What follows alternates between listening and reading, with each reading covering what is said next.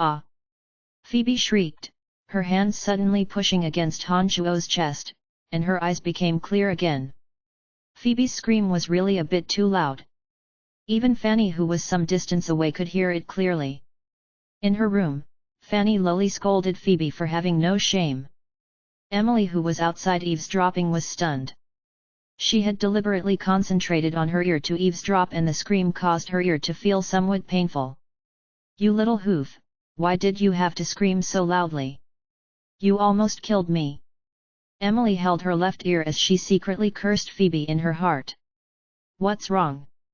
Han Shuo, who was about to mount her, looked at Phoebe with a stunned expression as he asked. "You almost crushed me. Why are you suddenly so heavy?" "Luckily, I train in fighting aura and am a great sword master. If you were to press down on an ordinary woman, she would be immediately crushed to death." Phoebe's face was extremely red, lowering her voice as she replied resentfully. Han Shuo stared blankly for a moment but came to his senses soon after. After he previously consumed the black resolute crystal, his weight had suddenly increased by 10 folds. No wonder Phoebe would cry out in surprise. Luckily, Phoebe was the first. If it was Emily or Fanny, an accident might have happened. Han Shuo inwardly rejoiced, hurriedly reminding himself to be careful next time. He then grinned wickedly as he pounced on Phoebe again. This time, he used a hand to prop himself up. Han Shuo, who originally intended to start pounding Phoebe, suddenly had an idea and sat up swiftly.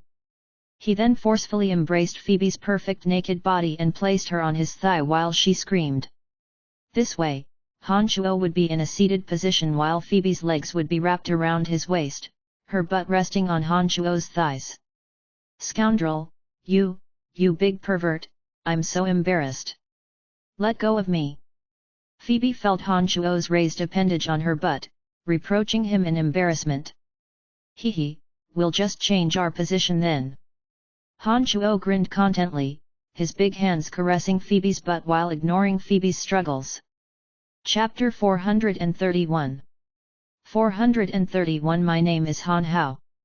Please continue reading on, Ox. Val. M.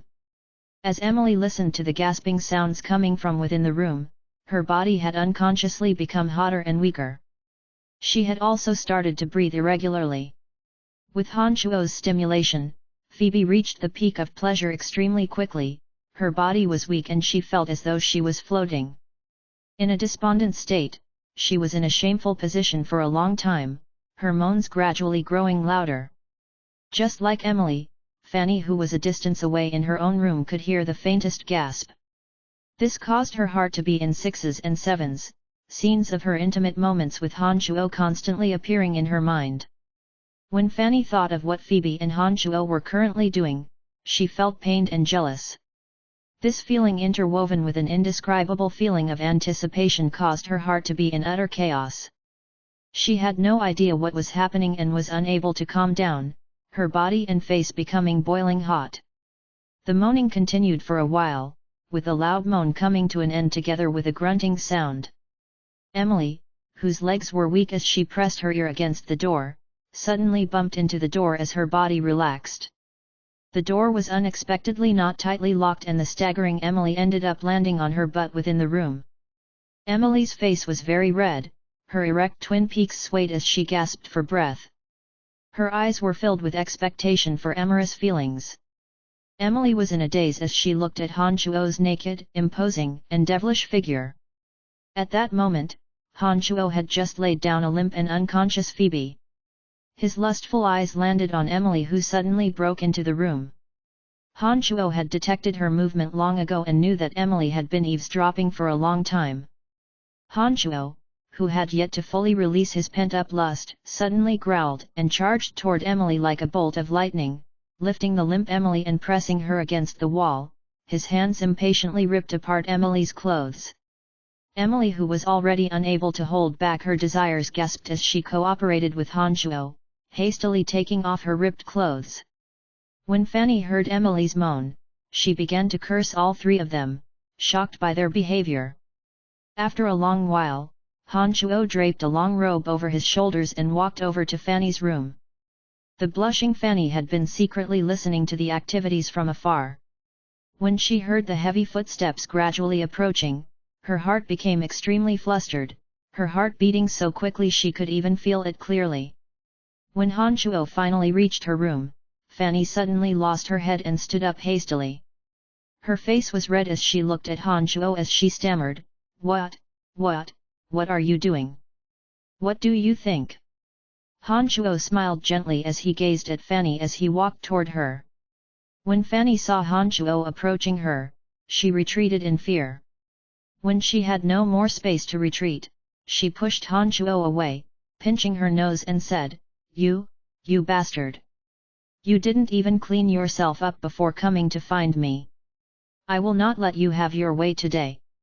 Who asked you to still have someone else's scent on your body? There's no way I can stand that." Fanny, who had never experienced such a situation, naturally wouldn't be as open as Emily or Phoebe, who had been nourished by Han Chuo for a long time. She clearly couldn't accept Han Chuo being intimate with herself after just making love with other women. As Han Chuo looked at the somewhat frenetic Fanny, he knew that Fanny really couldn't accept it. After thinking of a while, Han Chuo had no choice but to drop his original intentions. Fanny helped him wash off all the sweat and nasty filth on his body in her bath. He then embraced Fanny tenderly, speaking words of love for a long time. He didn't forcefully violate Fanny in spite of her feelings. After spending a night, Han Chuo left the castle of the northern city district alone without even bidding the ladies farewell and headed toward the transportation array in Asan City. As a long time had passed, the transportation arrays that were sealed by space sacred Magus Sabacus had once again operated as per normal. After the previous civil strife, Han Chuo's status in the Lancelot Empire was raised even further. If not for Han Chuo training and absorbing energy for the last few days, Lawrence would have already bestowed a higher title to Han Chuo. However, even though Han Chuo had disappeared for a few days, many bigwigs in Asan City had learned of Han Chuo's astonishing actions during the civil strife through various means. In particular, the news of him single-handedly forcing 2 sacred rank experts to retreat, and even seriously injured Sacred Knight Blount, had spread across the entire Lancelot Empire. Han Chuo's name has unwittingly resonated throughout the Lancelot Empire and had even faintly surpassed that of Sacred Sword Master Carol and Space Sacred Magus Sabacus, becoming the #1 expert of the Lancelot Empire. Thus, when Han Chuo arrived at the transportation array, the gazes of the guards were filled with admiration and excited when they saw Han Chuo appear. "Marquis Brian! It's Lord Marquis Brian! Ah! It really is Lord Marquis! Ha! I met Lord Marquis! Lord, are you here to use the transportation array?" The soldiers that guarded the transportation array were all incredibly passionate as they respectfully asked Han Chuo. When some merchants who had come from afar heard the guards' surprise, they suddenly became ineffably excited and also began to rush over, wanting to catch a glimpse of Han Chuo. When he saw the crowd rushing toward him like the tide, Han Chuo hastily replied, "I'd like to use the transportation array to head to Sea Mist City. Please make the adjustments for me." "No problem, this way please my lord. I will immediately assist you in operating the array." The head guard replied respectfully, bowing as he earnestly requested for Han Chuo to enter the transportation array. Han Chuo suddenly realized that since the battle a few days ago, his status within the Lancelot Empire had reached new heights. Just from the gazes of these soldiers and merchants, Han Chuo could tell how much they revered him. He didn't dare to stay a moment longer, hurriedly standing on the transportation array. Under the head guard's activation, the transportation array began to gather the energy within the magic crystals. With a flash of light, Han Chuo had already appeared in Sea Mist City. As soon as he entered Sea Mist City, Han Chuo immediately established a link with an aura. Han Chuo instantly realized that the elite metal zombie has been successfully refined. Awesome, the 5-element zombies have finally been assembled. Han Chuo was pleasantly surprised, no longer dallying in Sea Mist City and instead went to a remote corner and immediately used the art of the demonic ninth heavens to fly, streaking across the vast sky like a bolt of lightning and flew rapidly toward Brettle City. It has been a few months since he had visited Mount Silk. Han Chuo discovered that the scale of the armaments workshop was 5 to 6 times larger than the previous time he was here. The armaments workshop occupied more than half of Mount Silk, with thousands of weaponsmiths in a frenzy as they forged armors. The area around Brettle City was rich in ores. Originally, no one was willing to stay here because Brettle City was constantly at war. That was why there weren't any armaments workshops or processing workshops being established.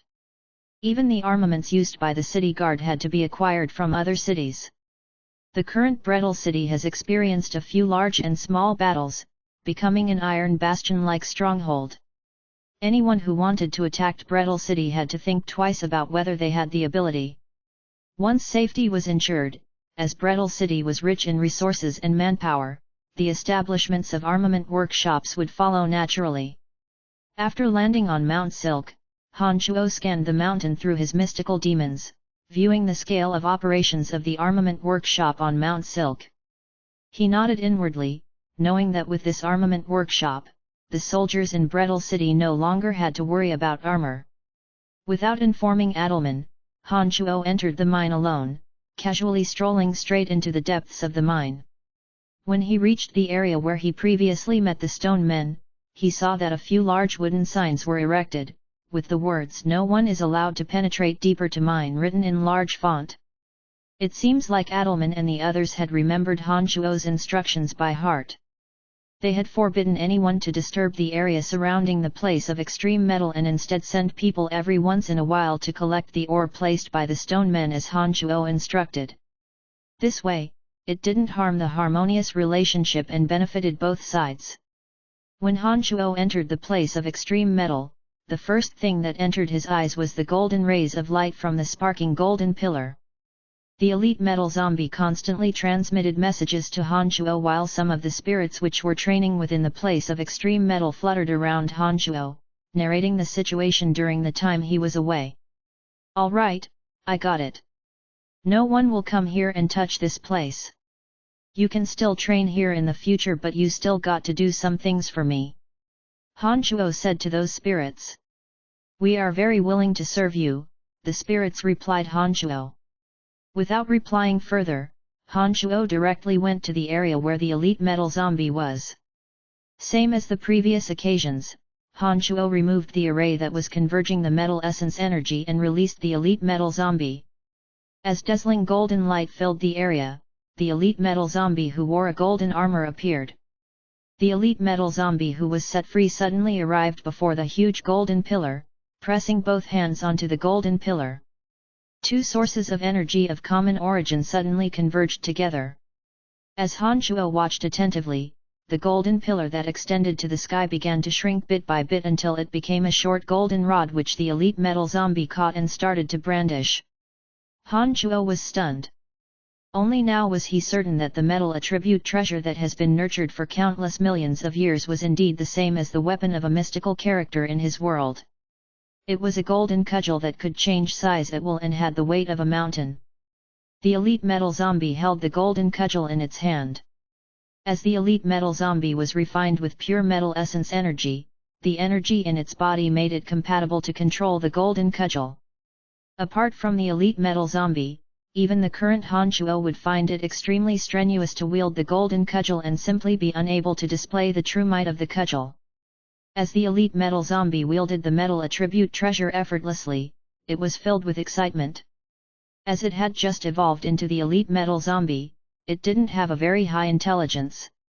It could only express his joy of being reborn repetitively to Han Chuo. "All right, stop playing around. You can only grow faster if you go to that place." Han Chuo chuckled as he remarked, chanting an incantation to summon the little skeleton from the netherworld. When little skeleton appeared from the other dimension and saw the glistening elite metal zombie, his purple demon eye sparkled. He sent Han Chuo a message, "Thank you, father. We now have another brother. Hehe, bring him back with you," Han Chuo said with a smile. "Father, why does little metal and little fire both have weapons but little earth, little wood, and little water doesn't? The little skeleton didn't leave immediately as Han Shuo intended, and instead looked at the golden cudgel on the elite metal zombie's hand and inquired. Little earth, little wood, little water, little metal, and little fire? Han Shuo stared blankly for a moment but regained his senses shortly after. It seemed that the little skeleton had given them names. Not bad. Since they possess intelligence, they were no longer simply undead creatures and should have their own names. Han Shuo thought in his heart. The places of extreme fire and extreme metal have existed for way longer than the other three places of extreme elements. After millions of years, they naturally nurtured fire and metal attribute treasures. The other three places of extreme elements have only existed for 10,000 years, hence they have yet to reach the conditions to nurture treasures. Han Shuo explained to the little skeleton. In that case, couldn't there be other places that could nurture such weapons? I can sense that the weapons little fire and little metal have seemed as though they were forged specifically for them and their strength is greatly increased by those weapons. I want to find such weapons for little water, little earth, and little wood. The little skeleton transmitted. Han Shuo trembled when he heard what the little skeleton said and he immediately came to his senses. That's right, the profound continent is so huge. There might be other places of the five elements. Perhaps those places might be able to nurture earth, water, and wood attribute treasures. Han Shuo thought inwardly, becoming more optimistic after he was reminded by the little skeleton. Thanks for the reminder, I will keep that in mind. Han Shuo smiled as he said to the little skeleton. He then began chanting an incantation, preparing to send the little skeleton and the elite metal zombie back to the netherworld. Just as the little skeleton and earth elite zombie were about to disappear, the little skeleton transmitted a message. Father, I chose a name for myself. My name is Han Hao. Chapter 432. 432 Gaining another mystical skill. Please continue reading on, Ox. Val. M. After the elite metal zombie and the little skeleton were sent back to the netherworld, Han Shuo immediately left Mount Silk and returned to Brettle City. This time when he returned to Brettle City, Han Shuo did not say much nor did he find out more about Brettle City's situation. He only went to look for a few people in charge and talked with them for a while, explaining that he was about to train for a period of time. While Han Shuo wasn't around, Jack and the others had managed Brettle City excellently. Brettle City grew more prosperous with each passing day and everything was developing smoothly. After the 12 mystical demons surveyed the situation, Han Shuo understood that he simply didn't need to not worry about the situation in Brettle City. Now that Lawrence was on the verge of gaining authority over Lancelot Empire, Han Shuo believed that given his relationship with Lawrence, Lawrence definitely wouldn't treat Han Shuo's subordinates in Brettle City shabbily. Han Shuo knew his importance to Lawrence from Sabacus and Carol's words. This was precisely why he would feel at ease to train in seclusion. Once he ensured everything was in place, Han Shuo entered the secret room within his mansion in Brettle City and used the teleportation array to go to the Cemetery of Death. The Cemetery of Death was filled with dense deathly aura throughout the year and was as dark and dusky as before. Han Shuo headed directly to the location where he had buried the elite Earth zombie and discovered that under the nourishment from the place of extreme Earth, the concaved chest of the elite Earth zombie no longer looked that unsightly. It seemed that the place of extreme Earth, which had nurtured the elite Earth zombie, was indeed extremely effective in healing its injuries. As soon as he entered the Cemetery of Death, Han Shuo immediately connected with Dark Dragon Gilbert. From Gilbert's comm messages, it seemed that there currently shouldn't be any situation within the Valley of Sunshine that Gilbert couldn't handle. Hence, Han Shuo told Gilbert that he would be spending a long time to train. Han Shuo was currently in the separate demon realm of the 9 levels of demonic magic. Whether he could break into the carnal realm would depend on whether he could assimilate the enormous amount of energy within his body and if he could comprehend the frame of mind needed for the carnal realm. As demonic practitioners paid more attention to forging the physical body, their lifespan was much longer than swordsmen and magi of this world. Even for Han Shuo who was in the separate demon realm, as long as he wasn't killed or suffered from cultivation deviation, he could easily live for a few hundred years. Perhaps it was precisely because time was of abundance to demonic practitioners, that they would spend a lot of time during each seclusion. The duration of seclusion differed based on one's realm. Demonic practitioners of higher realms would require longer periods of time of training in seclusion. Han Shuo had planned to stay in seclusion for an extended duration this time. After he had arranged all worldly matters properly, he then truly entered the so-called state of seclusion by demonic practitioners. He sat cross-legged on the ground covered with white bones within the cemetery of death. Han Shuo settled his mind down, dispelling the miscellaneous thoughts from his brain. He could feel the frightening killing intent that filled every part of his body, rapidly revolving the demonic yuan energy within his body and directing the enormous amount of energy within his body toward the demon infant. This was a process that used quite a lot of time and energy. Fortunately, Han Shuo had an astonishing endurance and would persevere once he set his mind on something. From the moment Han Shuo sat cross-legged on the ground, he no longer moved, simply focused on the thought of completely assimilating the enormous killing intent within his body, entering the deepest layer of meditation. The cemetery of death was indeed a good location for training. With the existence of the barrier, there was simply no one who could discover its existence. As there was no other person within the cemetery of death, it was absolutely silent, which was extremely suitable for a demonic practitioner like Han Shuo. When Han Shuo began to train without any stray thoughts, time already had no meaning to him. Han Shuo's consciousness gradually became empty, without any thoughts. It was to the extent that he even forgot his own existence, as though everything had stilled, including his own consciousness. A demonic practitioner had two types of entering demonhood, classified as active and passive. The active form of entering demonhood was like what happened a few days ago, where the demonic practitioner would sink into a crazed massacre. During that period, the demonic practitioner's heart would only contain the primal desire to kill ruthlessly, possessing the madness to destroy everything. The demonic practitioner in that state would have absolutely no idea what he or she was doing, and also not be able to feel pain. One's strength would indeed be more frightening than usual.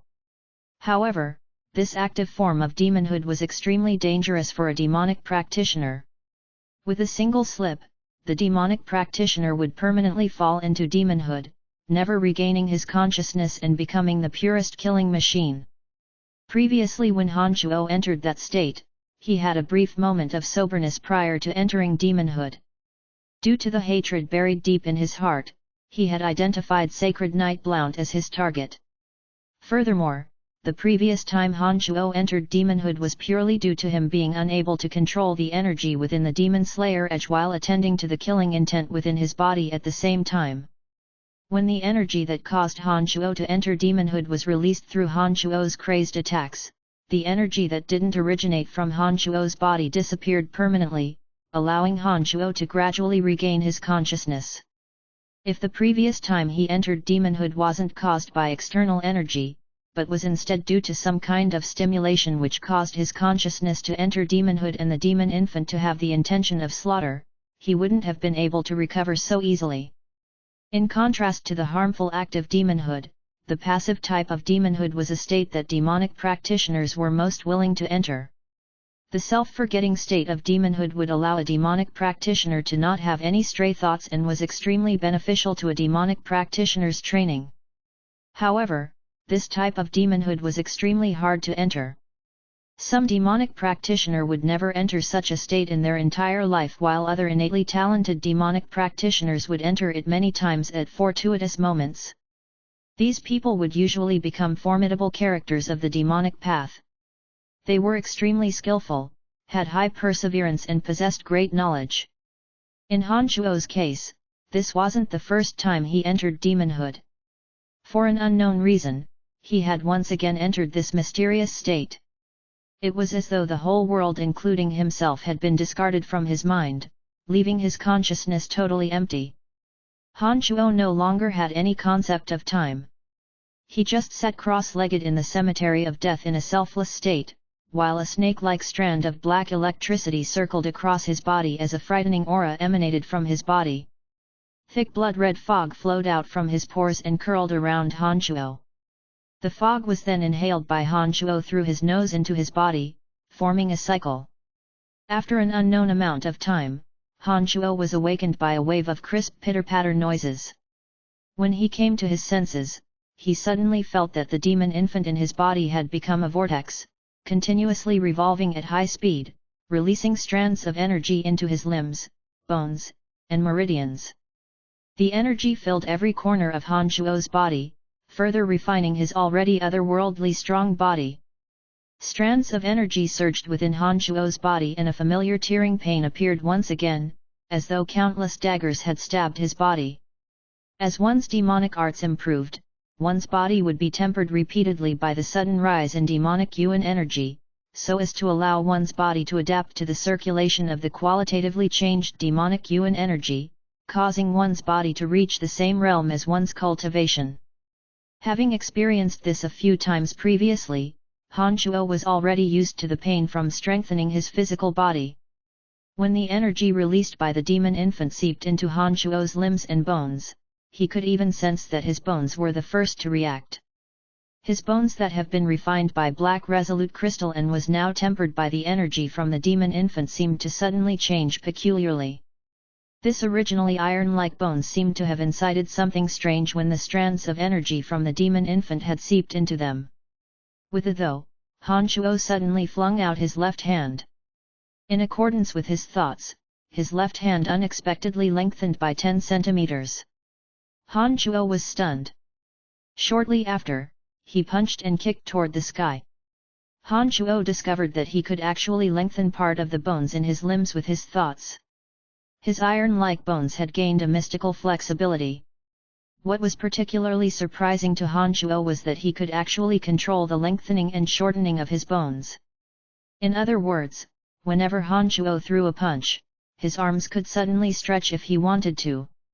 If he was in close combat, such a miraculous ability to stretch his arms and legs would definitely catch his opponent off guard to great effect, causing his opponent to be unable to defend effectively. Moreover, Han Shuo could faintly feel that 10 centimeters weren't the limit. It seems that with practice and a further increase in his strength, it could improve further. Han Shuo was ineffably appalled when he thought about what this meant. Such a mystical ability was simply something no human could possibly achieve. There didn't seem to be such a mystical ability within Chu Kinglan's memories. A demonic practitioner's physical body could be very powerful and unnatural. At its most powerful state, even severed arms could be regrown. However, there was no knowledge of an ability where the limbs could be so flexible they could lengthen and shorten.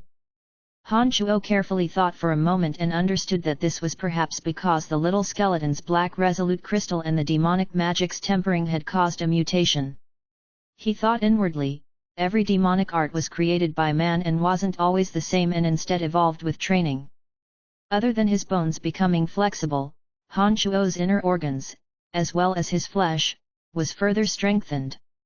His meridian channels, in particular, had expanded by a shocking amount after being tempered this time around. The circulation speed of his demonic yuan energy was much faster than it used to be. After examining his body with his consciousness, Han Shuo discovered that although his physical body had been strengthened, he still seemed to be a step away from the next realm and had not reached the carnal realm. However, Han Shuo could feel that he was extremely close to the next realm. As long as he had a moment of enlightenment, Han Shuo would immediately enter the carnal realm. However, the practice of demonic magic was as such, where each realm was extremely profound. Comprehension could not be forced. The strength of Han Shuo's body was sufficient, and his demonic yuan energy was also enough for him to break through to the next realm. As long as Han Shuo could comprehend the carnal realm, the demon infant will immediately mutate, and his consciousness will advance to the carnal realm. Han Shuo gently exhaled, smiling bitterly as he sat down cross-legged again. He carefully went through Chu Kinglan's remnant memories. Unfortunately, even though Chu Kinglan's memories was complex, it didn't contain definitive information about the comprehending the carnal realm. Han Shuo realized that he would still have to depend on his own comprehension. Everything was ready and it all depended on his understanding of the next realm of demonic magic. Father, I've already recovered completely. When Han Shuo was pondering silently, he suddenly received a message from the elite Earth zombie. Han Shuo was startled for a moment but came to his senses soon afterward. He turned around and realized that the naive elite Earth zombie had left the place of extreme Earth and was looking at Han Shuo from a short distance away. The originally dented area on the elite Earth zombie's chest had returned to normal. It looks as if the elite Earth zombie had indeed fully recovered. Very good, you've finally recovered. Next time, we will kill that bastard. I promise. Han Shuo looked at the elite Earth zombie and said solemnly. I know, Father has grown even stronger now. The elite Earth zombie transmitted. Alright then, I'll send you back first. I'll spend some time to research on a method to freely enter and exit your world. I think that soon after you return, I will be able to meet you all in your world. Han Shuo smiled as he looked at the elite Earth zombie and said. Okay, I miss my brothers as well. Father, please hurry and enter our world. There are many interesting things in our world too. The elite Earth zombie transmitted. Yes, I know. Han Shuo replied and then sent the elite Earth zombie back to the netherworld. After sending the elite Earth zombie away, Han Shuo didn't continue pondering the issue of the carnal realm and instead started to examine how to utilize the skeleton staff to freely enter and exit the netherworld. A serene luster gem and a black resolute crystal had separately been extremely beneficial to Han Shuo's mental strength and physical body. Such beneficial items that only existed in the netherworld had aroused his interest. It also caused Han Shuo to understand that the netherworld filled with undead creatures, there was similarly many unusual treasures. Most importantly, the little skeleton and the others were in the netherworld. The little skeleton had even named itself Han Hao, indicating that the little skeleton's intelligence was becoming higher. Other than his skeletal figure, he was already the same as other highly intelligent life forms, possessing his own consciousness and could think clearly and make his own decisions. Han Shuo was extremely concerned and also extremely curious about the little skeleton and the others. Only by gaining the ability to freely enter and exit the netherworld with his soul, could Han Shuo gain a greater understanding of them and even help the little skeleton and the others to advance faster.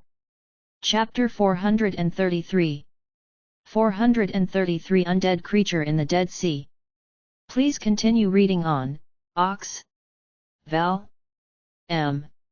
Practicing necromancy was similarly quite exhausting.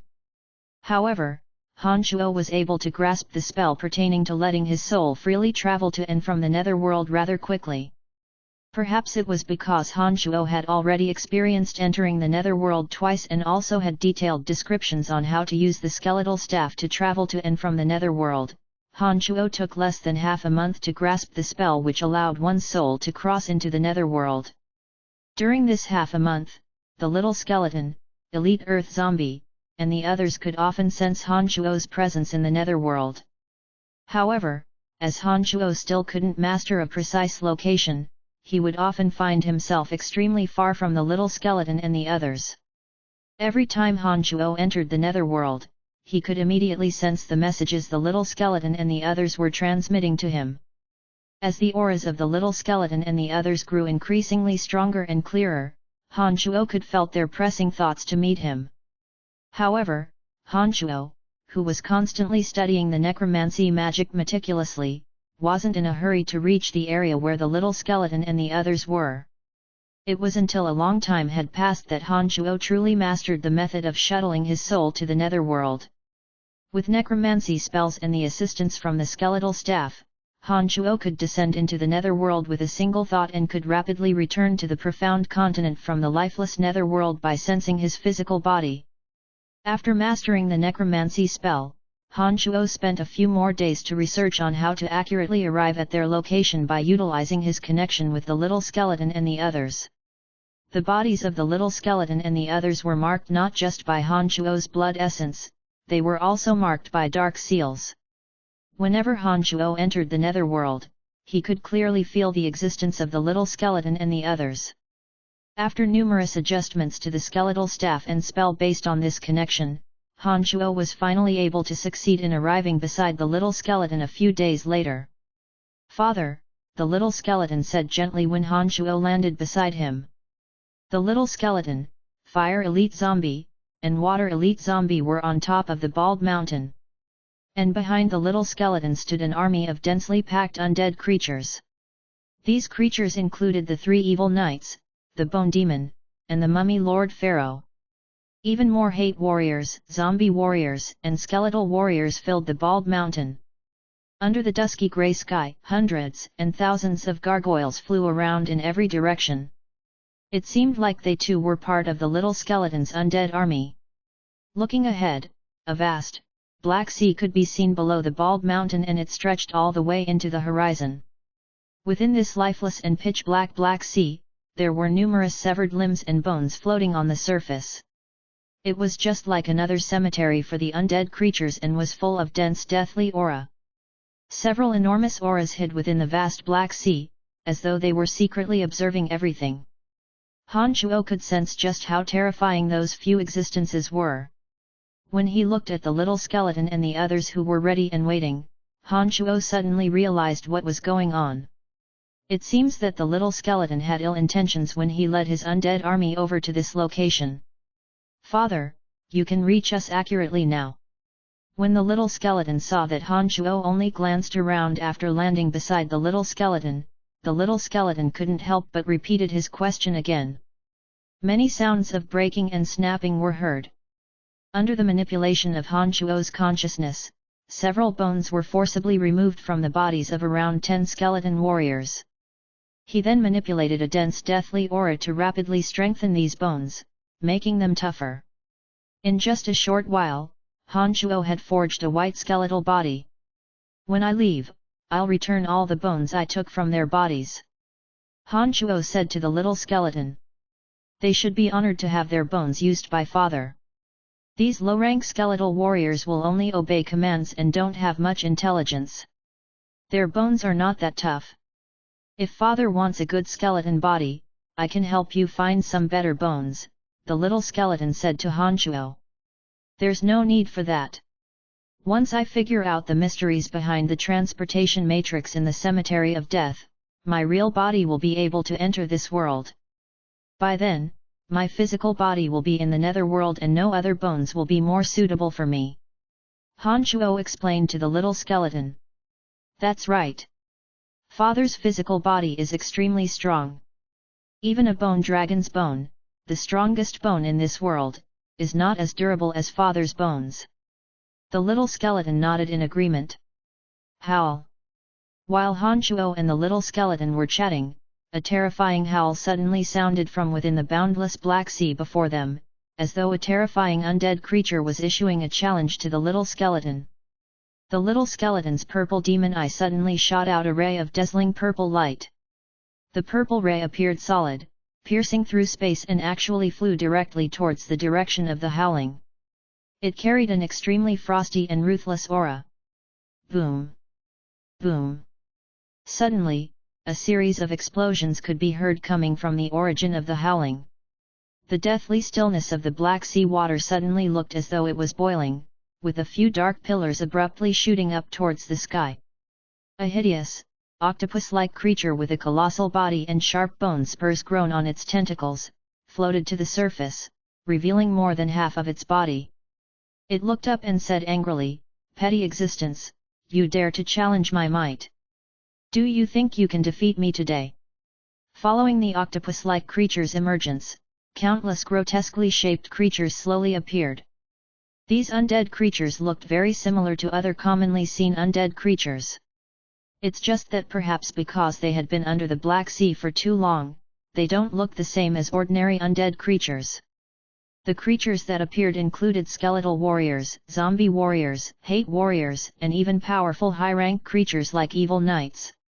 However, these creatures had fins on their body, appearing extremely strange. There were also undead creatures which looked totally different from those which Han Shuo was familiar with. They had obviously evolved from some species of fishes found on the profound continent, and also possessed an ugly figure. Tumaha, the vast area of the eastern Dead Sea will also be my territory. If you pledge allegiance to me, I shall let you live, the little skeleton said loftily to the weird-looking undead creature, Tumaha, as he rode on his bone demon which had the ability to fly. Ha, you shameless skeleton! You have lost to me time and time again. With your strength, are you worthy of my service? Tumaha sneered, not fearing the little skeleton. It seems that you are seeking death, the little skeleton shouted, and guiding the bone demon he was riding to fly toward that area. The elite water zombie who had been standing still took the lead and dashed towards the Black Sea. Before it was even reached the sea, the elite water zombie began to display its remarkable ability. Under the manipulation of its power, the sea water suddenly split apart before him and miraculously formed a passageway directly to the seafloor. The undead army brought along by the little skeleton were currently advancing with the elite fire zombie towards the exposed seafloor where the elite water zombie stood. Strands of bizarre energy formed naturally around the elite water zombie as the surging black sea water surged continuously, crushing many creatures within the sea water. When the enormous army from the bald mountain reached his side, the water elite zombie took the lead and headed straight toward the depths of the Black Sea. Under the elite water zombie's control, the surging black waves split open voluntarily, forming a path which they could walk through. Tumaha, do you see that? My brother can manipulate the water of your Dead Sea. You are no longer able to rule this region. But as long as you pledge your allegiance to me, you will still be the hegemon of this Dead Sea.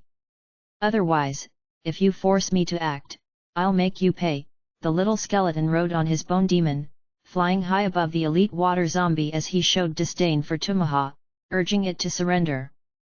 While the little skeleton flew towards the sea, Honshuo had also got on the little skeleton's bone demon. As he looked at the towering little skeleton, who was advising the undead creature beneath to surrender, he suddenly realized that the little skeleton had indeed evolved to become more and more human-like. In the past, the little skeleton wouldn't be so talkative, simply using pure strength to subdue the opponent. The act of using words to convince the enemy to surrender would only be done by high-rank creatures which possess intelligence. However, Tumaha was clearly a formidable existence that was unwilling to be ruled. It paid no heed to the little skeleton's persuasion at all, obviously unconvinced that the little skeleton had the strength to defeat it. When the little skeleton realized that Tumaha failed to appreciate his kindness, a violent light flashed from within his purple demon eye. His 3-meter-long bone spur suddenly moved. The dense deathly aura above the Dead Sea started to rush toward the bone spur in the little skeleton's hand. An aura of death began to spread from the little skeleton. Puny Tumaha, you shall pay the price for your stupidity. The little skeleton's thought spread through the whole region as he rode his bone demon and charged toward that undead creature in the Dead Sea. Chapter 434. 434 Struck down from within. Please continue reading on, Ox.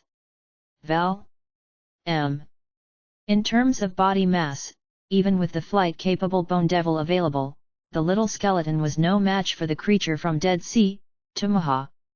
However, when little skeleton charged towards Tumaha, his demeanor was incredibly formidable, and that caused Honshuo to be very much surprised. When little skeleton rode the bone devil with Honshuo and charged towards Tumaha, the army of the undead, led by water elite zombie and fire elite zombie, clashed with those oddly shaped creatures belonging to Tumaha in the Dead Sea. For the water elite zombie who have the ability to manipulate the power of the Dead Sea, fighting in such a location was piece of cake with enhanced lethality.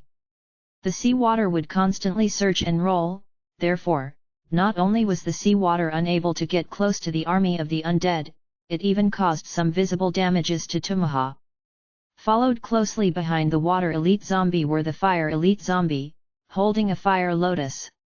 One by one, clouds of fierce blazes blossomed from the fire lotus. Those blazing flames seemed out of this world in the netherworld, which was gloomy and cold throughout the year. It was also frighteningly destructive against the undeads. It was especially effective against those undeads which had constantly dwelled in the depths of the Dead Sea, which had grown accustomed to the ice-cold temperatures of the gloomy sea water. Whenever the fierce flames got near, their body would weaken and they would go soft at the knees. And by the time the roasting flame of the fire lotus entered their bodies, these undeads were all like ice cubes in a hot pan, rapidly melting and evaporating away. The reason Little Skeleton brought Water Elite Zombie and Fire Elite Zombie over to the battle this time around, was because the two posed the greatest threat towards the undeads in the Dead Sea. The Water Elite Zombie, being able to manipulate the element of water, and the Fire Elite Zombie, containing astonishing amount of heat, both held superior advantages over these Dead Sea creatures. With just a little effort of the Water Elite Zombie and Fire Elite Zombie working together, the undeads in the Dead Sea suffered heavy losses and retreated in defeat little by little. With the Water Elite Zombie and Fire Elite Zombie as generals fighting for Little Skeleton's forces, Little Skeleton did not need to worry about the war below him at all. He'd place all of his concentration on the boss of those sea creatures, Tumaha. The 3-meter-long bone spur on his hand, which had contained an enormous amount of the aura of death, shot towards Tumaha in the blink of an eye, something akin to a silver lightning. The undead creature seemed to be aware of how terrifying the bone spur on Little Skeleton's hand was. When it saw that the bone spur will soon arrive on its body, which was floating on sea more than halfway above the surface, it suddenly vanished into the depths of the Dead Sea without a trace. The bone spur which Little Skeleton tossed let out a lighting flash at the area where Tumaha was, and shot deep down. Streams of water in the region suddenly shot up into the sky, and series of explosion followed, seemingly that there were explosions under the sea water. Auu! Tumaha's angry roar could be heard coming from the depths of the Dead Sea. Judging from the extremely resentful voice, Hanchuo could tell that Tumaha were wounded by the Little Skeleton's bone spur. Otherwise, its scream wouldn't be filled with so much rage. This undead creature doesn't belong to our world. Its soul was destroyed in an unusual way, and therefore it appeared in our netherworld. It absorbed large amounts of the aura of death in our world, and then formed its body in this Dead Sea. I know this fella's presence early on. I had challenged it 3 times previously, but because my strength was too weak, I had to let it off all 3 times. But now, I'm confident that I can finish him, all because his improvements are not as quick as mine, Little Skeleton explained slowly for Hanchuo as he turned a deaf ear to Tumaha's roar from the abyss. It didn't came about naturally from this world. Hanchuo stared blankly but quickly asked afterwards. Yep, just like you, father. Some existence with powerful soul from other planes of existence could come to this world due to some very extraordinary reasons. However, it's very rare to find any person who could travel freely between 2 worlds like father. This fella's soul couldn't return to its world after coming here, and so it lived in the Dead Sea. But its soul should have been very powerful previously. After coming to this world, it formed a new body for itself after fusing the energy found in here. The change not only happened to it alone. Those undead creatures which stayed surrounding the Dead Sea, tempted by its energy, all became some outlandish, weird undead creatures, and lived in the Dead Sea with it, Little Skeleton explained for Hanchuo. Powerful beings from other planes of existence, due to some extraordinary reason, its soul arrived at this world. It then absorbed the energy in Netherworld to forge its body, and turned into some undead-like existence. Hanchuo thought for a moment, and soon realized something. From Little Skeleton's explanation just then, Hanchuo learned that the Netherworld contained not only undead creatures which came about naturally from the aura of death, but turned out to also have some outsiders which mutated here and took their niches. That seemed to be the case. Perhaps if Hanchuo couldn't freely enter and exit the Netherworld, given his powerful soul, there was a possibility for him to have turned into a formidable undead creature in this world. Whoosh! The undead creature in the Dead Sea named Tumaha, while Hanchuo was still pondering, suddenly emerged from the Dead Sea with its enormous body completely revealed. Its body indeed looked like the octopus which Hanchuo knows. An oval body, with tentacles all around it. The only difference with an octopus is that this creature named Tumaha was way more hideous and fierce looking.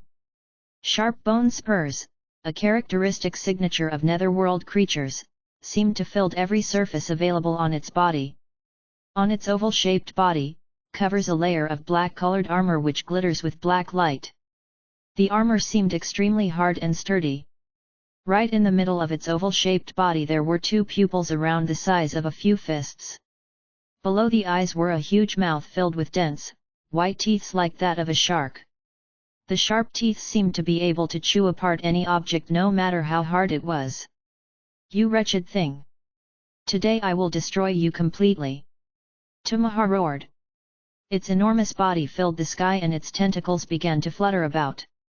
Unexpectedly, it began to float up from the surface of the Dead Sea bit by bit, charging straight towards Little Skeleton. "You fool! Leaving the Dead Sea now only ensures your death!" Little Skeleton yelled lowly. But this sentence could only be heard by Hanchuo.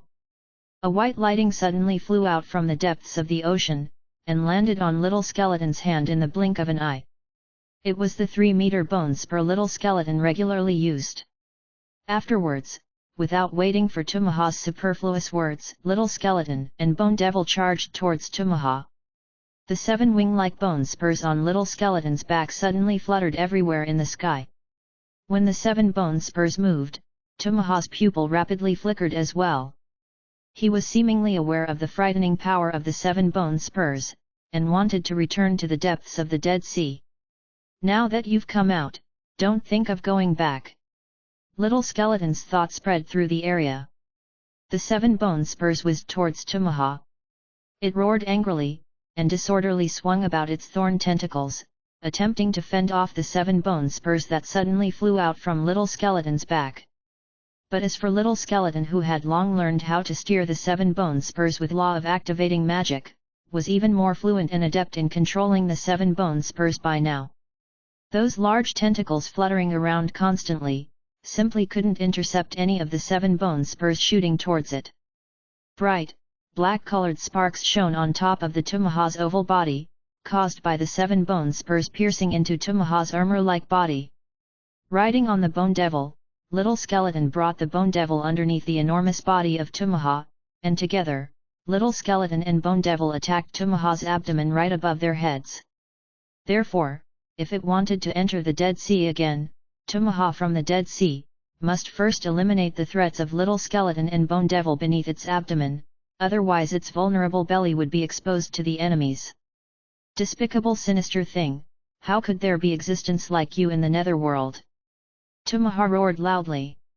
It then extended its humongous tentacles towards Little Skeleton and Bone Devil, wanting to either strangle or stab Little Skeleton and Bone Devil to death.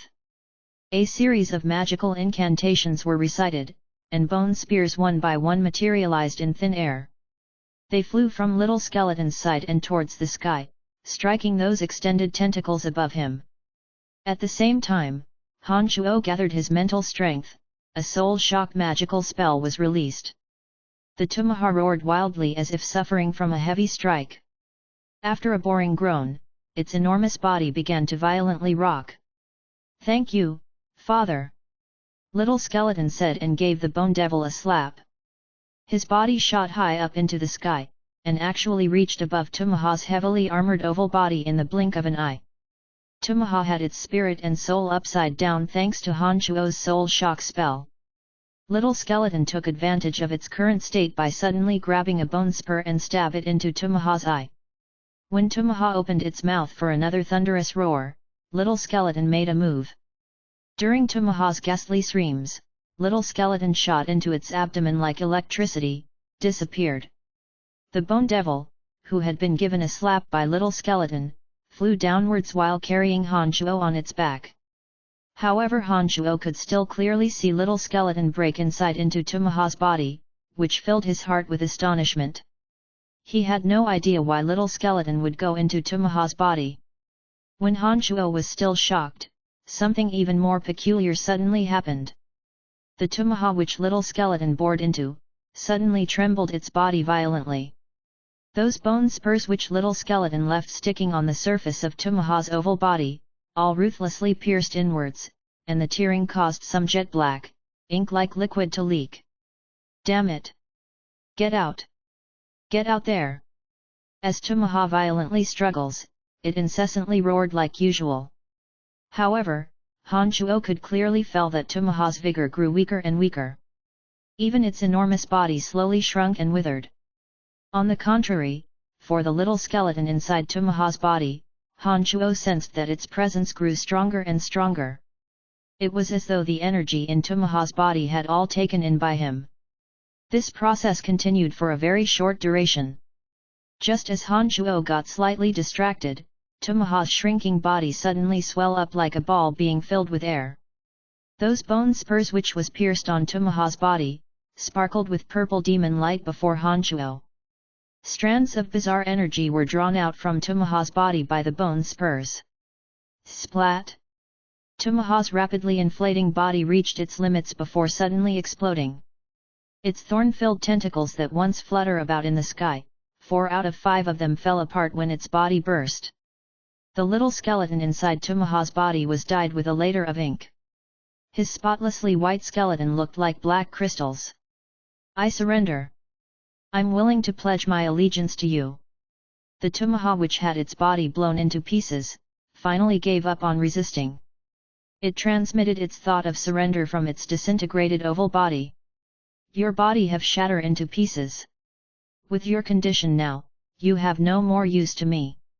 Little skeleton replied to Tamaha's message of surrender. He then pierced the 7 bone spurs on Tamaha's internal body, and through the connections with the 7 bone spurs, like veins and arteries, he sucked away all of the enormous soul energy from Tamaha's body. Tamaha's humongous body rapidly melted away at speeds invisible to the naked eyes. With just a moment of effort, the energy in body of Tamaha was sucked away by little skeleton, leaving nothing behind. Not a trace of its soul was left in the netherworld. It had completely vanished from this world. After destroying Tamaha, the 7 bone spurs returned to the back of little skeleton. When the 7 bone spurs reattached to little skeleton's back, unexpectedly, a membrane as thin as cicada's wing grew between the bone spurs. Nobody knows why, but perhaps it was when they were used as flow channels to transfer energy. The flow of energy caused mutations to the 7 bone spurs. If Han Chuo didn't pay special attention to it, he might have missed the new feature added to little skeleton. With the existence of the thin layer of membrane, and the 7 bone spurs stuck out from his back, they now look even more like his wings. The little skeleton, who had just killed Tamaha, his pitch-black body began to fall towards to Dead Sea. The 7 bone spurs on his back rocked for a moment, and immediately restored his balance. He steadily fell into the sea water of the Dead Sea. After hanging out in the depths of the Dead Sea for a moment, little skeleton suddenly surfaced from the sea water. The black ink on his body was washed away, restoring the pure white appearance of his skeleton. Its texture was extremely dazzling. His demeanor grew even stronger and heavier. Even as Han Chuo, who was a great distance away from little skeleton, he could sense that within the region, little skeleton's strength is above that of every other undead creatures there. Han Chuo then knew, that in this entire eastern part of the Dead Sea, there was no longer any undead creature stronger than little skeleton. Chapter 435 435 Tree of Souls. Please continue reading on. Ox. Val. M. Father, come with me. After flying out from the Dead Sea, little skeleton transmitted a message to Han Chuo. Without waiting for Han Chuo to react, the bone devil which Han Chuo was riding on moved when it received the message. It made a circle with Han Chuo on top of it before flying towards little skeleton's location. Whoosh! Little skeleton landed on Bone Devil's body. After little skeleton got onto Bone Devil, it flew straight down towards the sea. Within the blink of an eye, it had fallen into the Dead Sea, continuing its downward path. The skeletal body which Han Chuo forged by solidifying the aura of death was extremely tough and durable, but little skeleton and Bone Devil's skeletal bodies were even better than that of Han Chuo. They were not afraid of being corroded by the corrosive sea water. It was just that their rate of sinking to the abyss of the Dead Sea was slightly slower due to buoyancy. Down in the depths of the Dead Sea, it was all dark and pitch black. Using their eyesight was basically useless down there. Both Han Shuo and Little Skeleton used their senses to feel their way forward. Also, Han Shuo's consciousness was exceptionally strong. Even though he came to the netherworld from another plane of existence, his consciousness could still clearly map the surrounding scenes. At this depth under the ocean, there weren't many undeads that existed. The deathly still Dead Sea also didn't host many unique plants. Other than the pitch-black seawater, there was nothing that especially caught Han Shuo's attention. "Where are we going?" Han Shuo asked Little Skeleton. "In the depths of the Dead Sea grows a very special plant. The reason I wanted to conquer the eastern Dead Sea, other than dealing with Tumaha, is to get my hands on that plant," Little Skeleton replied. When Little Skeleton explained so, Han Shuo's curiosity immediately piqued. He no longer thought of the netherworld as a desolate, cold, and barren world. Ever since he experienced the benefits of consuming the serene luster gem and the black resolute crystal, Han Shuo realized that the netherworld was also a miraculous place. Under this deadly seawater of the Dead Sea, Han Shuo did not sense the presence of a single plant. Little Skeleton explained that the reason he constantly aimed Tumaha in his crosshair, was actually to obtain a unique plant in the Dead Sea. That itself tells Han Shuo that this plant in the Dead Sea must be extremely rare and precious, otherwise Little Skeleton would never be willing to spend such considerable cost. "What plant is it? What's so special about it?" Han Shuo immediately questioned. Pop! Pop! All of a sudden, strange sounds arrived from a distance. Han Shuo's consciousness could clearly sense that many undead creatures were rushing towards them. Although these creatures' presence were much weaker in comparison to Tumaha, it is still higher than those low-ranking Dead Sea creatures that fought in the battle just then. Little Skeleton did not immediately reply Han Shuo's question. Obviously, he too had discovered the rapidly approaching undeads. The originally dim purple demon eye of the Little Skeleton suddenly exploded with brilliant purple light rays. A kind of sinister and bewitching bizarre energy suddenly emanated from the center of Little Skeleton. "I have killed Tumaha. You all will acknowledge allegiance to me, or vanish forever like Tumaha. Your choice." Little Skeleton's powerful message was so commanding, it fused with the current, and it traversed far and wide into the distance. At that moment, Han Shuo found that the approaching Dead Sea creatures, all looked like creatures which mutated from certain fishes found in the profound continent. There were some telltale features of the undeads on these creatures' bodies like bony outgrowths, while having fish scales-like body structure. They looked very peculiar. It was obvious that the powerful message which Little Skeleton transmitted caused an enormous impact on those strange-looking Dead Sea creatures. Those undead creatures which were charging with great momentum, suddenly stopped heading towards Little Skeleton when the message was broadcasted, and they began communicating with each other. "You all have no choice. Without Tumaha, you don't pose any threat to me. Immediately surrender, and pledge your allegiance to me. Otherwise your only path will be disappearing forever." Little Skeleton pressured them. "We are willing to serve you." Without letting Little Skeleton wait for too long, those Dead Sea creatures yielded to his might. One by one, they swore to serve and acknowledged allegiance to Little Skeleton. For as long as the soul brands from Little Skeleton exists, they will never betray him. This was a common phenomenon in the netherworld. Once the boss was eliminated, the victor would usually be able to assimilate the forces of its opponent. It's proper and to be expected as a matter of course for low-level undead creatures serve the high-level ones. There's no such thing as loyalty or betrayal in the netherworld. "Very good. Take me to the tree of souls you are guarding." Little Skeleton transmitted. "Master, please come with us."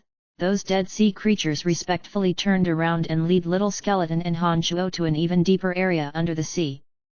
"Father, under this eastern part of the Dead Sea, there's an unusual plant called Tree of Souls. It produces fruits called Pearl of Souls. Consuming it will make us possess wisdom. For Little Earth, Little Gold, and the others, it can make them evolve faster. However, wisdom will only develop on high-level creatures, and only high-level creatures could digest those experiences, which increases one's wisdom. For creatures like Zombie Warrior and Hate Warrior, the Pearl of Souls would have no effect on them even if they consumed it, Little Skeleton explained to Hanchuo. Plant that could raise one's wisdom. What was going on? Hanchuo asked immediately as shock rose in his heart. It seems that Little Skeleton wasn't able to answer this question very clearly. After Hanchuo asked the question, Little Skeleton's purple demon eye flickers for a while before he replied, I'm not sure either, as I've never seen a Pearl of Souls. I've only learned about them from hearsays. As for the specific details, we'll find out after we go there and take a look. Hanchuo was extremely curious, but after hearing what was said, he didn't follow up with further questions. He continued to focus on getting a glimpse of the surroundings with his consciousness, while silently guessing how the Pearl of Souls could increase an undead's wisdom.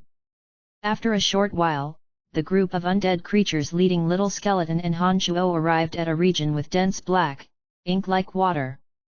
All sorts of chaotic energy of souls abruptly shot out everywhere and in all directions. The disorder firmly grasped on Hanchuo's consciousness. Hanchuo was startled. It was the first time that his consciousness had met with such energy. The restrictive power it has on his consciousness made Hanchuo felt extremely unwell. However, as Hanchuo had trained proficiently in demonic magic for many years, he had learned some insights on the use of his consciousness. Suddenly, his consciousness severed all connections with the surrounding like a sharp knife. Those energies which flooded into Hanchuo's mind were immediately purged or cut off. Not a single bit of soul energy could affect Hanchuo. When he turned his head to the side, he saw that Little Skeleton and Bone Devil too were staring blankly at their place. They seemed to be frozen by the energy of the souls. By means of his connection with Little Skeleton, a ripple of thought suddenly charged toward Little Skeleton. After the thought from Hanchuo's consciousness entered into the dazing Little Skeleton, he immediately responded, and his purple demon eye shone brightly. That blank state of mind was swept clean. Then, through his connection with the Bone Devil, Little Skeleton too injected his energy into the Bone Devil. After being woken by Little Skeleton, the Bone Devil's enormous body shook slightly, and it immediately broadcasted its thought. Master, these newcomers didn't warn you about the situation here. It seems that they were harboring malicious intents. While Bone Devil roared with rage, it flew towards a dead sea creature not far from it. Before the dead sea creature could react, Bone Devil had chewed it into powder. Master, please forgive us. We thought that if you could kill Tumaha, it must be very easy for you to avoid the energy surrounding the Tree of Souls. We are very sorry that we did not remind you in advance. Those dead sea creatures were utterly horrified, and hurriedly apologized to Little Skeleton. Fine, pardon them. Humph, I believe you guys wanted to test out my strength. Hey, I will let it pass this time. If anything like this happen again, I will let none of you continue to exist in this nether world, Little Skeleton said. Following Little Skeleton's command, the Bone Devil stopped its vigorous pursuit. The dead sea creature did not fight back but constantly begged for forgiveness. At that moment, the ink-like black sea water suddenly disappeared. The scene of a big tree made of some brown branches intertwined together appeared, its roots buried deep under a field of rocks, with 10-something fist-sized oval-shaped grey fruits hanging on this unique big tree entered their mind. One could vaguely see that the sea water surrounding the big tree is grey in color. Spirit energy which looked like segments of memories flooded all around the huge tree in an chaotic manner. It looked as if wisps of them floated into the center of the big tree. Perhaps it was one of the nutrients that the tree needed. Around the Tree of Souls were some floating energy of memories which the Dead Sea absorbs. The Tree of Souls condenses those emotions and memories into itself, and then forms the Pearl of Souls. These Pearl of Souls can be directly consumed. It will make some dumb high-ranking undead creatures obtain great wisdom. The Dead Sea creatures explained to Little Skeleton. Father, these are the Pearl of Souls. It is said that it could increase one's wisdom. You should try it. Little Skeleton explained to Hanchuo. With great curiosity, Han Shuo walked towards the Tree of Souls, and plucked a pearl of souls and dropped it into his consciousness. He then used the energy of his consciousness to smash and remove the hard shell of the fruit. All of a sudden, all sorts of messy, chaotic emotions, along with some memories and realizations, suddenly rushed deep into Han Shuo's mind. The Pearl of Souls was filled with great amounts of experiences. Nobody knows if it came from netherworld creatures.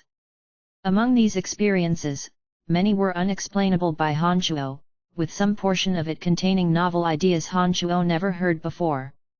While Han Shuo's mind was still in a big mess, suddenly, a flash of memories about exercising control over one's desires and unrestrained indulgence jumped into his mind.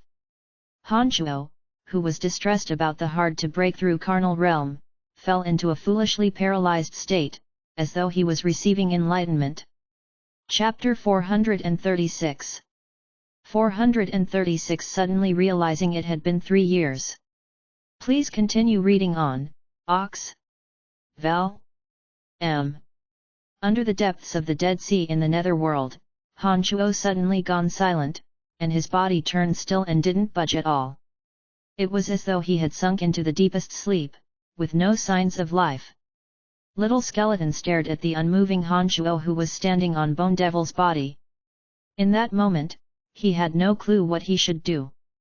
However, he could sense the strong presence of Han Shuo's consciousness, which he understood that this meant Han Shuo was still alive.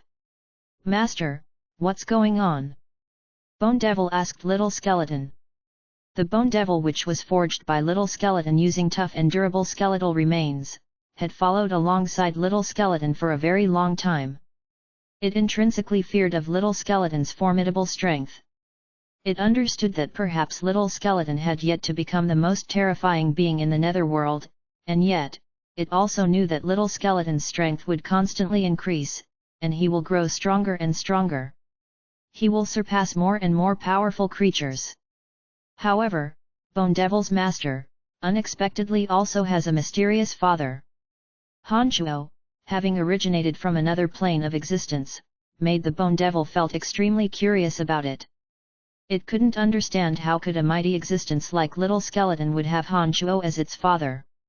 This is not something you should ask. Little Skeleton replied.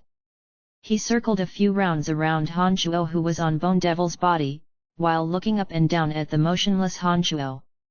He seemed to be studying what in the world Han Shuo was doing. After a while, Little Skeleton gave Bone Devil a pat and instructed, "All right. Just look after him for the time being. There's no need to worry about other things." "I will, Master." In the netherworld that has no concept of time, after some unknown amount of time, Han Shuo's consciousness moved, and his soul traversed through a space-time wormhole, and immediately arrived at the cemetery of death in the profound continent. But he still sat there upright, motionless. Although his body was motionless, the consciousness and demonic yuan in his body was churning wildly. The enormous energy stored within his body was being unceasingly condensed where his demon infant was located. While the demonic yuan was being continuously condensed, the demon infant became more and more distinct. It was as though a magical brush was slowly painting a beautiful picture. Even its pores and fine hairs were clearly visible. After a lengthy period of time, the demonic yuan in Han Shuo's body was condensed by the demon infant. The speed at which it circulates in his body were similar to that of lightning. The minutest details of Han Shuo's baby infant grew even sharper and more pronounced. As Han Shuo had received enlightenment, the consciousness and demon infant in his body started to transform noiselessly. Breaking to the next realm would meant a dramatic rise in strength for Han Shuo, which meant that he'd process even more remarkable abilities, which implies that Han Shuo could realize even more of his wishes. After a really long time, Han Shuo awakened from his deep meditative state. A pair of abstruse eyes sparkled with glistering lights. Whenever he focused his attention and gazed at something, his eyes would appear to be flowing with electric current. It would make people involuntarily feel a palpitating pressure. Compared to the last time, Han Shuo's body did not undergo many changes. Only Han Shuo himself understood where those changes came from. Without needing to rely on his mystical demons to survey the surroundings, with just his consciousness, not a thing within a radius of a few li around him could escape from his observation. Han Shuo and Gilbert's connection grew clearer by tenfold. Han Shuo could also clearly feel that little skeleton was pleasantly surprised even though he was in another dimension. In an instant, Han Shuo discovered that his consciousness had a completely different sensation than it used to be. He joyously appreciated the extremely novel and odd sensation. Han Shuo was happy to find that his body was not the same anymore. Now that he has entered the carnal realm, all kinds of desires rose from the innermost part of his heart, as though it was urging him to quickly achieve his desires, and let those cravings which were buried deep in his heart for many years to be liberated. Again, Han Shuo spent some time to adapting to the new state of his body. And only after he succeeded in practicing a few secret demonic cultivation, he finally opened the boundary of the cemetery of death, so that the black dragon Gilbert could enter. Master! My great master, you have not summoned me for 3 years. As soon as black dragon Gilbert entered the cemetery of death, he yelled loudly towards Han Shuo. What?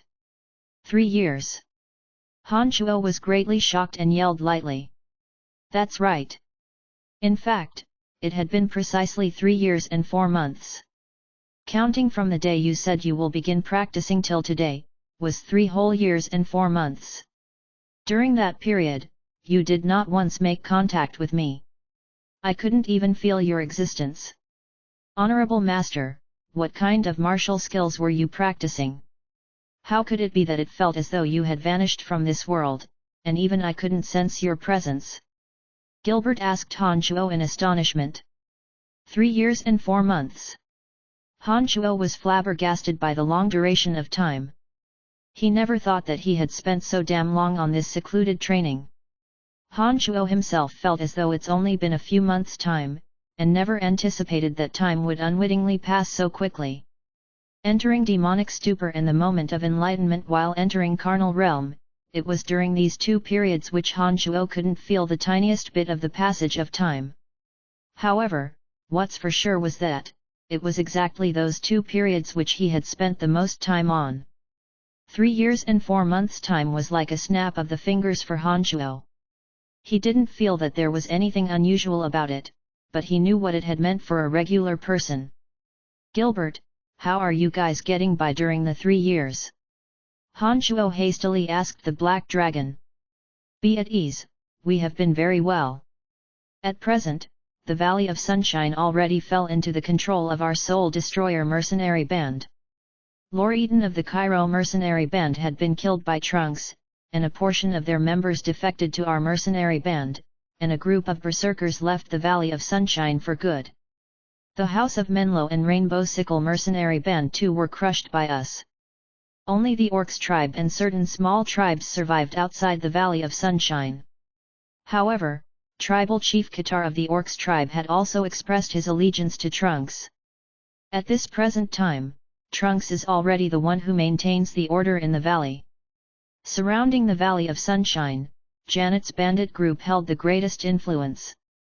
Only with the existence of Janet's bandit group, the merchants in the Valley of Sunshine would rely on Trunks even more, and our business grew bigger and bigger too. Nowadays, Trunks and Janet are planning in secret, getting prepared to deal with that Grand Duke from Kasi Empire, Black Dragon Gilbert explained to Han Shuo. After Black Dragon Gilbert stated his account, Han Shuo was pleasantly surprised at first. But shortly after he thought for a moment, he felt that the development rate of Trunks' Soul Destroyer mercenary band was somewhat inconceivable. He couldn't help but creased his brows and asked, originally, just Lorden's Cairo mercenary band alone was at least as rich and powerful as the Soul Destroyer mercenary band. In addition to this, there were House of Menlo and the Rainbow Sickle mercenary band. How could Trunks take control of the Valley of Sunshine so rapidly? Oh, there's lots of reason for this. All I know was that Miss Phoebe invested a lot of gold coins into Soul Destroyer mercenary band. In addition, Brettle City had previously sent people to assist Trunks during crucial moments. Other than that, that dark Grand Magus from Calamity Church always helped us in the dark without seeking our approval. Furthermore, Emily provided a lot of intelligence. And owing to your triumph over the sacred knight of the Church of Light, countless mercenaries who have non-ordinary abilities all joined us. Regardless of timing or geographical conditions, the Soul Destroyer mercenary band was dealt with a favorable hand. Trunks, too, was a leader with brains and courage. He seized control of the Valley of Sunshine in just 3 years. After listening to his explanation, Han Chuo suddenly noticed that Trunks indeed held all the advantageous factors. On top of that, Trunks went through a near-death experience, which caused him to become even more ruthless and unflustered. There was indeed a fair explanation for how he could wipe out every enemy factions and power from the Valley of Sunshine in 3 years' time. Not bad. Trunks did well. Oh right, how's the current situation in Lancelot Empire? Han Chuo immediately asked about the current state of the Lancelot Empire after praising Trunks. Lawrence became the new king to the Lancelot Empire. He's a fantastic king. Under his rule, armed rebellion in Lancelot Empire were quickly resolved. Before any foreign nations could invade the Lancelot Empire, Lawrence stabilized the internal affairs, and intensified the strength of the military. Oh, right, Lawrence was very attentive of the Brettle City. As the Brettle City nowadays has its own magical transportation matrix, an unending stream of supplies from various cities moves into the city. Numerous residents too willingly live in the city. The war lunatic named Dorcas was currently the hottest general in the empire. During these 3 years, Dorcas had been restless, and constantly conduct arson, murder and looting against the 7 Grand Duchies. He has sought countless riches for the Brettle City. He's the same as Firenze, a battle lunatic. There was never a day which he did not infringe on the 7 Grand Duchies. However, this fellow was extraordinary in controlling the attack strength. Even till now, the 7 Grand Duchies have no plans to unite and attack Brettle City. After listening to Gilbert's presentation, Han Chuo understood the current situation of the Lancelot Empire to some extent. From Black Dragon Gilbert's words, Han Chuo knew that all the people and forces who allied with him were put into important positions thanks to Lawrence's wield of political power. Lawrence deeply valued Han Chuo's existence. He did not treat Han Chuo's people unfairly because of his absence, but roped them in with great effort. Chapter 437. 437 Changes. Please continue reading on, Ox. Val. M. 3 years' time is neither long nor short, but it is enough for a city to transform a lot. The originally poor Brettle City had long turned into a prosperous city residing in the eastern part of the Lancelot Empire. With Brettle City as their center, the 5 surrounding mines founded many weaponry and protection gear workshops. Various kinds of civilian and military weapons were forged from those 5 mines. Not only was the production more than enough to meet the demand for soldiers and civilians in Brettle, they were further exported to the 7 Grand Duchies and every major city in the Lancelot Empire. While walking along the streets of Brettle City with Gilbert, Han Chuo gazed at the unending flow of people and the dazzling lineup of shops which were packed throughout both sides of street. He found it difficult to imagine that this was the dilapidated city not too long ago. This time when Han Chuo and Gilbert returned to Brettle City, they did not utilize the transportation matrix in the Cemetery of Death. Instead, they went there through the transportation matrix in Zajoski City.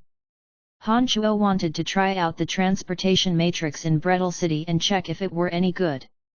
As for the results, Han Chuo was very satisfied. Master, the magical transportation matrix just now, Space Sacred Magus Sabacus personally came to Brettle City to deploy that.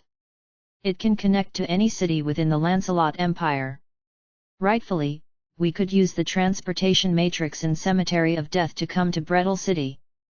But why must you take the longer route? Black Dragon Gilbert asked Han Chuo. Nothing much. It's just, I know how important a large-scale magical transportation matrix is to Brettle City, and so I wanted to personally check out this magical transportation matrix. Hehe, I know Brettle City's rapid growth was inseparable with the existence of this transportation matrix, Han Chuo replied with a faint smile. Master, you are very right in that regard.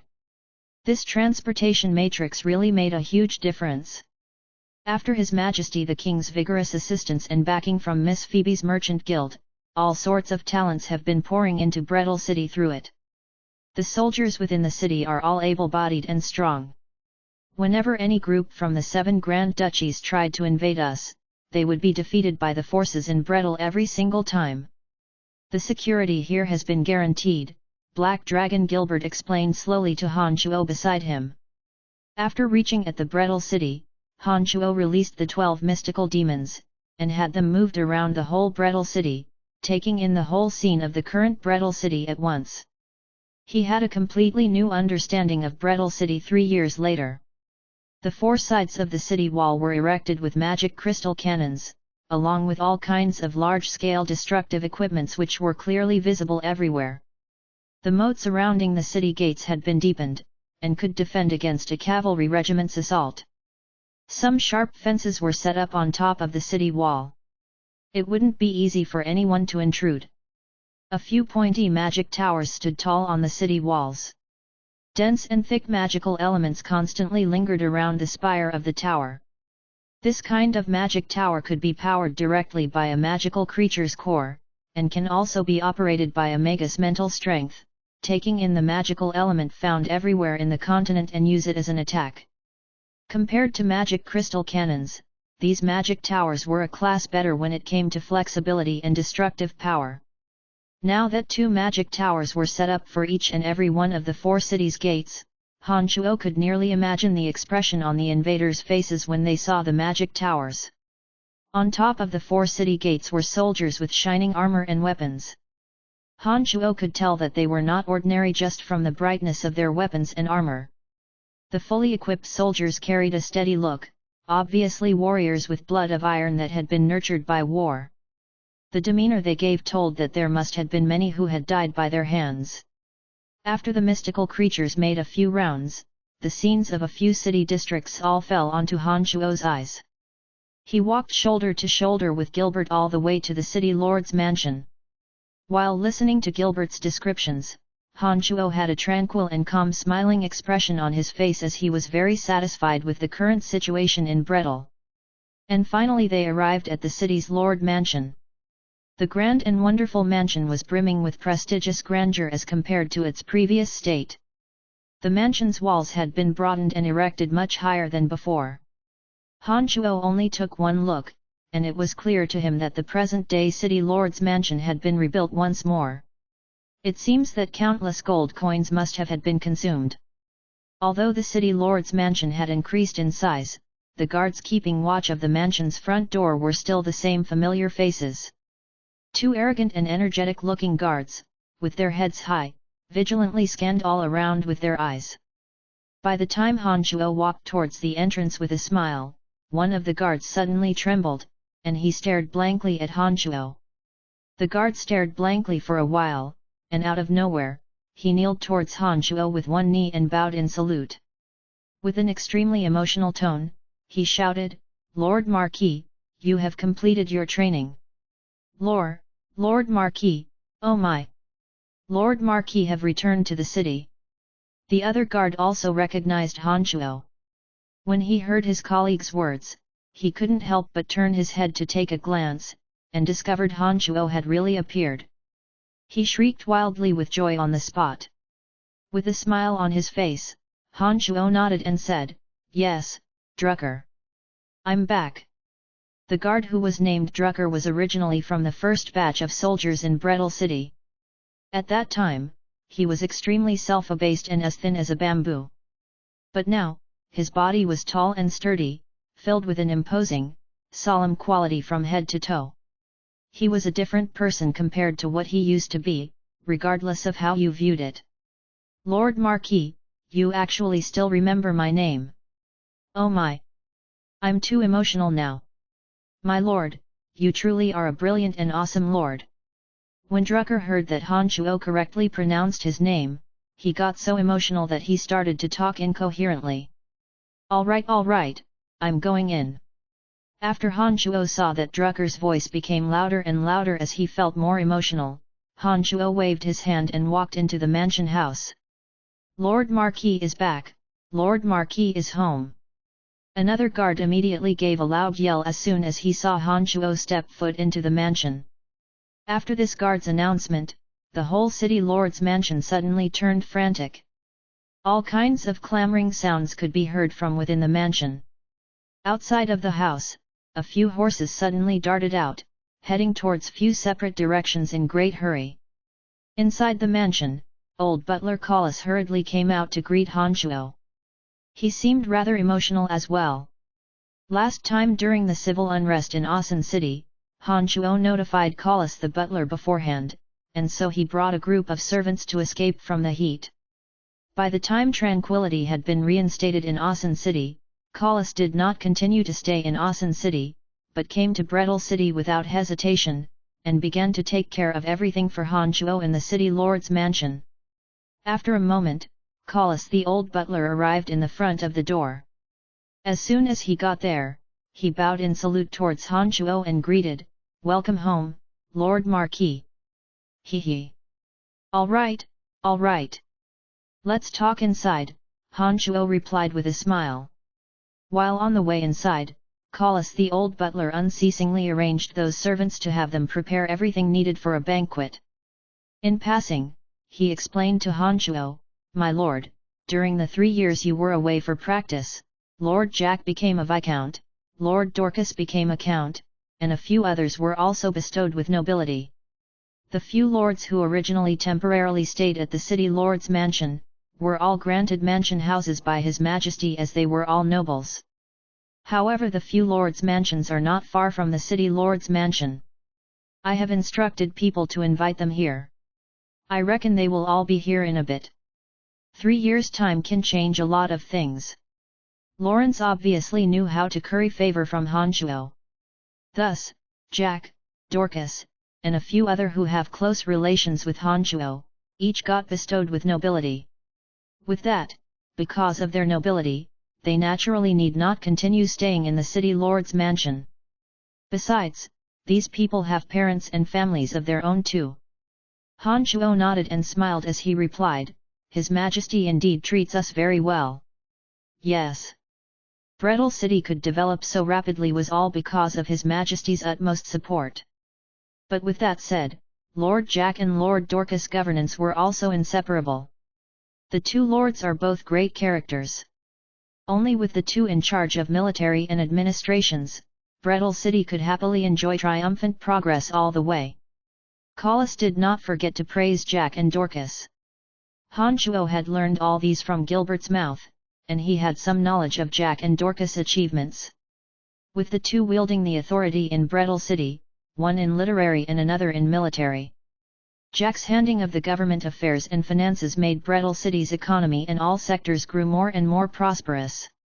And Dorcas, wielding the military power, not only did he arrange Brettle City to be invulnerable to attacks, he even vigorously went on the offensive against the 7 Grand Duchies, and looted much goods from them. Of course, before he officially began training, Han Shuo told Dorcas certain things about 7 Grand Duchies through Jack. With regards to Helentina of Helen Duchy and Bertzili of Boulet Duchy, the latter which Calamity Church secretly controls, Dorcas knew what was going on. It was also because Helentina and Bertzili's assistance in the dark, that Dorcas could so skillfully and easily attack the 7 Grand Duchies. Not forgetting that he could leave so easily after looting. The existence of the two who harbor malicious intents, made the 7 Grand Duchies unable to truly form an alliance, and they only could look on helplessly as Brettle City grew more and more powerful. The war horses purchased from 2 countries made Brettle City possessed a real knight regiment.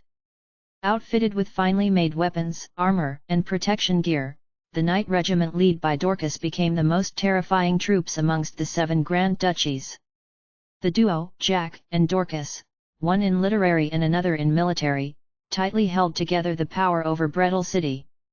In addition, Dick from the Dark Mantle, with the backing of huge fundings, led the forces of the Dark Mantle to cover the whole of the 7 Grand Duchies like a web of spiders.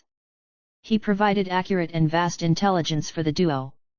With the three working together, not only was Brettle City invulnerable to attacks while constantly expanding, it became a truly secure and formidable megacity. Through Brettle City, many goods from the 7 Grand Duchies circulated to the Lancelot Empire, while a certain goods from the Lancelot Empire also made their way into the 7 Grand Duchies. A lot of aristocrats in the 7 Grand Duchies endorsed the culture of our Lancelot Empire. Hehe, although we are a hostile enemy with the 7 Grand Duchies, the merchants, however, place profit before everything else. Brettle City always treat merchants with open arms, therefore many merchants from the 7 Grand Duchies simply don't care about their Grand Duke's constraints, and keep continuously working together with us to circulate commodities and supplies. Collis' explanations and understanding of the situation was different from Gilbert's emphasis on main points, and he further explained about the economics and politics in detail for Hanchuo. "Haha, Brian!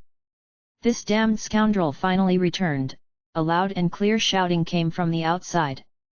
Jack chuckled while carrying a shy young lady as he walked inside with ample vigor. 3 years had passed, and little fatty Jack turned into big fatty Jack. His weight increased in parallel to his grandeur. Owing to his grasping the power over Brettle City and being thought highly of by His Majesty the King, that cowardice and timid Jack had long vanished. The Jack now has an imposing aura on his body, characteristics of people who occupy leading positions. Hanchuo had been friends with Jack for many years. As soon as he heard the familiar laughing of Jack's voice, a comfortably warm feeling rose in his heart, and welcomingly walked towards Jack. While looking at his suit of well-tailored nobility clothing, Hanchuo smilingly yelled at him, "Hehe, little fatty now turned into big fatty. Not bad at all. It seems that you certainly ate well for the last 3 years. Get lost. You brat, how could you stand aside and do nothing for your own city, and handed over all the things to do to us, and got me so exhausted.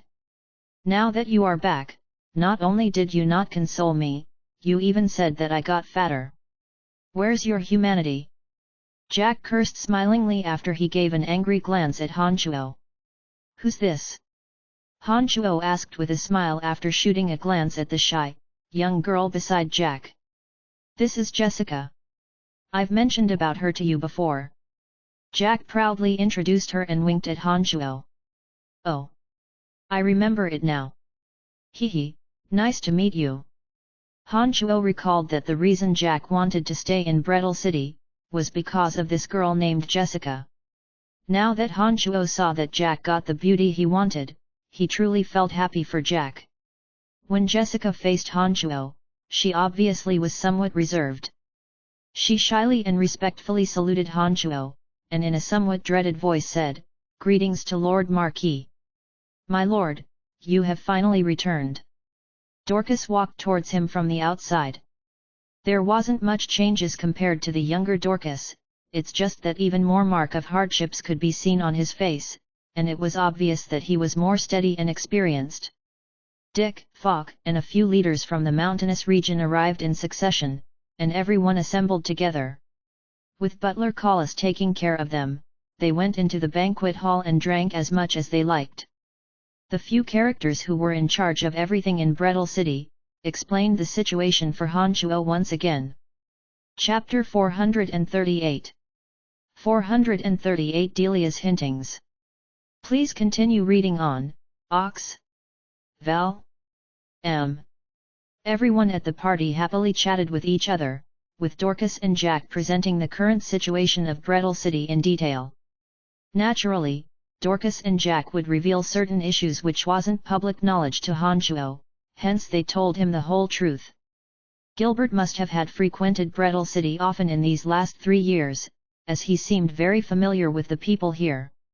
He was talking cheerfully and wittily with Dick and the others, while putting a straightforward smile on his face, which seemed very calm. From the words of Dorcas and Jack, Hanchuo became even more aware of the difficulties met by Brettle City. He realized that beneath the unbounded grandeur exterior, crisis secretly awaited Brettle City as well. The Lancelot Empire had achieved stable internal politics. With Lawrence Whiting the power, and after some purging, sounds of the rebels could no longer be heard in the Lancelot Empire. Therefore, it wasn't domestic problems that the Lancelot Empire was confronted with, but it was threats from the few surrounding nations. Brettle City, being the easternmost major city, also faced threats from foreign cities and empires similar to the Lancelot Empire. As Brettle City grew stronger and stronger in their ability to threaten the 7 Grand Duchies, with exception of the 2 duchies of Helentina and Bertzili, the other 5 duchies made more and more frequent contacts with each other. Their fighting against each other also quietened down.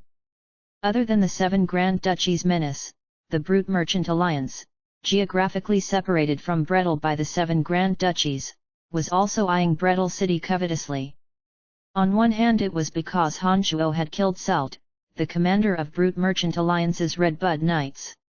On the other hand, Brettle City's existence severely threatened Brute Merchant Alliance's interests. Prior to Brettle City growing so prosperous, overwhelming majority of supplies which the 7 Grand Duchies needed were bought from the Brute Merchant Alliance. Certain specialties of the 7 Grand Duchies was exclusively traded to the alliance. The huge profit margin which Brute Merchant Alliance obtained from the 7 Grand Duchies made a lot of merchants become filthy rich. However, thanks to Brettle City's rapid development, those merchants from the 7 Grand Duchies, who put profit before everything else, began to make frequent contacts with Brettle City. On top of that, most of the goods from Brettle City were far cheaper than those from Brute Merchant Alliance. More and more merchants from the 7 Grand Duchies renounced their collaboration with the Brute Merchant Alliance, and began establishing cooperative connections with merchants within Brettle City. Hence, Brute Merchant Alliance's interests had surely suffered damage.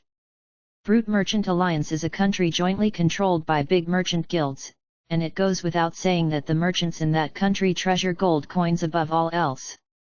Thus, Brute Merchant Alliance viewed Brettle City as an enemy, and started to secretly back those 5 Grand Duchies, with the intention to assist them in eradicating the menace that is Brettle City. Unlike the 7 Grand Duchies, the Brute Merchant Alliance, administered by multiple big merchant guilds, is one of the wealthiest nations on the profound continent. Not only that they have a mightily strong army, they also hold plentiful war equipments. Their strength was not in the least inferior to that of the Lancelot Empire. With the backing from this country made of united merchant guilds, Brettle City would obviously be met with a lot of trouble. Brute Merchant Alliance, hee hee. That filthy rich country. I have yet to make any moves against them, but unexpectedly, they are getting ready to take care of me. Interesting, very interesting. Han Shuo laughed coldly after listening to Dorcas and Jack's presentation. Brian, we need to be careful with this Brute Merchant Alliance. They are very much like the Lancelot Empire, a very powerful nation. With merely just our forces in the newly established Brettle City, we are absolutely no match against them, Jack advised Han Shuo when he saw the exuberant ambition on his face. All right. You big fatty. Just take good care of your administrative tasks. The Lord's ambitions are beyond what you could imagine, Dorcas gently groaned after shooting a glance at Jack. I'm very clear about Brute Merchant Alliance's real strength. Hee hee, but Brute Merchant Alliance too are facing powerful enemies all around them, and so they won't put all their attention on our side. Now, all we gotta do is figure out how to take care of the 7 Grand Duchies. For the time being, no need to worry about Brute Merchant Alliance, Han Shuo said with a faint smile. Lord Marquis, you've grown stronger and stronger. While Han Shuo was conversing with Jack and Dorcas, Delia praised Han Shuo with a lovable smile while approaching him with a glass of dark red fine wine in her hand. She had an exotic gloss on her beautiful face. This beauty from the mountainous region had become a military officer who is brave and good at fighting. Delia, who had a long and slender figure, wore a light purple long skirt tailored to be skin-tight with a girdle. The mermaid tail-like long skirt made her slender and perfectly straight legs give off a sense of beauty. The moving curves made the chiefs from the mountains linger a little longer in the hall, with their saliva threatening to burst forth out from their mouth. With a faint smile, Han Shuo held up high the glass in his hand towards Delia, and courteously replied, "You are overpraising me." "Haha, Delia, oh Delia. There are so many talented and handsome mountainous men pursuing you, but you had been aloof to them all this time. Could it be that you have been waiting for this guy all along?" Jack teasingly said to Delia as he chuckled. It seemed that Jack had grew close to them during the past 3 years. Delia pursed up her lips and gently laughed, and only after lingering one round on Han Shuo's body with her eyes, that she replied, "Jack, Lord Jack indeed has great insights, you have found me out. Hee. So that's the case. Haha, but Delia, you're going to get disappointed. This brat has lots of ladies around him, so perhaps you have no chance for that anymore. You must have heard of those 3 powerful ladies."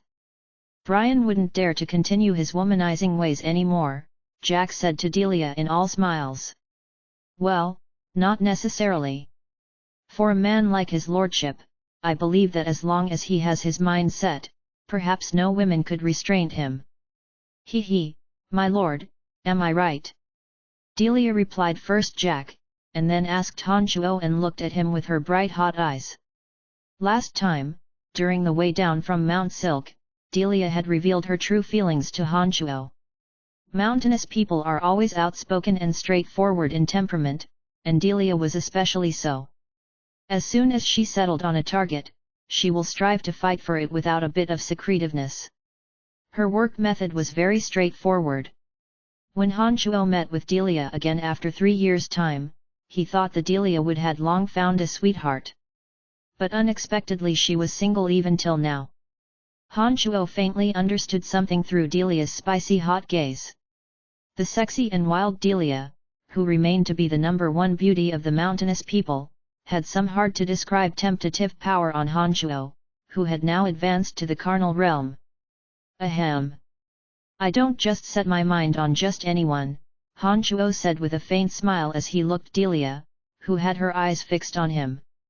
Jack, who was originally joking with Delia, at that moment, he couldn't help but took a careful look at Delia. The Jack now had been tempering in political circles for 3 years, and so with one quick look with his vicious eyes, he could see the fire in Delia's eyes. All of a sudden, Jack realized that the mocking joke he made just then was actually the truth. While in his heart he was admiring Han Shuo's luck, Jack couldn't help it but feel worried for Han Shuo. He was well aware of a certain event that happened in Asan City last time, and he also understood the backgrounds and capabilities of the 3 women. And besides, Jack knew that Han Shuo certainly isn't someone who is well behaved. With Delia's own superior qualifications and her recklessly tempting Han Shuo, Jack need not to think to know what will happen. As the most beautiful woman amongst the mountainous people, Delia is an influential figure in the hearts of mountainous people in Brettle City. If there comes a day that she had disputes with Han Shuo and / or the 3 ladies of Han Shuo, that will certainly cause a certain impact to those mountainous people. As to how much of an impact it would be, Jack started to inwardly calculate that in his heart. "Oh then, my lord, how do you feel about me?" "Hee, if your lordship does have his mind set on me, I could never resist your lordship's charm," Delia said to Han Shuo with a gentle smile, but her tone already carried a not-so-subtle hint. "Ahem. Ahem," Dorcas made 2 light cots. He then frowned in displeasement and said to Delia, "We are right in the middle of a conversation. If there's nothing else, please go stroll somewhere else." Even for Dorcas, someone rather sluggish in this aspect, could tell that there was some other flavor in her talk. After getting a cue from Jack's eyes, he immediately came to his senses, and berated Delia. Dorcas, as Delia's superior, held a supremely frightening power in the army of Brettle City. Even the usually bold and fearless Delia was somewhat afraid of him. When he saw Dorcas berated her in a displeased expression, she thought that they really have something important to discuss, and so she apologized to the 3 and left. But right before leaving, she turned her head to take another look at Han Shuo. Her eyes were completely filled with seductive provocation and enticement. "Brian, you now have a beautiful and tempting trouble. I don't know if I should feel happy or worried for you. Jack waited until Delia left the three to themselves before he mockingly said to Han Shuo. Mind your own business, you don't have to worry about me. I know what's going on. Han Shuo smilingly toasted to Jack, finished the fine wine that was left in his glass, and he then said to the duo, I'm going to leave Brettle City for a while to take care of certain things. But it won't be too long. Go ahead, my lord. Don't worry, we will manage the Brettle City well, Dorcas stated immediately in a respectful voice. You left for 3 years and there wasn't much trouble in Brettle City. The Brettle City now will still function even if you leave it. Just go ahead and do whatever you need to do, Jack said smilingly. Han Shuo nodded and did not give them any lengthy parting speeches. He knew that with Jack and Dorcas there, Brettle City definitely will not suffer any sort of great calamity. Previously, Sacred Knight Blount, who had heavily injured him and his Earth Elite zombie, managed to escape death. Now that Han Shuo is in Carnal Realm, he had absolute certainty that he could kill Blount. Therefore, he decided to finish Blount as to take revenge for his Earth Elite zombie. Chapter 439 439 Revenge. Please continue reading on, Ox. Val. M. 2 days later, in one of the 7 Grand Duchies, Basli Duchy, Grand Duke Niambage was praying in the largest church of the Church of Light within his dukedom. This church was also the largest church found in Basli Duchy, and it possesses a few thousand white priests and knights from the Church of Light. Around the Grand Hall, numerous disciples of the Church of Light were carefully guarding, protecting the safety of Niambage, who was praying inside. As the Grand Duke of the Basli Duchy, Niambage had a majestic statue. After wielding the power of Basli Duchy, Niambage, who had been a follower of the Church of Light from the beginning, vigorously advocated the Church of Light in his dukedom, and made the people and nobles in the country believe in the God of Light, and to offer the God of Light their sincere beliefs. As a sky rider himself, Niambage's strength was out of the ordinary. Church of Light also dispatched numerous experts to protect him, while spreading the footprints of the Church of Light to every city in the Basli Duchy. This made the populace of the Basli Duchy more accepting of the good fortune from the God of Light. Niambage was also one of the temple knights of the Church of Light, and had a fanatical faith in the God of Light. Every few days, he will come to this church in Basli Duchy to pray, to feel the presence of the God of Light in this holy place, and to gain those divine energy he could personally feel. Facing a statue as he piously kowtowed, Niambage could feel the divine energy contained in his body to slowly flow. That kind of holy energy made him feel very comfortable. His zealousness towards the God of Light made him feel as though he possessed boundless energy. All of a sudden, a strange noise entered Niambage's ears. As he was carefully experiencing the God of Light's sacred energy, Niambage could keenly sense that a wicked energy was approaching. He immediately creased his brows and stood up from ground, and said to Red Bishop Katas some distance from him, "What's happening? It feels as though a wicked energy is approaching here." Katas was sent by the Church of Light to Basli Duchy to promote the mysterious teachings of the Church. Katas was a very devout follower of the Church of Light, and a priest with extraordinary strength. But his expertise is in comprehending the teaching of the Church of Light.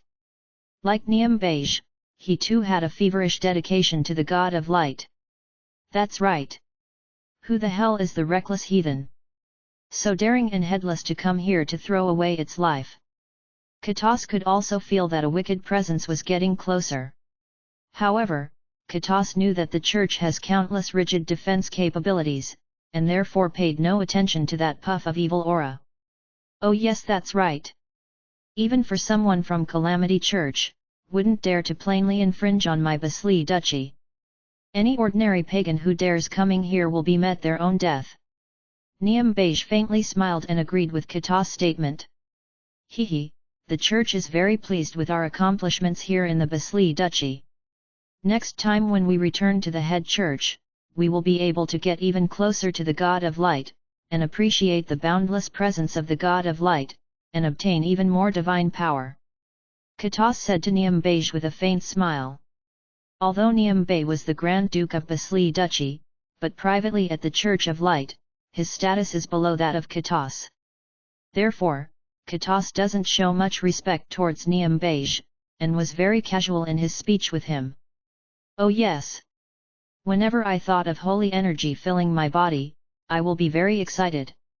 It seems that we need to work even harder. AI. What a pity that the big heathen named Brian disappeared for a long time. Otherwise, if we could kill him, our contribution will be enough for us to obtain even more divine power and holy water. Niam Bey replied to Katas. Katas forced a smile, shook his head, and said, I think you better stop letting your imagination run wild. Even Lord Blount couldn't match that fella, so how could we handle him? This contribution is not something that we could obtain. Well, you can't say that for sure. Lord Blount is indeed powerful, but he was by himself after all, without company. Although our strength is not as powerful as that of Lord Blount, we still have Basli Duchy on our side. Sometimes, the strength of a sea of people is greater than that of one sacred knight. I believe that if we knew where that heretic was, we might really stand a chance, Niam Bey said ambitiously. Bang bang! Violent sounds suddenly came from the outside, as though the rumbling sound of thunders. Triple A, AOO. Miserable bawling suddenly came from outside the door, accompanied by the endless miserable shrieks that were shaking the boundary surrounding the grand hall. Niam Bey and Katas gave a glance at each other, they both put on an expression overwhelmed with shock at the same time. The two knew just how many experts were present outside the grand hall, and also understood how incredibly hard was the boundary in that hall. With each wailing sound they heard, they could feel the light barrier, personally deployed by Light Sacred Magus Bordeaux from the Church of Light, was shaking. Their hearts were crammed with intense fear. Who the hell is that? This light barrier was personally deployed by Lord Bordeaux himself, who could make the barrier tremble that hard. Katas said to Grand Duke Niam Bey as his body trembled along with the surroundings. I have no idea. Our people are being massacred. We need to rescue them. The enemy must be very terrifying, Niam Bey replied and took out some discolored armor from his space right. In a grave expression, he began to put them on. Plang! A crisp fracturing sound suddenly came from the very peak of the tall great hall. It sounded as though a drinking glass were smashed onto a rock surface and shattered into pieces. When Niam Bey and Katas heard this crisp sound, an intense feeling of dread suddenly flooded their hearts. Niam Bey, who was wearing the complete set of knight armor, suddenly yelled softly, "Good gracious! The defense barrier deployed by Lord Bordeaux was breached. What to do? What should we do? The one who came has pretty much around the same strength as Lord Bordeaux.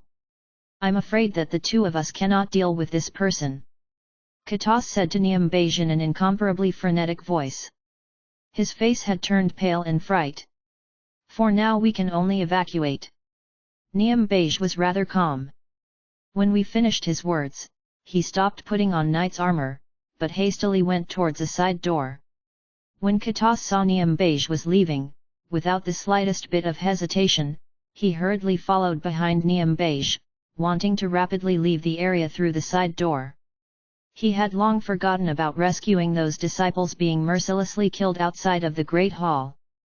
A whoosh sound was heard, and a man's shadow stopped at that side door just in time. He was looking at the two with a wide, gloomy, cold smile. "You, who are you?" Niam Bey stiffly paused his steps, looked at the imposing Hanchuo, and asked somewhat panically.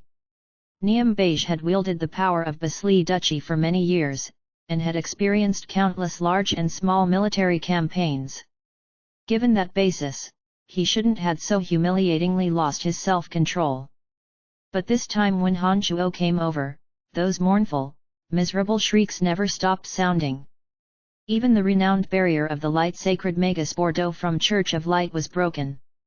That really gave him a huge shock, and therefore he had forgotten himself. "He's Brian. I've saw his picture before. He is that big heathen." Behind Niam Bey, Red Bishop Katos of the Church of Light, suddenly pointed his finger at Han Chuo and shrieked. That's right. Hee. I think that I heard someone said just now that he wanted to kill me to gain divine power. This is very interesting. Han Chuo sneered and looked at Nem Beige, and said, Where is Blount? As long as you tell me where Blount is located, I will let you die comfortably. Guards! Guards! Kill this heathen! Nem Beige suddenly shouted loudly. A shining long sword was suddenly pulled out by him.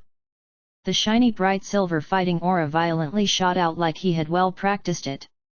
Included among his fighting aura, it carried a divine energy. His demeanor seemed to be very much astonishing. On the corner of his mouth, Han Chuo revealed a trace of cruel smile. He blankly looked at Nem Beige as he charged forward right until he was right in front of him. Only then did Han Chuo not so urgently threw a punch. The berserk energy burst forth, and a heavy pressure that was like a mountain enveloped the whole area. Even Katos, who was far away, felt heavy in his heart, with a feeling of wanting to vomit. Rumbles. This punch from Han Chuo made Nem Beige's fighting aura immediately scatter. The long sword was bent into an arch and fell onto the floor. The remaining might entered into Nem Beige's body. A series of crackle and rattle sounds emitted from his body. After the sound stopped, the bones all over in Nem Beige's body shattered, but his internal organs remained intact and undamaged. Han Chuo grinned as he arrived before Nem Beige, with one leg stepping on Nem Beige's chest. He unenthusiastically asked, Speak, where is Sacred Knight Blount? Pay. Heretic, I. Crack. Without waiting for Nem Beige to complete his sentence, Han Chuo stomped him with one foot. His mighty leg directly penetrated Nem Beige's chest, which had silver armor on it. By the time Han Chuo withdrew his right leg, Nem Beige had stopped breathing. Chapter 440 440 Bloodbathing the Church. Please continue reading on, Ox. Val. M. Having witnessed the merciless murder of Skyrider Nem Beige by Han Chuo, the Red Bishop Katos of the Basli Duchy couldn't help take a few steps back, as the fear in his heart urged him to do so. After shooting Katos a glance, Han Chuo moved towards him with great speed. Han Chuo had arrived in front of Katos before he could realize what had transpired around him. Han Shao stretched forward his mighty hand as fast as lightning and grabbed Katos by the neck, hanging him in midair. Calf, calf. Damn it, what the hell do you want? Katos blurted out with difficulty. He used both his hands to grip Han Chuo's mighty hand, in a feeble attempt to ease the choking. Where is Blount located? Han Chuo asked grimly as he held Katos' neck with one hand. Ugh, I don't know, really, Katos replied, while his body was being hung in midair. He was twisting around with all his might, but unfortunately for him, he couldn't break free from Han Chuo's tight grip. Hehe, do you really think that I can't do anything to you if you decide not to talk? Han Chuo said with a grim smile. Shortly after he said that, Han Chuo used his empty left hand and pressed the top of Katos' skull. Katos screeched miserably. Han Chuo exercised his 5 fingers, and forcibly stuck them into Katos' skull. With this, Han Shao used a secret technique derived from demonic magic called the soul-searching hand.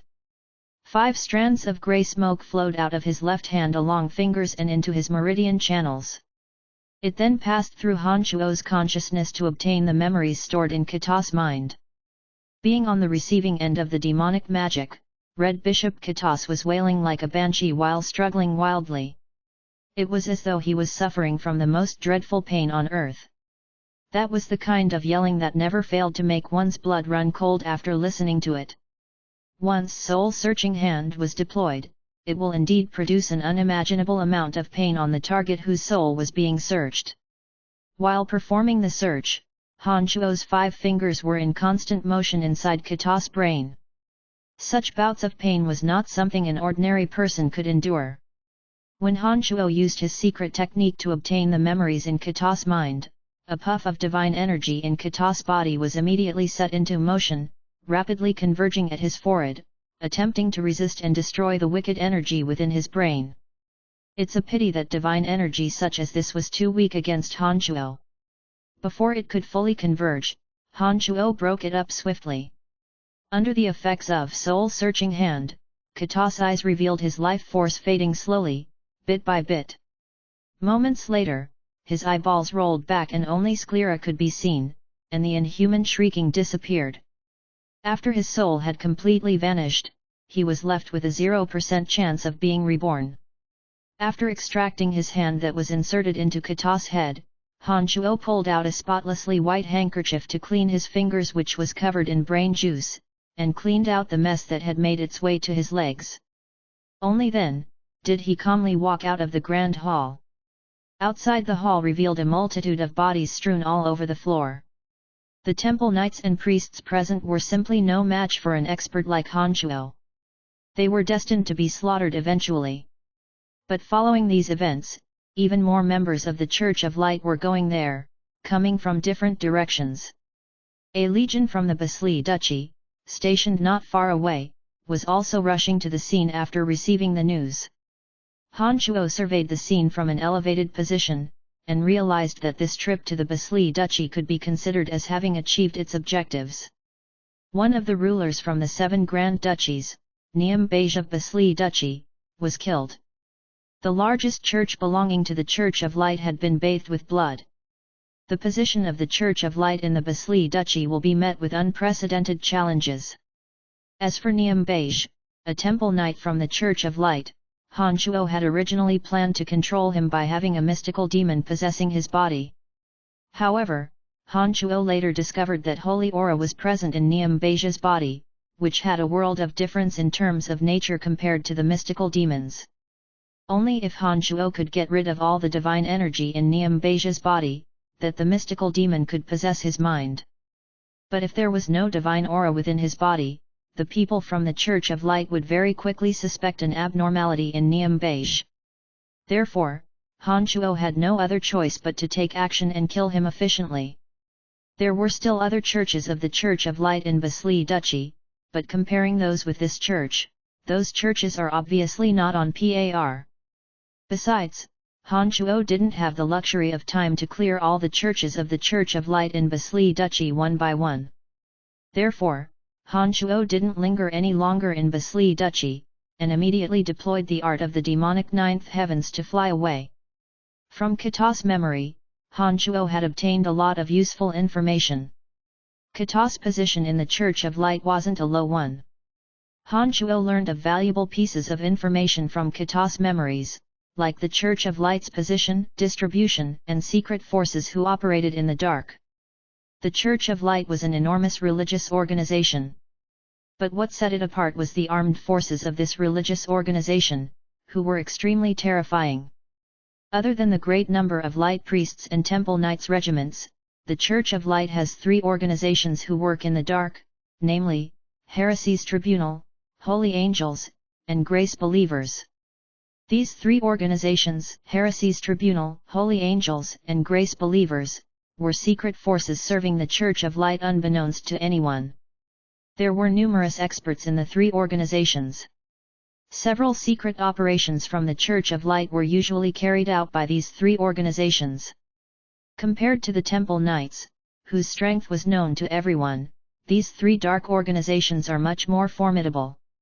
Only after learning of the true strength of the Church of Light, did Han Chuo realize why the Church of Light wielded such a powerful influence throughout the whole profound continent.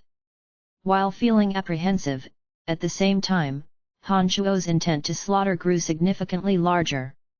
After experiencing his strength grow dramatically, Han Chuo felt that the Church of Light no longer posed as a threat to him. The transgressions they made these years, and the harm they did to the Earth Elite Zombie, made Han Chuo realize that the enmity between him and Church of Light was something impossible to alleviate. However, Han Chuo did not obtain any precise information about Blount from Kata's memories. All he knew was that after 2 years of rehabilitation in the Church of Light's headquarters, located at Odin Empire, Blount had fully recovered from his injuries obtained from the last time. As to whether the fully recovered Blount was still in Odin Empire, Katas had no idea. Although Han Chuo couldn't obtain definite information from Katas, he still harbored a strong resolve to kill Blount. After giving it some thought, Han Chuo suddenly remembered about the existence of the Calamity Church. With that in mind, he flew towards the Bulette Duchy. Last time, when the 7 Grand Duchies attempted to form an alliance to deal with Brettle City, Han Chuo snuck in and learned of the real identity of the Grand Duke, Bertzili, of Bulette Duchy. This summoner's meeting with the necromancy Grand Magus Wolf made Han Chuo aware that he originated from the Calamity Church. Since Bertzili was a key participant from the Calamity Church, perhaps he might be knowledgeable about the location of certain sacred knights, like Blount. Calamity Church and the Church of Light are arch-enemies, and therefore must be very mindful about each other's operations and movements. Being a religious organization as enormous as the Church of Light, the Calamity Church was indeed a target Han Chuo could make use of. Bulette Duchy, Grand Duke Bertzili's mansion. Han Chuo came in the dark. Under the curtain of the night, underneath the Grand Duke's mansion, Bertzili was sitting upright in an altar which had thick green and black smokes curling up around it. Surrounding the sinister and frightening Bertzili were countless organs from magical beasts. The whole wicked altar was full of all kinds of organs from high-level magical creatures, which made the wicked altar look like a strange magical beast pieced together with various kinds of flesh and organs.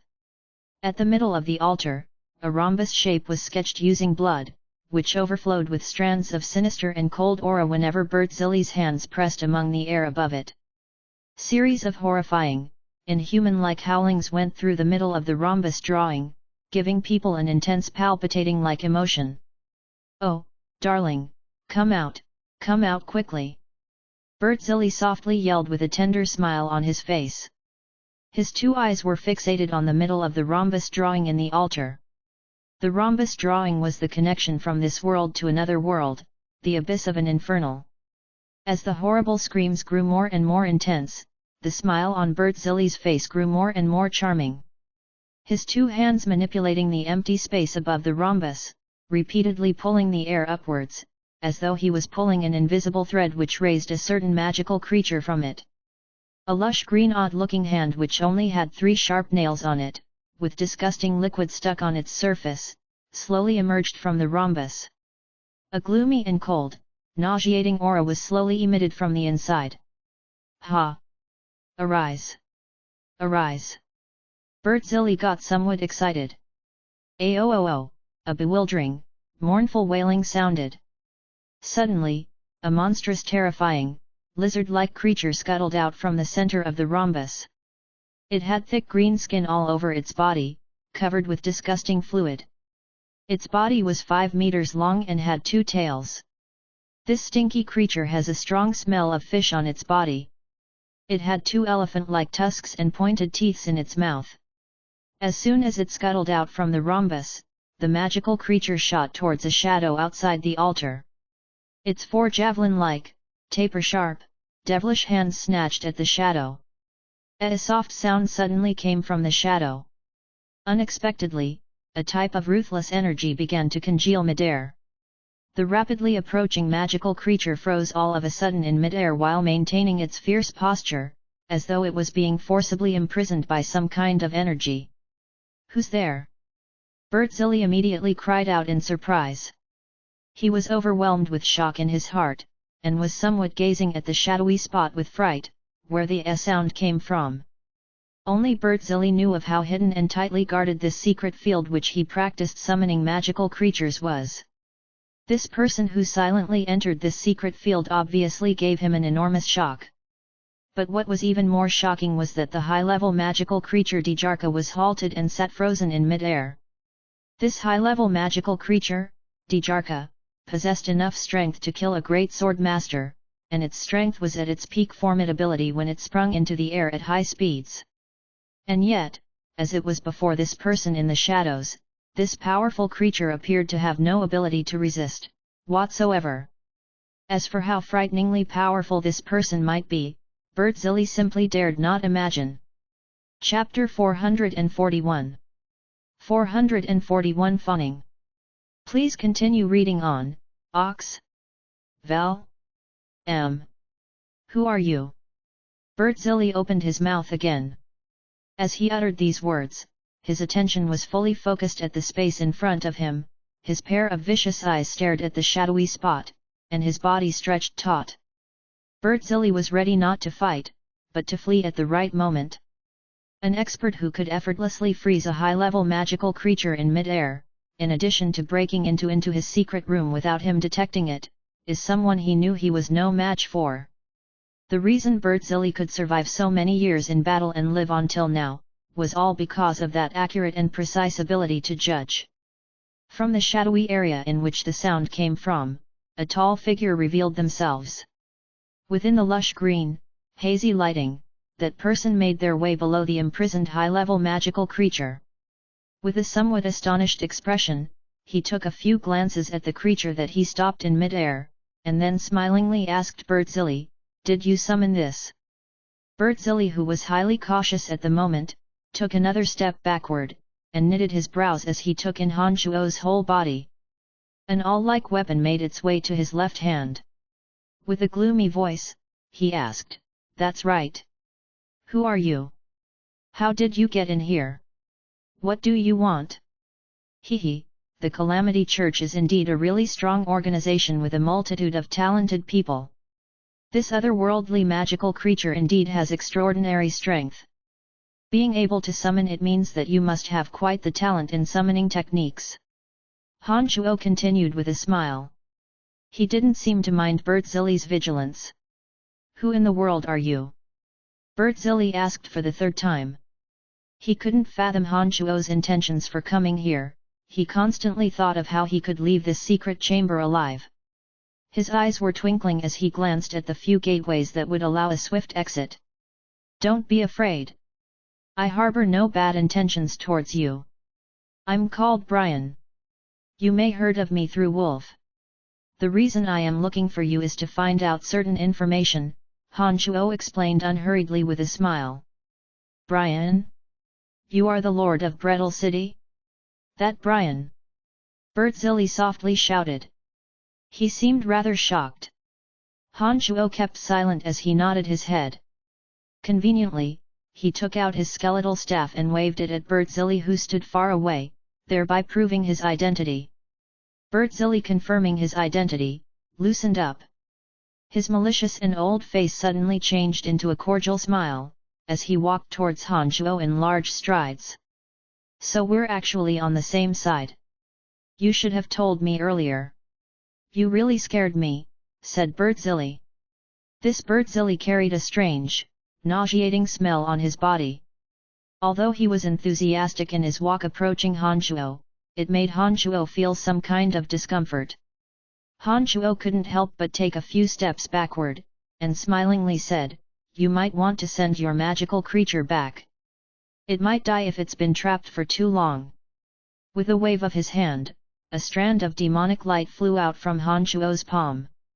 In the blink of an eye it fell onto the space where the high-ranking magical creature Dijarka was suspended.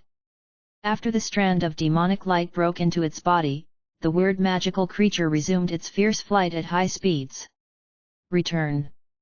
Bertzili yelled hastily. Strings of long, tedious incantations were then spit out in rapid succession. The magical creature, Dijarka, which resumed its charge towards Han Shuo bearing fangs and brandishing claws, stopped its javelin-like sharp hands from moving, as though it was firmly grasped by some odd energy. It let out hissing sounds of unwillingness as it fell towards the center of the altar quickly and vanished within the rhombus diagram. After withdrawing his high-level magical creature, Dijarka, Bertzili gave a few glances to the altar that stank to high heaven, forced a smile, then said, "This place is not suitable for us to chat. Come, we'll talk upstairs." "Sure." Han Shuo agreed. After a short while, Han Shuo and Bertzili of the Calamity Church arrived at a luxurious lounge located in the Duke's Manor.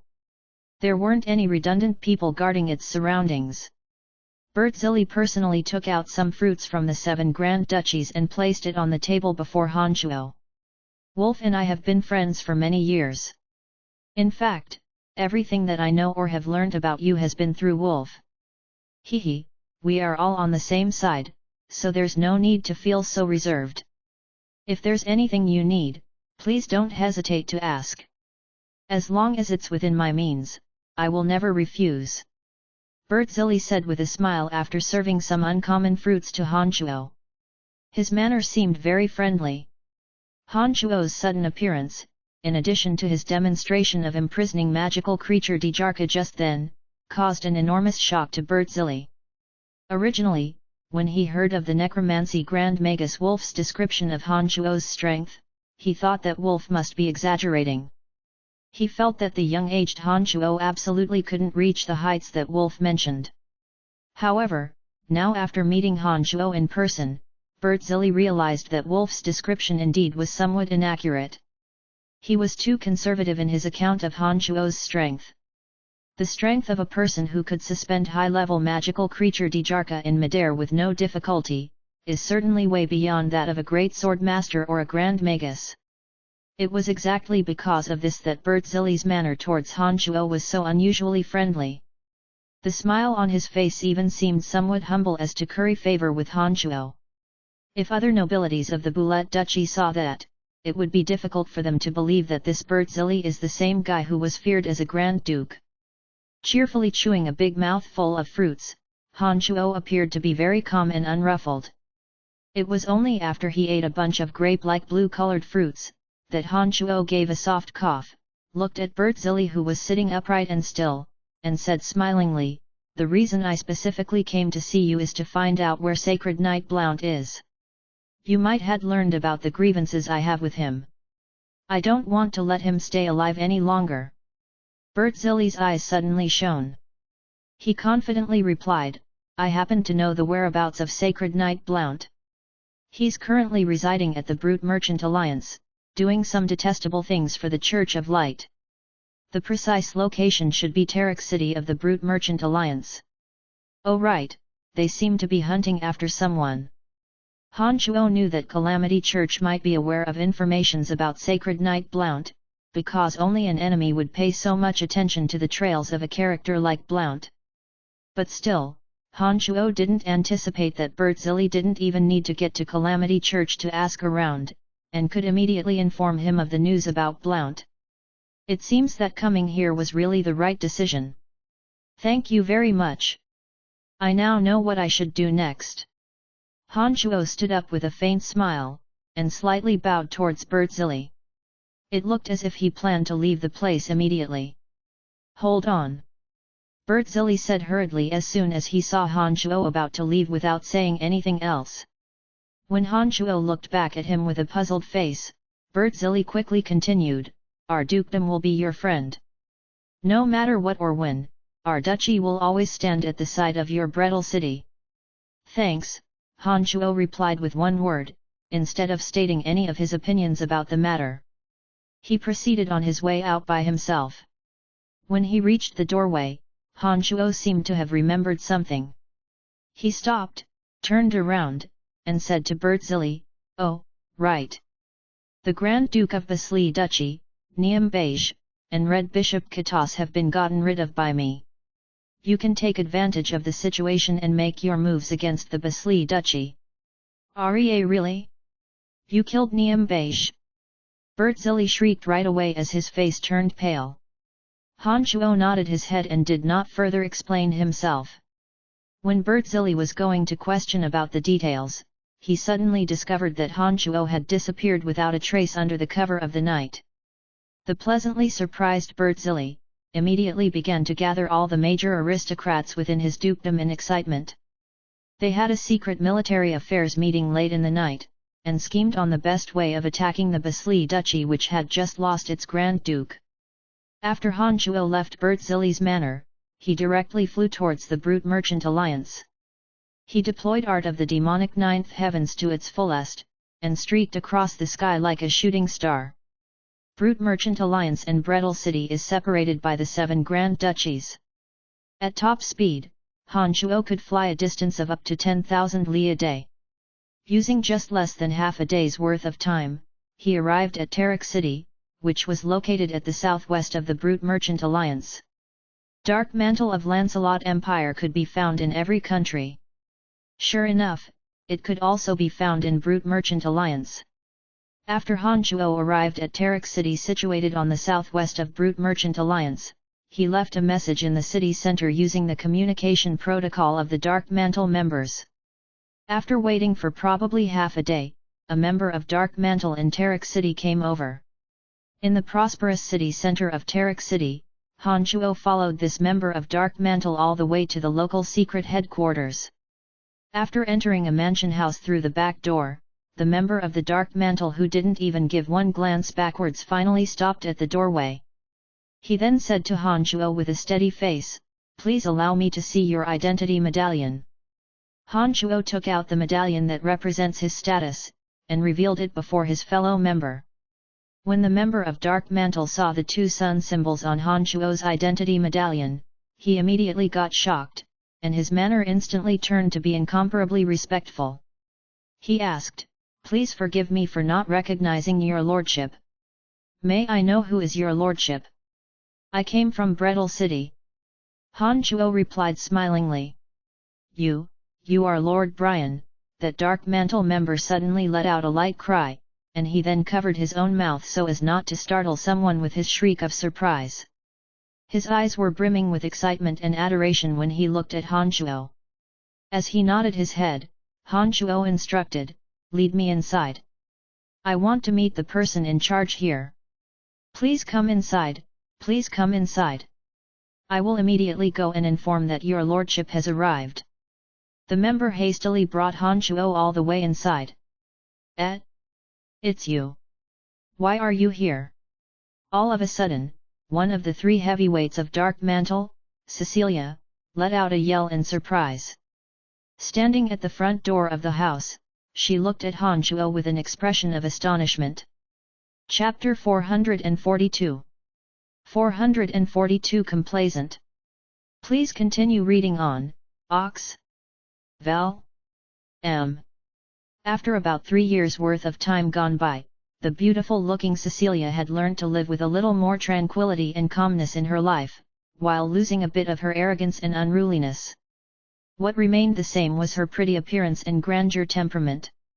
Nowadays, Han Chuo is more tolerant toward Cecilia as he used to be. This was partly due to her grandpa Sabacus, who personally deployed a transportation matrix for Brettle City, in addition to her change of attitude for not being so sarcastic all the time. Therefore, Han Chuo did not continue his mocking and ridicule towards Cecilia when met with her again. "I have concluded my training, and came to Tarik City for some personal matters. Long time no see. How's your grandpa doing?" Han Chuo asked Cecilia, as he still held certain respect towards the space sacred Magus Sabacus. Cecilia revealed a faint smile when she heard Han Chuo ask about her grandpa, and replied, "Thank you for your concern, my grandpa is doing well." Looking around, Cecilia noticed that Han Chuo was traveling alone, and she continued, "Come, let's go inside for discussions." From Cecilia's attitude, Han Chuo could tell that she wasn't prejudiced against him, like she used to be in the past. This was a good development in Han Chuo's eyes. Given his current strength and status, Han Chuo wouldn't have felt the slightest bit of fear when facing the space sacred Magus Sabacus, let alone Cecilia, who became one of the three heavyweights by relying on Sabacus. However, since everyone here were members of the Dark Mantle, in the service of the Lancelot Empire, plus Sabacus could have been said as caring toward Han Chuo, it would be ideal if Han Chuo could get along well with Cecilia. No good would come to either of the parties if a dispute really erupted. Thus, when noticing that Cecilia's approach towards him had changed, he gladly trailed behind her and entered the inner section of the mansion. When he stepped inside, it felt as though the sky and earth had spun, and space was turned upside down. By the time Han Chuo came to his senses, he realized that he had arrived at a serene, harmonious courtyard. Other than Cecilia, there were a few other members from the Dark Mantle in the courtyard. They seemed to be Cecilia's subordinates. Each and every one of them were sitting on round stony stools, and were discussing about something. "Let me introduce you to everyone, this is Lord Brian, fourth Dark Sun envoy of the Dark Mantle. You must had heard of him before, Cecilia said to the Dark Mantle members. As soon as Cecilia entered the place, the faint smile that was on her face just then immediately vanished, and was replaced with a solemn face and a tone of voice which only a superior held. However, before members of the Dark Mantle came over to greet him, Han Chuo himself actually got a shock. Puzzlingly he asked Cecilia, "Since when did I become a fourth Dark Sun?" "Last time, during the civil strife in Asan City, you assisted His Majesty the King in crushing the rebels, and furthermore, you succeeded in repelling 2 enemy sacred grade experts. These contributions were cited as the reasons for your promotion." "Oh, right, you disappeared 3 years for training, so perhaps you weren't informed about this. You may upgrade your identity plate when you return to the Dark Mantle headquarters," Cecilia explained sternly for Han Chuo. She doesn't seem to be joking. Fourth Dark Sun. In such a huge and powerful organization like the Dark Mantle, every promotion can be said to have been an extremely difficult feat. Han Chuo would never have anticipated that he would climb so quickly to this position. This would also mean that throughout the whole Dark Mantle organization, only the 3 heavyweights could bind him. Han Chuo understood in his heart that the reason he could become a fourth Sun envoy so rapidly, was partly due to his achievements in the Civil War, but more significantly, it was because of his good relations with Lawrence, an old astrologer Madame Grace's judgment of him. "Oh! No wonder!" Han Chuo exclaimed smilingly. "Greetings, my lord." After Cecilia's introduction, all the Dark Mantle members at this place wore either a fawning or envious face. Each and every one of them greeted and bowed their heads towards Han Chuo. "All right, that's enough. Sit down, guys," Cecilia said as she waved her hand. When she saw that the people went back to their seats promptly, she pointed at a place beside her and said to Han Chuo, "Lord Brian, here's your seat." Han Chuo sat there without hesitation. He knew that the Dark Mantle is a strict organization, and they pay close attention to where a person sits. More often than not, the seatings are arranged by their ranks. In the Tarak City branch, Cecilia is by right the highest ranked member there, and right beneath her is the rank, fourth Dark Sun, which Han Chuo possessed. So naturally his seat was right beside her. "Oh right, is there something that you need to inquire about, since you visited this branch?" Cecilia suddenly asked Han Chuo after he took his seat. Nodding his head, Han Chuo replied, "I heard that Sacred Knight Blount of the Church of Light is currently residing in Tarak City, so I came here looking for him. If anyone know where Blount is hiding, I hope that you can tell me." When Han Chuo spoke, his eyes scanned around through everyone sitting there. Involuntarily, his glances gave off the feeling as if he was looking down on weak, tiny ants. All of a sudden, every Dark Mantle member present felt as if Han Chuo was the actual person in charge there. As the person responsible for certain matters for the Empire, and one of the 3 heavyweights, Cecilia unexpectedly seemed like a subordinate under Han Chuo's command. This feeling was extremely odd, but at the same time, exceedingly natural. Even Cecilia herself felt that inexplicably strange feeling. All Han Chuo did was simply sit down and speak. He did not make any unusual movements when he talked, but inevitably became the center of everyone's attention. It had nothing to do with his status or his rank in the Dark Mantle. "Sir, I know that Sacred Knight Blount had been spotted in Tarak City around half a month ago, but I have no idea as to whether he is still in Tarak City." A Dark Mantle member stood up from his round stool, and answered Han Chuo respectfully. "Thank you. Do you know why he came to Tarak City?" Han Chuo asked with a faint smile. "I think I know." When this Dark Mantle member showed a dark face, Cecilia suddenly turned her head and said to Han Chuo, "It should be related to the reason I came here." "Oh? What was it?" Han Chuo creased his brows and asked attentively. "Outside of Tarak City, there's a canyon named Tarug. Tarug Canyon is similar to the dark forest of Lancelot Empire, an exotic place where magical beasts run rampant. All this while, Tarag Canyon had been considered an off-limits area by the Brute Merchant Alliance. Other than some of the true experts, an average person would never dare venture into Tarag Canyon. Approximately 3 months ago, some experts who were cultivating in Tarag Canyon claimed that they had been attacked by some strong magical beasts, and were driven away from Tarag Canyon. It is common knowledge that most super-ranked magical beasts live alone, and it's rare to find those that live in packs. This caught the attention of many different forces. "I came here specifically to investigate about this," Cecilia explained for Han Chuo. With a doubtful face and creased brows, Han Chuo looked at Cecilia and asked, "What does this have to do with Blount? Could it be that Blount came here to investigate it as well?" "No. Blount and his Church of Light members seem to be hunting for someone. This person should be a big heretic which the Church of Light determined, otherwise they wouldn't have sent Blount to personally set out on the campaign. The person also seems to be aware of the strange phenomenon in Tarag Canyon. So with nowhere else to escape, this person pushed their luck and got into Tarag Canyon. Probably hoping that the peculiarity of Tarag Canyon will cause Blount and his party to abandon their pursuit. However, the Church of Light always considered themselves as the spokespeople for God in this world, and naturally wouldn't care about the monstrosities in Tarag Canyon.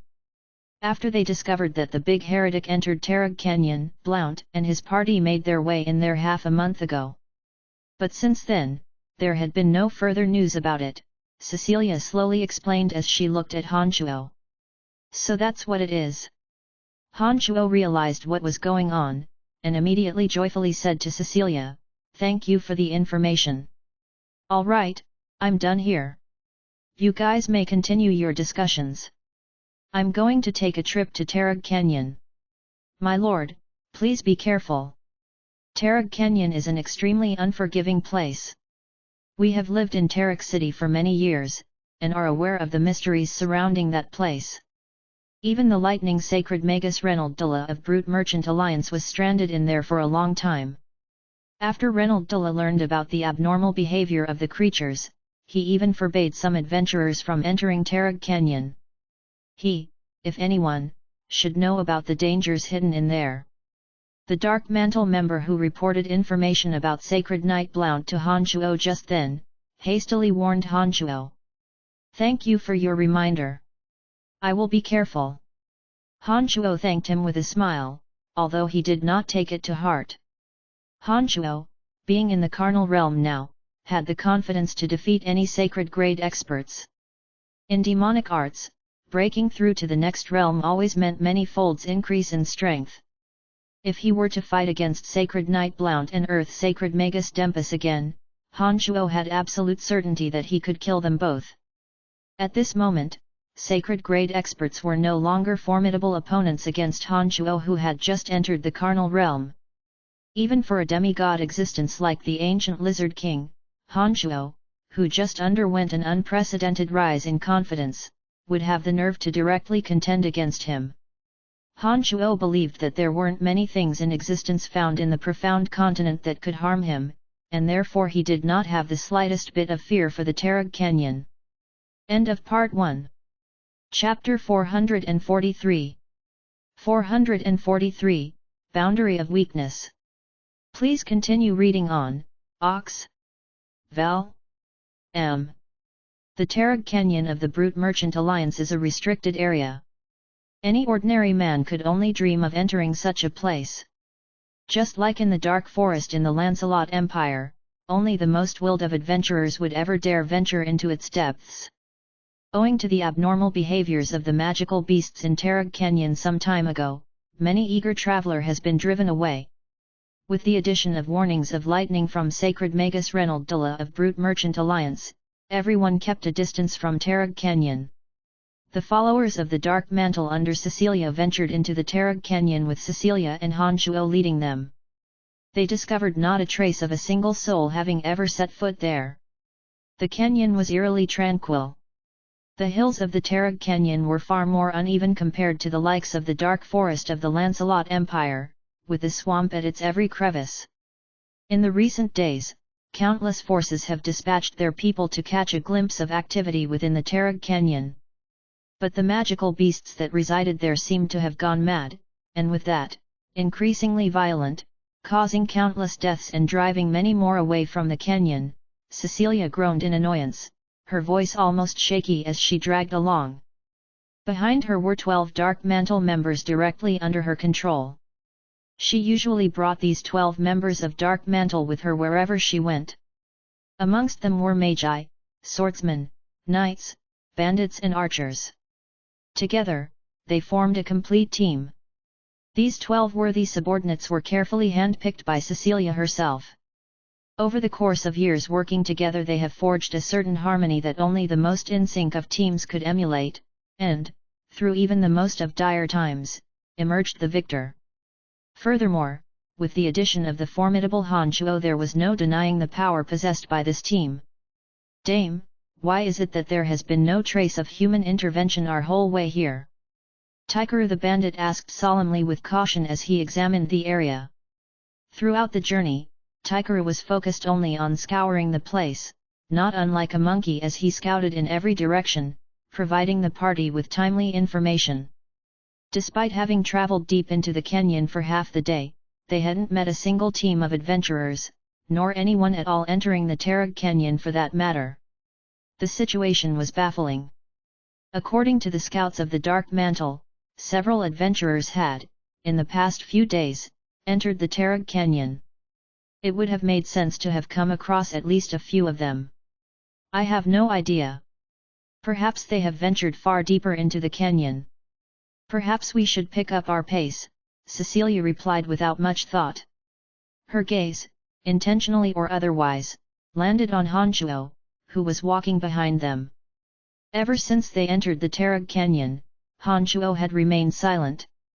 He had merely followed closely behind their backs, and would, from time to time, study an enormous magic book. He didn't seem the least bit concerned with the dangerous endeavor of descending into the Tarag Canyon. And indeed, that was quite simply the case.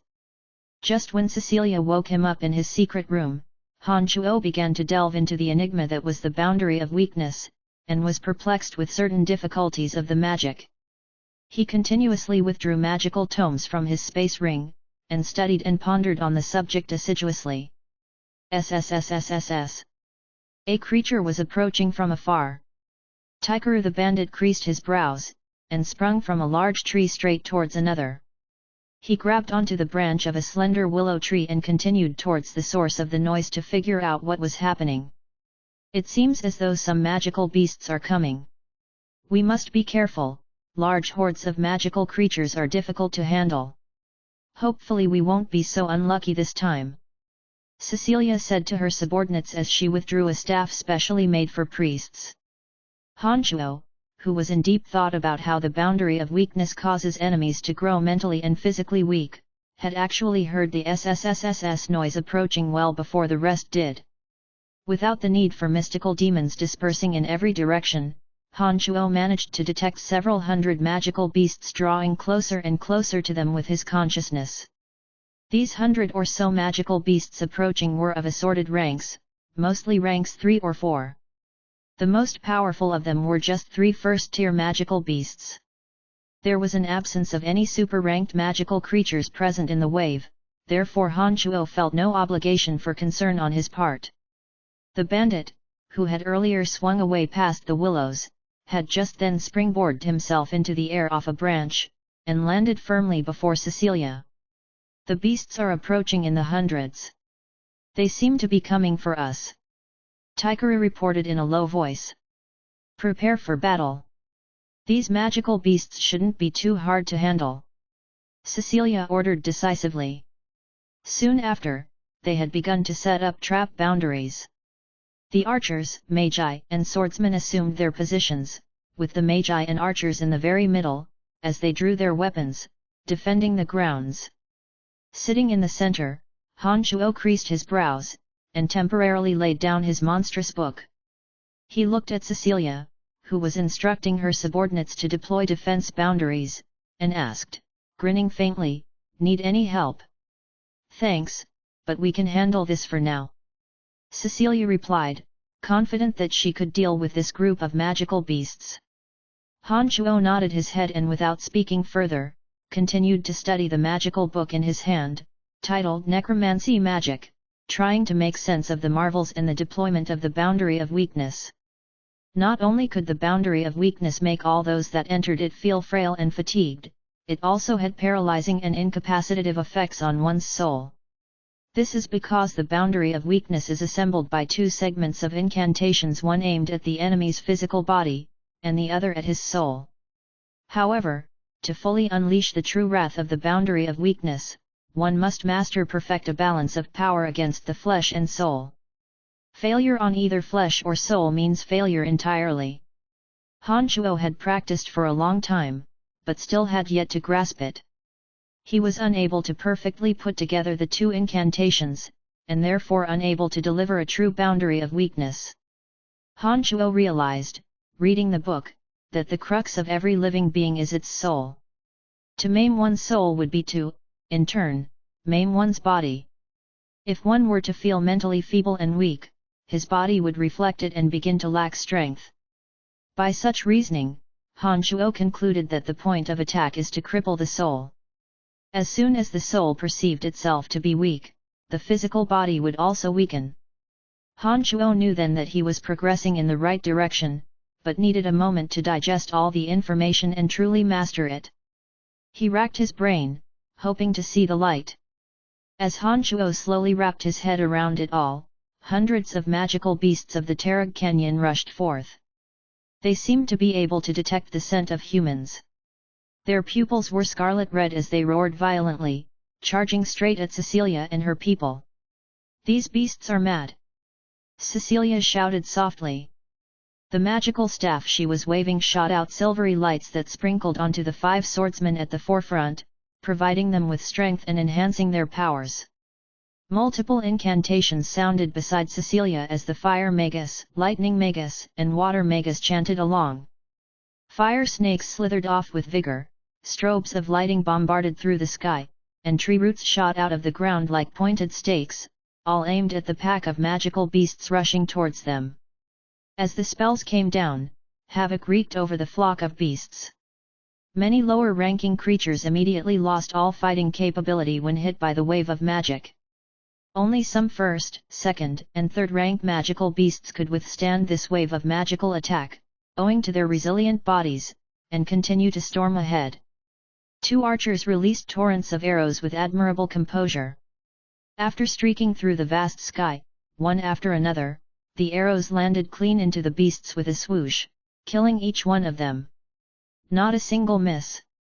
Under the double-barreled attack of the magi and archers, a third of the magical beasts had collapsed for good before they could even get close. Some of the more powerful magical creatures that were closest to the area could release magic and poisonous fluid. Creatures like the frost eagles and Medusa began spewing frost and venom. Cecilia ceaselessly performed all sorts of auxiliary spells on her fellow comrades, while the 3 mages deployed boundaries to block incoming attacks. The traps that were set up in advance were also deployed, and the magical beasts fell into a pool of blood one after another. It must be said that Cecilia and the Dark Mantle members beside her had great rapport and coordination with each other. In the previous 10 days, due to the team's cooperation, a great majority of the magical beasts were killed using spells or arrows before they could come anywhere near them. And if any of those creatures did manage to get close to them, they would have been met by 5 unwavering swordsmen defending the front, ready to deflect any approaching enemy at any given time. It looked as though this battle really wasn't much of a problem for Cecilia and her team. At that moment, Han Shuo gazed at the magical beasts, still charging fiercely, unafraid of death.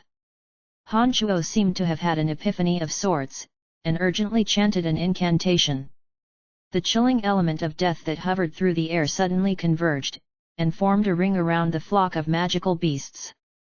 All of a sudden, the high-ranking magical creatures which were charging forward became strangely sluggish. It was as though they were collectively hit by some powerful anesthetic, slowing them down to half the speed. "I did it!" Han Shuo gasped in pride and amazement. He was shocked to see the magical creatures within the boundary of weakness become so lethargic. All of a sudden, Han Shuo felt an enormously mighty presence sneak towards them. He squinted, spying on it. Chapter 444 444, Beating up a Sneaky Attacker. Please continue reading on, Ox. Val. M. Cecilia and the others were fully focused on dealing with the magical beasts attacking them. Only high-level creatures remained. Rushing forward, they released poisonous fluids and magical spells unceasingly, skills that they are undoubtedly born with. It had initially been somewhat of a challenge to Cecilia and her party defeating the beasts. However, after Han Shuo's boundary of weakness came down, the magical beasts slowed down tremendously in an instant. Cecilia and her team managed to then catch their breaths, regather their mental strength and take advantage of the situation to deploy some magical spells, enveloping the remaining magical beasts in an abyss of suffering. The meat shields at the front lines, who had been standing upright all the while, dedicated to guarding the area, withdrew their javelins and darted them straight at the beasts, who were yet crawling into range, bodies and souls exhausted by the boundary of weakness, impaling them. "Thank you!" Cecilia shouted to Han Shuo, who was a distance away. "No problem." "That was nothing," Han Shuo replied with a faint smile. Even without the help of Han Shuo's boundary of weakness, Cecilia and her party would have managed to fend off the flock of magical beasts, but it would not have been nearly as simple. There was simply no way the knights and 5 swordsmen could have come out unscathed as they did had it not been for Han Shuo. A swordmaster wielded his imposing weapon of choice as he marched into the field of corpses. He stripped the magical cores off several high-ranking magical creatures one by one. Delighted, he exclaimed, "What a harvest we have here! Don't bother with cores under rank 3, they aren't worth nearly enough gold coins. Besides, we better hurry out," Cecilia instructed from a distance. "Yes, my lady, I won't be long," a second swordmaster named Carey replied, raising his voice as he strode away towards several magical beasts that had earlier been met with rather violent deaths. Han Shuo furrowed his brows, sensing someone lurking in the shadows.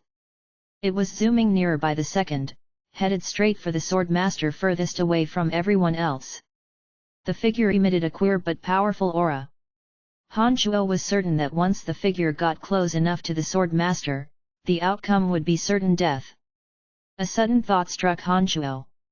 With a tighter consciousness, he became transfixed on the being hiding in the lush undergrowth.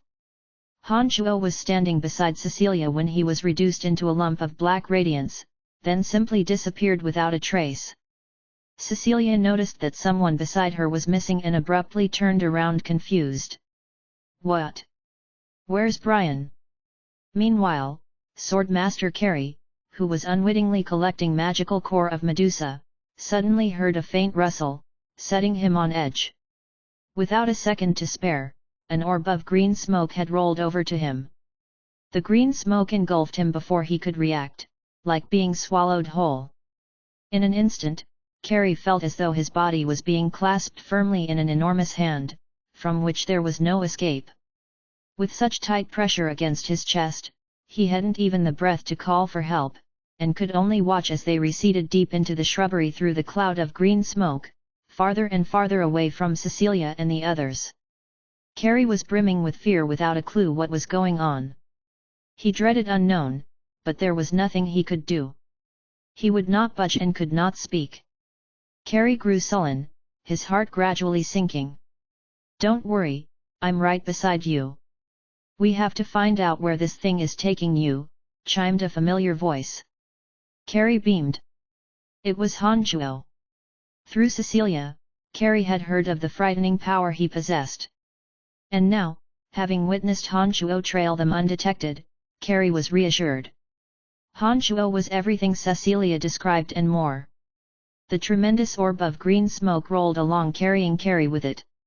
Only after nearly half a dozen li further into Tarag Canyon did the smoke begin to slow down as they approached a muddy ground. All of a sudden, the once static sludge began to generate an immense pulling force, drawing Carey into it. Han Shuo, who had been trailing along, extended his 5 right-hand fingers, and out of them stretched 5 infinitely fine strobes of green light. With his eagle-like claws, he slashed at the sludge like a beast. The mass of soggy ground blew up. Bit by bit, sludge skewered the sky above it as the ground began to tremble. Carrie was startled by all the rumbling, all the while knowing he was done for. There was no escaping this. But at that moment, the restraints on his body loosened. Han Chuo stood grimly before him, green lights still shooting from his fingertips. Carrie regained mobility and attempted to break away from the smoke surrounding him. The lump of green which had held him so tightly seemed to have lost its grip completely. As a sword master, Carrie wasn't too weak himself. He crept out in a flurry, hopping off the protruding sludge, which now resembled pillars, and escaping to the shore. "Show yourself!" Han Chuo yelled towards the sludgy ground as he stood imposingly above it. The lights from his fingertips faded away. Just after Han Chuo reclaimed his explosive energy, the ground settled. The sludge stakes plunged back into the ground, revealing a human figure glazed head to toe with mud. "Who are you?" asked the figure, her weak voice creaking, almost like a rusted hinge. Han Chuo was in disbelief. The voice he was hearing, it was undoubtedly that of an elderly woman. The figure was burrowed deep within the shrubbery, her face all the while obscured from Han Chuo as he approached the sludge. "Who are you? Why did you attack me?" Carrie retorted before Han Chuo could reply. In a swish, the figure flew off high into the sky, and dove downwards at Han Chuo like a bird of prey ready to scoop up its next meal. She did not answer, and instead cursed, "How dare you meddle with my business? You mischievous child! I will slaughter you!" Streams of green smoke poured from the old woman through 7 apertures, who looked simply menacing. Her appearance was very much like that of the foulest of spirits imaginable. The green smoke in the air seemed to waft through the air randomly, but it was in fact drifting rapidly at Han Chuo. It began to move several times as fast just as it approached Han Chuo, effortlessly trapping him. The green smoke bore through Han Chuo's body by the pores of his skin. The old woman followed several steps behind the smoke flowing from her eyes and nostrils. As soon as the wisps of green smoke had attached themselves to Han Chuo, she began to let out the most repulsive laugh. A wave of strange energy burst out from her palm, and with it she cursed Han Chuo. Strands of green smoke entered Han Chuo's body, a sensation of millions of ants devouring his flesh and blood from the inside. Han Chuo's consciousness could render clearly every last abnormality on his body. When he saw that the old woman was covering him with her palm, Han Chuo snorted coldly, and the demon infant within his body began its suction. The energy that entered Han Chuo's body, like a whale taking in water, flowed straight through him into the demon infant. After 2 rotations, a strange substance, apparently nutrition for the demon infant, formed. Only now did the old woman's palm reach the top of Han Chuo's head. Her eyes filled with shock and bewilderment. The old woman seemed to have felt the unusual movements of the energy through Han Chuo's body, and cried out in terror. She attempted to flee as quickly as she could. Han Chuo was right beneath the old woman and began to smile. He looked up at her within arm's reach, and threw a fist. In a flash, the knife-like demonic yuan poured into the old woman through the center of her palm. It destroyed the strange energy that had been brewing on her palm like a massive, earth-shattering dragon, and continued straight through her guts. A stream of blood gushed from the woman's mouth. She had been struck flying up to the sky. Her face was in pain, her heart filled with regret. "Damn it, why did I provoke this guy? After evading the Church of Light all these years, in spite of everything, because of a single moment of foolishness I'm just going to die at the hands of some stupid demon? And all for nothing," she thought, sighing.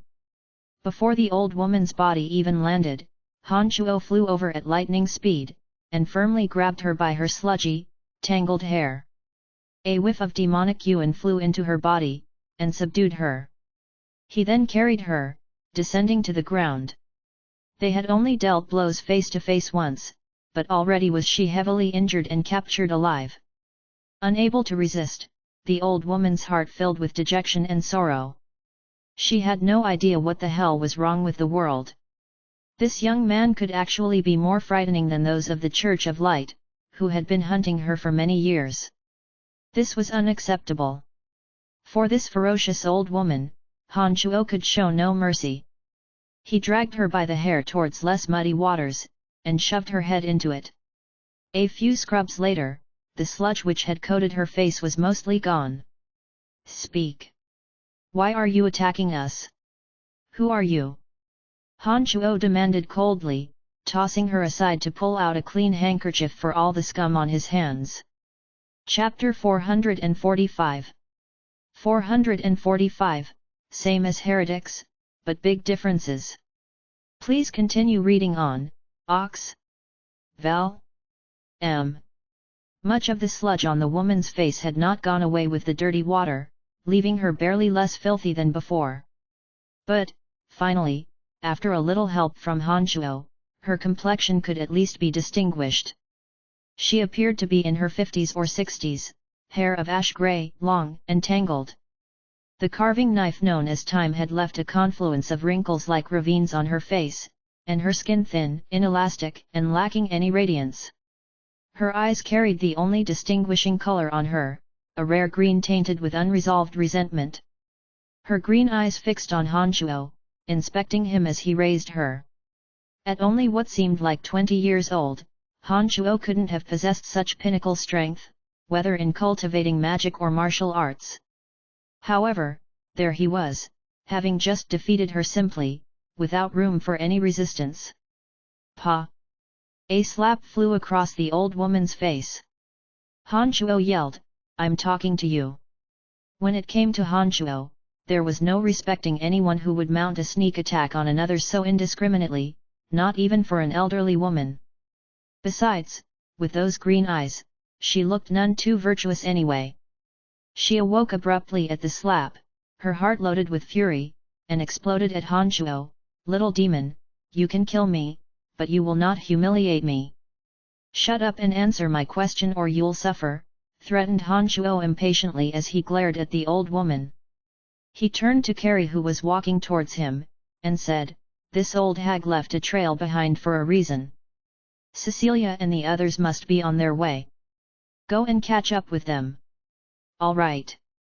I am forever grateful for your lordship's rescue. Your humble subordinate shall engrave this in his heart." Carrie bowed at Han Chuo, and finally left. "How did you know about the markers?" the old woman questioned, though she was unable to move. "Did you really think your foolish trickery would escape my discerning eyes?" asked Han Chuo sarcastically. "Now speak. Why did you bring us here? What are you planning?" The green eyes glowed up like strange lights. "She has checked her body in silence, and attempted to move with her own power. Stop wasting your energy, you old fart. You cannot escape." Han Chuo scolded, staring at her coldly. He was confident that she could not escape. He scoffed. He got behind the woman and began to caress her back with his mighty hands. "What are you doing? What are you doing? I'll talk. I'll tell you everything. Please, spare me." The old woman was frightened to the bone. She could no longer maintain a steady mental state, and began shouting involuntarily. Much to his surprise, she sounded like she was on the verge of tears. "I beg you, please spare me. I'm old. I could be your grandmother. You wouldn't do this to your own grandmother. I'm just an ugly." "Shut the fuck up. What is the matter with you? I don't have such unconventional fetishes." Han Chuo shouted. Filled with rage, he pulled back his mighty hands, raised a brow, and asked her in a deep voice, "You have the body of divine favor." "Yeah, yes. So what?" She had been relieved to hear that Han Chuo wasn't trying to violate her. But after his last question, she was shocked, and muttered, "How did you know that?" Han Chuo was about to answer her, but shrugged instead. He raised his head and stared into the distance, then smiled grimly.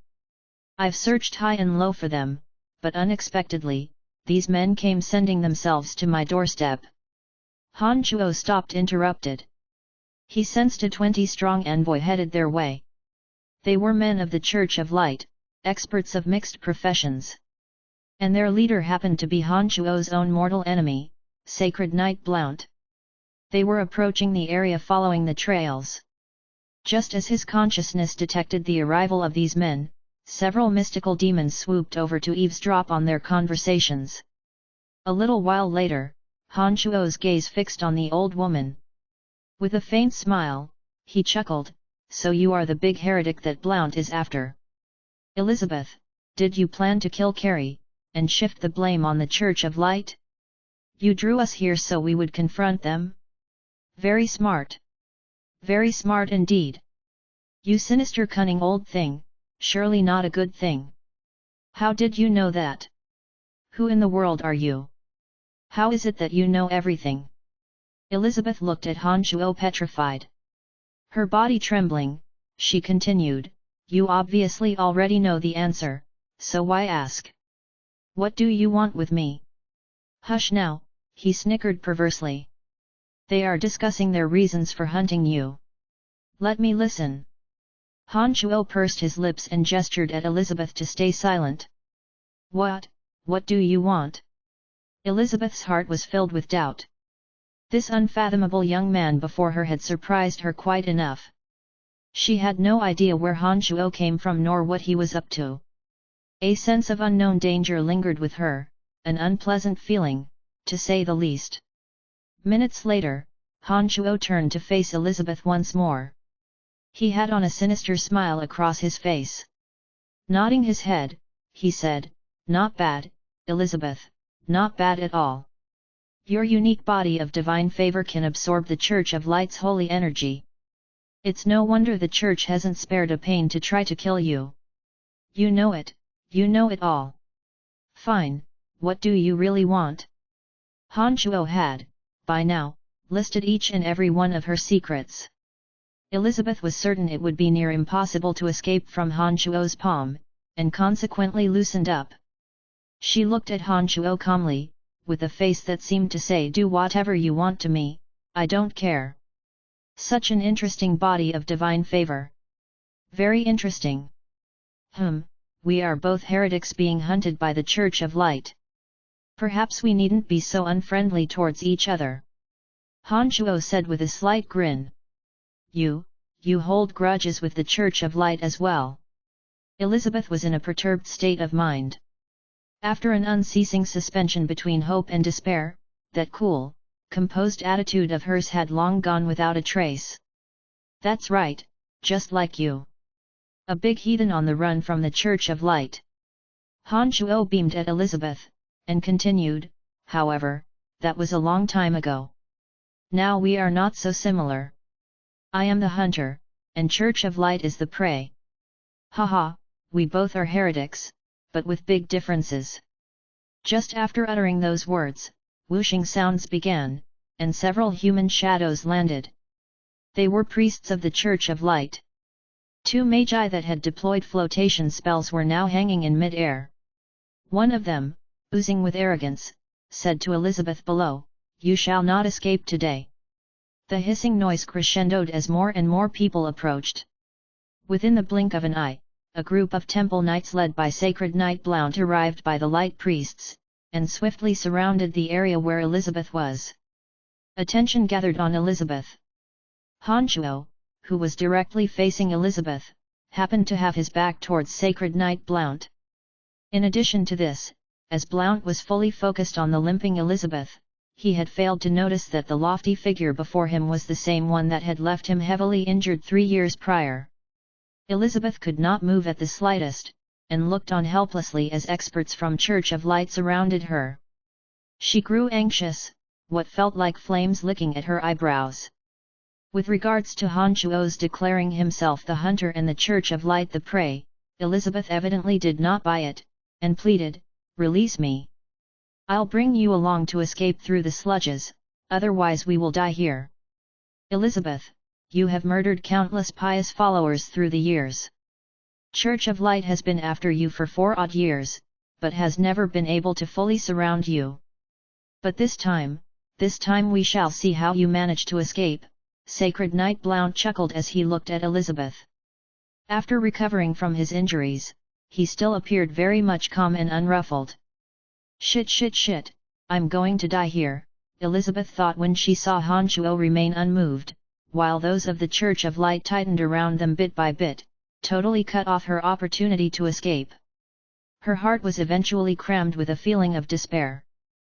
"Hey? Elizabeth, you're acting rather odd today. Don't you usually flee as fast as the wind? Why aren't you running away today? Could it be that you want to fight us to death? Haha. With Lord Blount here, you must be courting death," said the first magus to Elizabeth calmly. "Enough nonsense, take her down," Sacred Knight Blount yelled, pacing towards Elizabeth leisurely. All of a sudden, a concentrated aura of death could be sensed from outside of the encirclement. The expression Blunt's face flipped and he immediately dropped his foot to look around. He discovered that an innumerable amount of undead creatures had surreptitiously encircled them. Only at that moment did Sacred Knight Blount shift his attention to the person whose back he had faced all along. The imposing view of Han Shuo's back became oddly familiar. This peculiar familiarity gave Blount an intense feeling of unease. Blount abruptly gestured for the members of the Church of Light to halt, and said to Han Shuo in a deep voice, "That friend over there, we seem to have met somewhere before."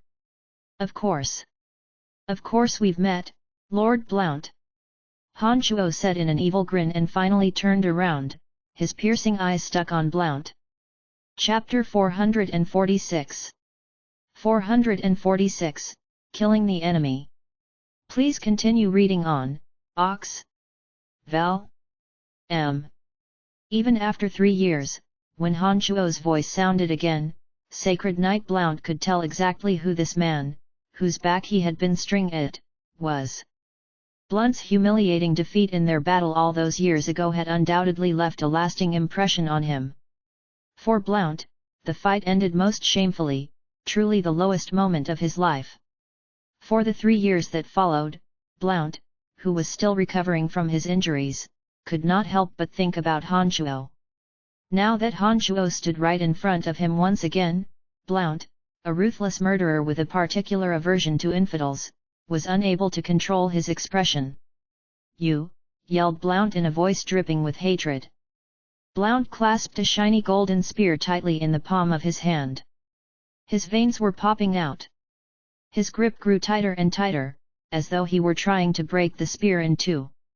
It was obvious how deeply rooted the hatred was in his heart. Han Shuo nodded in acknowledgement. Carrying a sinister grin on his face, he said, "We meet again. Lord Blount, who is this child?" The talkative magus was puzzled. He could not understand why a sacred knight such as Blount himself, one of majestic status within the Church of Light, would be acquainted with an obviously immature and inexperienced brat. You two know each other," muttered Elizabeth, who was paralyzed under Han Shuo's foot and could do so much as twitch a finger. She looked at Han Shuo, bewildered. "Haha, of course," Han Shuo replied, smiling ominously. Without turning his head, Han Shuo waved his hand and patted Elizabeth on the shoulder. Suddenly, the energy within her that shackled her body disappeared. Your body of divine favor can absorb the sacred energy from their bodies. How intriguing! Today is your lucky day. Perhaps you may even get to absorb the holy energy of a sacred knight. Elizabeth, be sure to seize the opportunity," Han Shuo said to Elizabeth in a strange tone as she rose to her feet behind him. Han Shuo's gaze was fixed on Blount. Elizabeth stared at the sacred knight Blount, who looked as though he was facing against a great rival. A thought suddenly occurred to her. She pointed at Han Shuo and said in an appalled tone, You are that necromancer from the Lancelot Empire, aren't you? I've heard about you before. You single-handedly defeated Blount and his men? Oh my! It really is you. Elizabeth, an infidel the Church of Light had been hunting tirelessly, surely kept with the news. And of course she would often inquire about those like herself, wanted dead by the Church of Light. The battle for Asan City 3 years prior was the single greatest setback the Church of Light had suffered in recent years. The news of this event, propagated by certain parties with differing intentions, had spread across many countries. News that the sacred knights, symbolic of the mighty presence of the Church of Light, suffered crippling defeat, spread like wildfire far and wide, as though the plague spell and necromancy magic had been cast. For heretics suffering in hardship due to the Church of Light, this news was music to their ears. Any infidel with the slightest competency would know the name Brian. The men of the Church of Light who encircled Han Shuo and Elizabeth turned pale upon hearing Elizabeth's words. 3 temple knights stood closest to Han Shuo and were the first to charge towards Elizabeth, but before Han Shuo even made a move, the 3 subconsciously took a few steps backward, distancing themselves from Han Shuo, and returning to the circle. Him. It's actually him, the magus of the Church of Light asked Blount doubtfully, mumbling to himself as he stared frightened at Han Shuo. His voice diminished, as though he were afraid of arousing Han Shuo's attention. Prepare to move. Forget about Elizabeth. Aim every attack at him. Blount softly yelled. Immediately after that he glared at Han Shuo, and said, 3 years had passed. I don't believe that this time you will be able to injure me again. As soon as Blount spoke those words, an enormous sacred aura escaped from Blount's body. The divine aura and his golden fighting aura fused together with perfection. The muscles on his body suddenly burst out glorious golden rays, giving him the appearance of a man cast in gold, a golden man, a truly awesome spectacle in the most literal sense of the word. Han Shuo's pupils gleamed. Through the aura on Blount he could sense just how powerful he was. He discovered that in those 3 short years, Blount's strength had improved to some degree. His aura must have doubled by some miraculous transformation. This time, I will not injure you again. Han Shuo looked at Blount with cold eyes, and continued word by word, I will kill you. Han Shuo grinned fiercely as his clenched fist shot at Blount. As the golden spear in Blount's hand brandished with layers upon layers of golden light, Han Shuo used his right fist like a hammer. A radiant, cataclysmic energy congealed in his palm. A garish flash of red light shot violently out of his fist. After the light faded, a scarlet-red fist the magnitude of a hill appeared out of thin air, descending rapidly onto Blount. Blount was in great fear. He could feel the destructive power contained within the punch. The energy he had gathered in the last 3 years, gushed into the golden spear in his hand, turning him into a golden sun. He hurled the spear upwards at the gigantic scarlet-red fist, smashing down on him. As the golden spear flew up in high speed, a chorus praising the god of light could be faintly heard. When the golden spear stabbed on the scarlet fist, a deafening rumble erupted.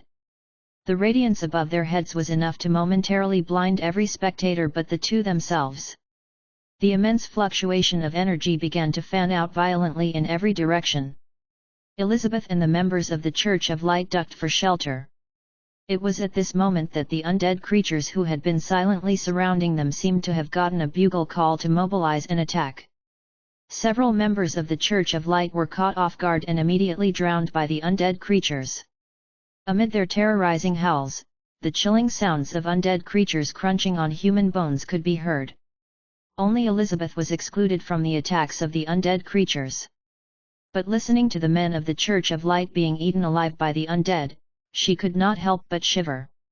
She was scared witless as she looked at Han Shuo, and thought in her heart that he was indeed the biggest heretic. Han Shuo's mad laughter rumbled like a storm. Blount, oh Blount, it seems that despite your efforts in becoming stronger, you will die here. No one can save you today. Of everyone there, Elizabeth was the most laid back. The disciples of the Church of Light were surrounded by throngs and throngs of undead creatures summoned by Han Shuo. The creatures did not attack Elizabeth, and in that time she managed to recover from her temporary blindness and could once again see. She turned towards the direction of Han Shuo's voice.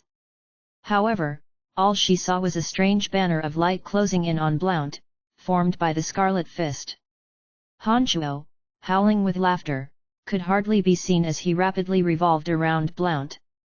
The endless flow of pounding fists led to a clear indication that Blount was not all right.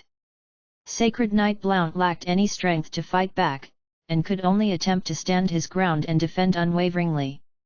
The Sacred Knight, even in his golden state and with far heightened power, groaned in anguish just as he had done before under Han Chuo's high-speed bombardment. Trails of fresh, dark red blood ran from his nostrils and out the corner of his mouth, staining his golden armor. Not a bit of that composed, arrogant vigor could be found in him anymore. What made Elizabeth even more astonished was that Han Chuo seemed to have yet to exert much strength at all. On the contrary, he looked like he could be doing this in his sleep, taking his time tormenting Blount. Sacred Knight Blount's body was convulsing in a fit, his spear waving in the air, as streaks of energy stung him like fire ants. The power in his hands were weakening by the second, and, as such, the speed at which he brandished his golden spear was growing slower and slower. Pang! A punch broke through layers of spear shadows and Han Chuo quietly withdrew his fist. Sacred Knight Blount's hand movements suddenly froze. A series of pi-li-pa-la fracturing sounds emitted from his body. Blount stood blankly before collapsing to the ground. Under Elizabeth's dumbstruck gaze, out from the ground on which Sacred Knight Blount laid, a foolish-looking zombie warrior emerged. The zombie had on an unusual, earthy grey armor. The hard ground was like water to him, he seemed to ascend from the ground without any hindrance. Thud! Thud! Thud! When the strange-looking zombie warrior had completely floated out of the earth, it stomped on Blount's body in a mad rampage. Fresh blood spilled uncontrollably all over Blount's body as the life force in his face faded away little by little. Oi, Elizabeth, how about you hurry over and absorb the divine energy from his body before he's dead? Elizabeth had still been in a daze, but upon hearing this she was beyond overjoyed. For me? Really? She exclaimed like it was ecstasy, her voice still quivering. She gazed at Han Chuo from a distance away in pleasant disbelief. Of course. Only by absorbing the divine energy from this sacred knight will you qualify to be my slave. Han Chuo said, smiling. Slave. Elizabeth was dazed again. Her brain was slow to comprehend everything she was hearing. Who sent you to my doorstep to provoke me in the first place? Hurry up and decide. Die or serve me. Make your own choice. GH groaned coldly. After 3 seconds of silence, Elizabeth shot her hand up to declare her position. I'm willing to be your slave, she exclaimed, before flinging herself towards a dying Blount. Chapter 447 447, Implanting Demonic Blood. Please continue reading on, Ox. Val. M. What a shame for Sacred Knight Blount. He had hoped that his 3 years of painstaking cultivation would allow him to exact his revenge on Han Chuo and finally clear that grudge. That he would, nonetheless, wind up even more pathetic than the last time was anyone's guess. If not for the golden armor and divine energy protecting his body, Sacred Knight Blount would perhaps not have had to suffer so much pain. After all, any ordinary man who had been trampled by an Earth elite zombie would indeed have died instantly, with considerably less pain. Blount, however, was protected by the armor on his body, in addition to his fighting aura and sacred energy. Therefore, he did not immediately die when the Earth elite zombie stomped on him repeatedly, but instead, let out harrowing squeals as he died. With the pain of both his physical body and spirit dejected and shrouding him at the same time, Blount hadn't even the strength to kill himself. It was at this moment that the wrinkly old woman rushed towards him in excitement. With fear in Blount's eyes, Elizabeth pounced on him like a malevolent spirit, her sharp fingers directly piercing into Blount's neck, exposed and unarmored. All the divine energy, which Blount had received in exchange for his devout conviction, gushed from his body like water from a collapsed dam into that of the sinister Elizabeth. Elizabeth, who had earlier been beaten to the bone by Han Chuo, was restored of all energy. Streaks of green smoke once again slithered in and out of Elizabeth's 7 apertures like slender green snakes. Her green eyes glittered with wicked vigor, and a vicious look adorned her face, like a mentally deranged prison inmate.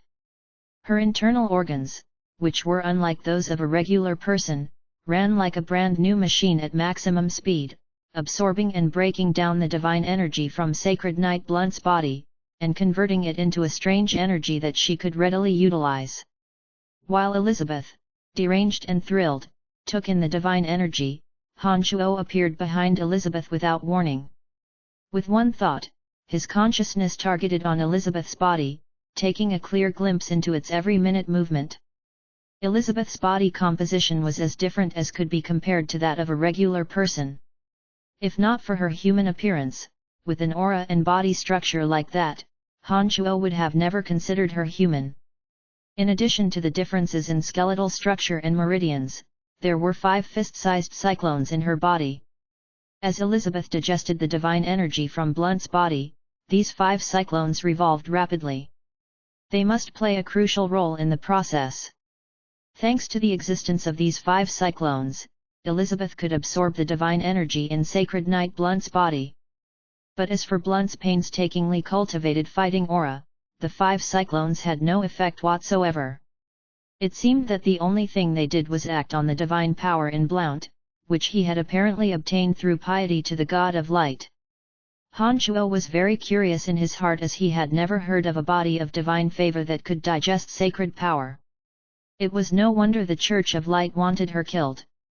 Han Shuo vaguely believed that this gifted body of hers was rather different from any ordinary body of divine favor. Perhaps there were some secrets hidden within Elizabeth that even she herself did not understand. And soon, the divine energy was completely drained from the body of Sacred Knight Blount. With such might, even after having lost all his sacred energy, Blount would simply not die. His face was a grim, gravestone shade of grey as he stared blankly, awaiting death. Elizabeth laughed in maniacal satisfaction. Pulling away her 2 hands from Blunt's neck and dripping with blood, she gestured towards Han Shuo and thanked him. "Thank you, thank you. You're welcome." Han Shuo smiled grotesquely. He approached Elizabeth from the back, and extended his right hand. His middle finger stabbed into the back of her head. At the tip his finger, a drop of dark red blood essence cracked through his skin and shot into the blood vessels in the back of her head. Elizabeth shrieked as the blood essence of Han Shuo's demonic infant made its way into her brain. His unoccupied left hand pressed gently on Elizabeth's back. A gust of wicked force of attraction was released. The strands of energy that had just purified through her 5 cyclones a moment ago gushed from her back. Not a moment later, Han Shuo had absorbed more than half of it. "Master, I am your devout servant. Please, spare my life." Her voice diminished as she begged. She was terrified. The energy she had absorbed from the members of the Church of Light were meant to enhance herself. It had never crossed her mind that that same sinister energy in her body could be absorbed by another. There was no way she could suppress the dread in her heart. Much to her surprise, all that begging for mercy may have had some effect. After Han Shuo extracted a portion of energy that had been partially converted by the 5 cyclones, he began to shriek, and let go and ceased to touch her.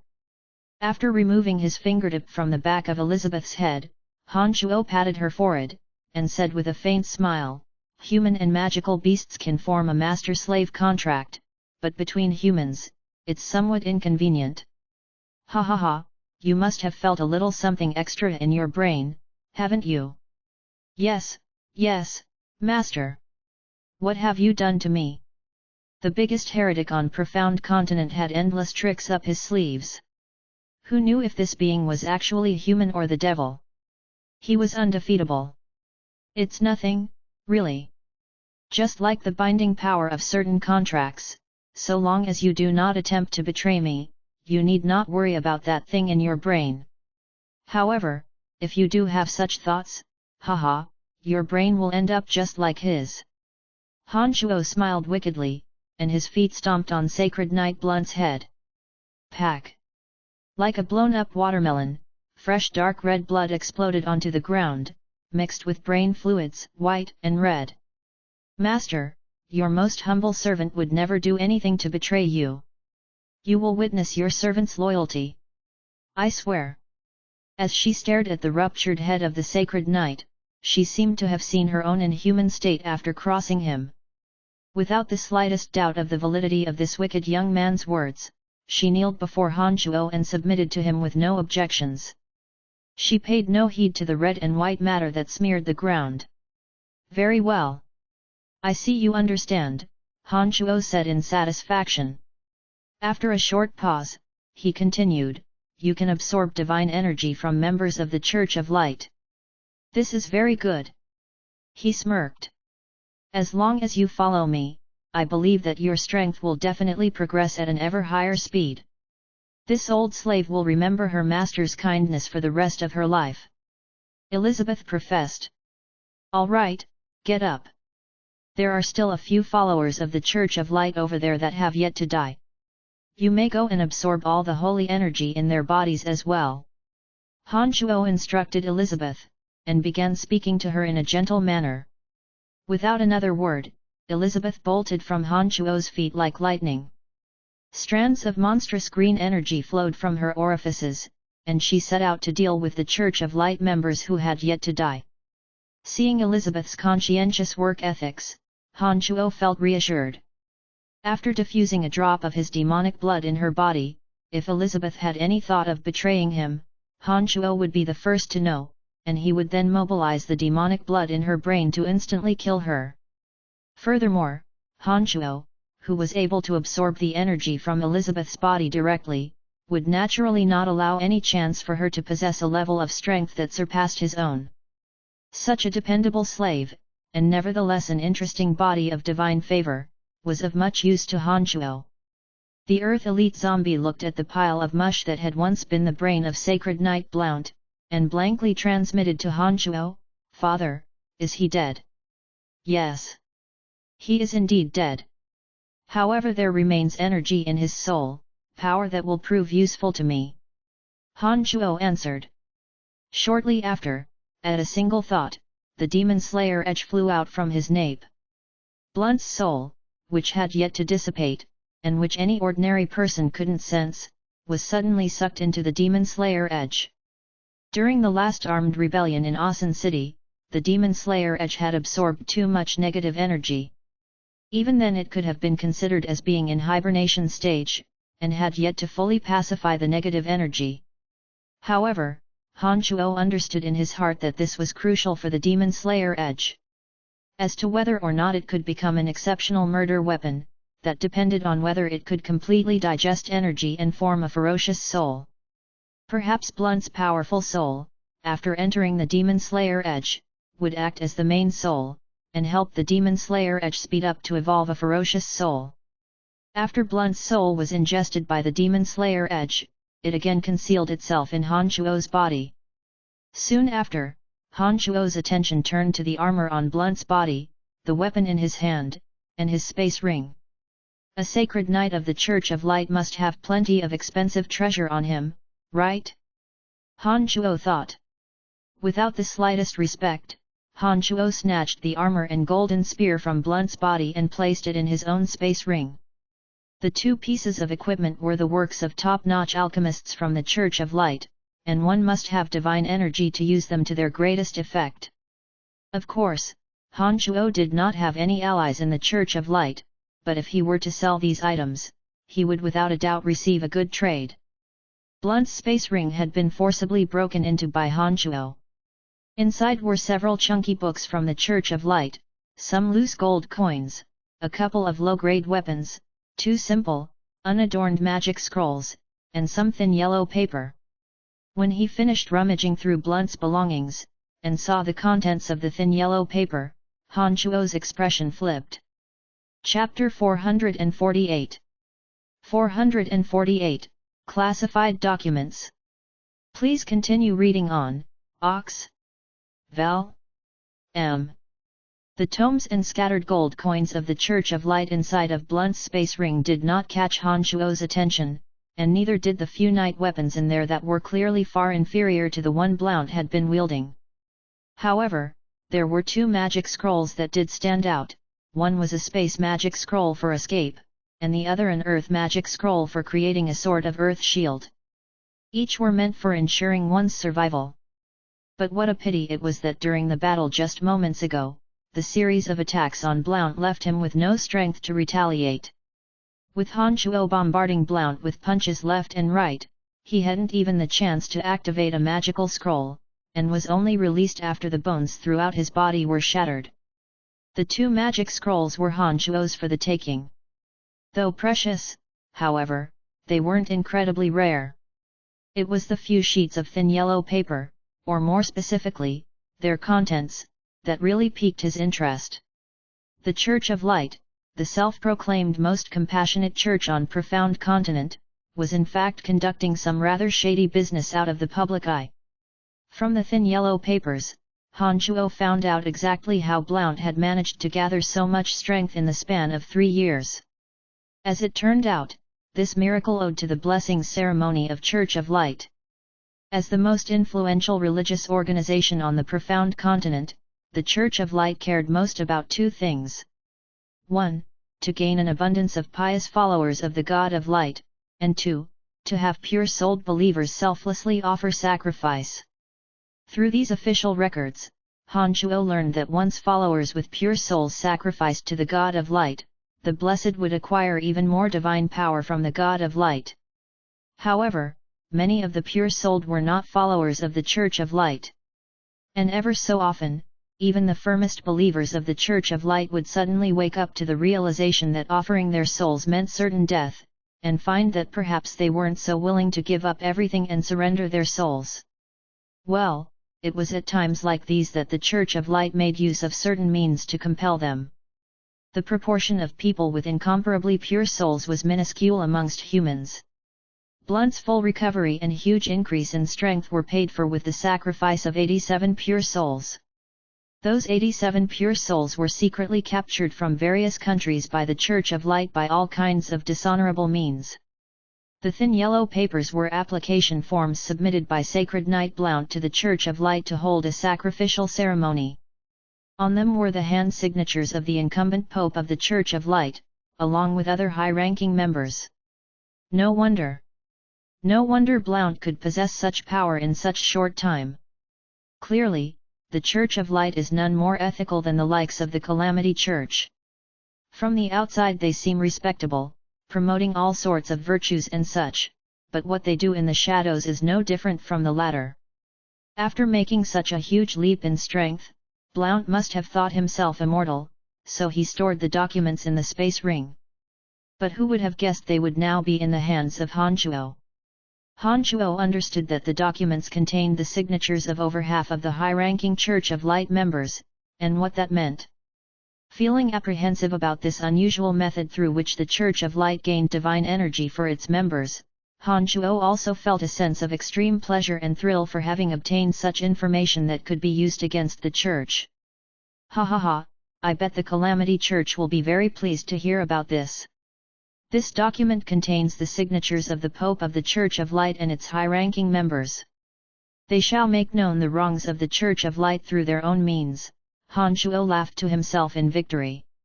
Master, the other members of the Church of Light are all dead. Elizabeth's face only revealed excitement. The 5 cyclones in her body were rapidly spinning as energy entered her shriveled body strand by strand. Han Chuo very carefully held the sheets of yellow paper in his hand, and turned his attention to the surroundings. Just as Elizabeth had said, this party from the Church of Light, without a single Light Grand Magus in their team, was all dead from the attacks of the undead. Han Chuo squinted, and his consciousness made a round on Elizabeth's body. By his estimations, Elizabeth had absorbed enough divine energy to allow her strength to double. However, even though Elizabeth had taken the divine energy from Sacred Knight Blount, she was still a long shot away from attaining the level of strength that Blount had possessed. On one hand, this was because Blount's mighty strength hadn't relied solely on his divine energy. His fighting aura played the main role. On the other hand, after passing through the conversion cycles, the divine energy which Elizabeth could really utilize was reduced to only a fraction of the input. After all, Elizabeth wasn't a follower of the Church of Light, and couldn't utilize the sacred energy. This was rather similar to Han Chuo's situation.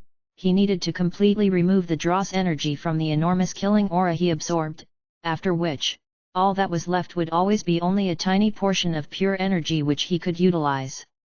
After absorbing all that sacred energy, Elizabeth's strength would be barely enough to reach the level of a sacred sword master. Even without the demonic blood in her body, the strength she had currently possessed could pose no threat to Han Chuo. After examining deep into Elizabeth, he nodded and said, "Very good. You have done a decent job. I see there is yet raw divine energy in your body. Would you like a quiet place to digest it? Thank you for Master's concern. My body will slowly convert this energy without the need to deliberately digest it," Elizabeth replied immediately. Nodding, Han Chuo did not continue talking, but cast his gaze in another direction. Not long after, the dark mantle arrived with Carrie's guidance. By then the undead creatures summoned by Han Chuo had completely vanished. There were only about a dozen bodies of Church of Light members remaining around Han Chuo and Elizabeth. The disciples of the Church of Light died in a grotesque state. Sacred Knight Blunt's body became a mound of mush after his bones were shattered and body trampled. The disciples that had been partially devoured by undead creatures died in an even more appalling scene, with parts missing from their bodies. The metallic stench of blood lingered all around. Cecilia and her party shot a glance at the scene and felt sick in the stomach. Fortunately the Dark Mantle were a rather resolute, hardy group, and did nothing to embarrass themselves before Han Chuo. "Brian, what happened?" Carefully avoiding the bloodstains on the ground, she made her way over to Han Chuo. "They are the reason I came here this time." With Blount dead now, it seems that my business here is settled," Han Chuo said with a faint smile, and he raised his head to look at the sky. He was thinking about paying Wolf a visit, and handing him some fascinating souvenirs. As a sinister organization with influence ranging the whole continent, it was most appropriate for the Calamity Church to do such things. Besides, they were a mortal enemy of the Church of Light, and would never let go of any opportunity to strike the Church of Light. The document in Han Chuo's hand contained the signatures of their highest leaders, including the Pope. Once the Calamity Church exposed them, the clean image of the Church of Light would surely be tarnished. The thought left Han Chuo somewhat impatient. Sacred Knight Blount is dead. Cecilia's petite mouth dropped wide open as she stared bemused at Han Chuo. She could not believe what she was hearing. "There, right under my feet. That headless body," Han Chuo said coolly as he pointed at the unsightly Blount. The pool of fresh blood was still warm. Cecilia's expression went blank as she stood there, staring, utterly speechless. "Lord Brian, that old woman, why is she here?" Carrie asked, pointing at Elizabeth who stood respectfully behind Han Chuo. Carrie had almost been killed by Elizabeth. "From now onwards she will be my slave," Han Chuo replied. After a short pause, Han Chuo said to Cecilia, "If there's nothing else, we shall bid farewell." Han Chuo did not have much interest in the strange phenomena in the depths of the Tarag Canyon.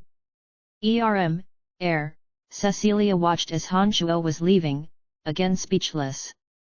She stammered as she filtered through reasons to make him stay, but could not think up an excuse. All of a sudden, a rumble came from afar, the sound of a mountain collapsing in the depths of the Tarag Canyon. The ground within a 10-mile radius from the epicenter tremored like there was an earthquake. Han Chuo, who had just been leaving, furrowed his brows, and discovered that herds and herds of magical creatures of the Tarag Canyon were running desperately for the edges of the Tarag Canyon. Among them were even a few super-ranked magical beasts. "What's going on? What's happening?" Cecilia cried in shock as she looked in the direction of the sound. It came from deep inside the Tarag Canyon. "Something must have happened in there," Carrie blurted. "Let's have a look," Han Chuo said to Cecilia. His curiosity had been evoked, and he no longer had the desire to leave. "Thank you." Hearing this, Cecilia's heart was put at ease. Don't worry about it. Han Chuo replied. He then turned his head and shot a glance at Elizabeth, and instructed, "Follow me." "Yes, Master." Elizabeth answered eagerly. Chapter 449. 449, Going in Alone. Please continue reading on, Ox. Val. M. Han Chuo, Elizabeth, Cecilia, and the rest were keen on finding out what was happening in the depths of the Tarag Canyon. Even Han Chuo, who didn't tend to care much for miscellaneous matters like this, was interested and decided to join the investigation. With their minds set on the task, Han Chuo led the team of over a dozen into the depths of the Tarag Canyon.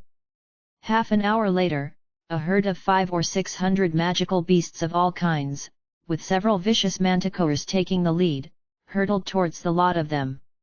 Following at the back of the herd were some weaker rank 4 and 5 creatures, while at the front were 100 high-level beasts, about 10 manticores taking the lead.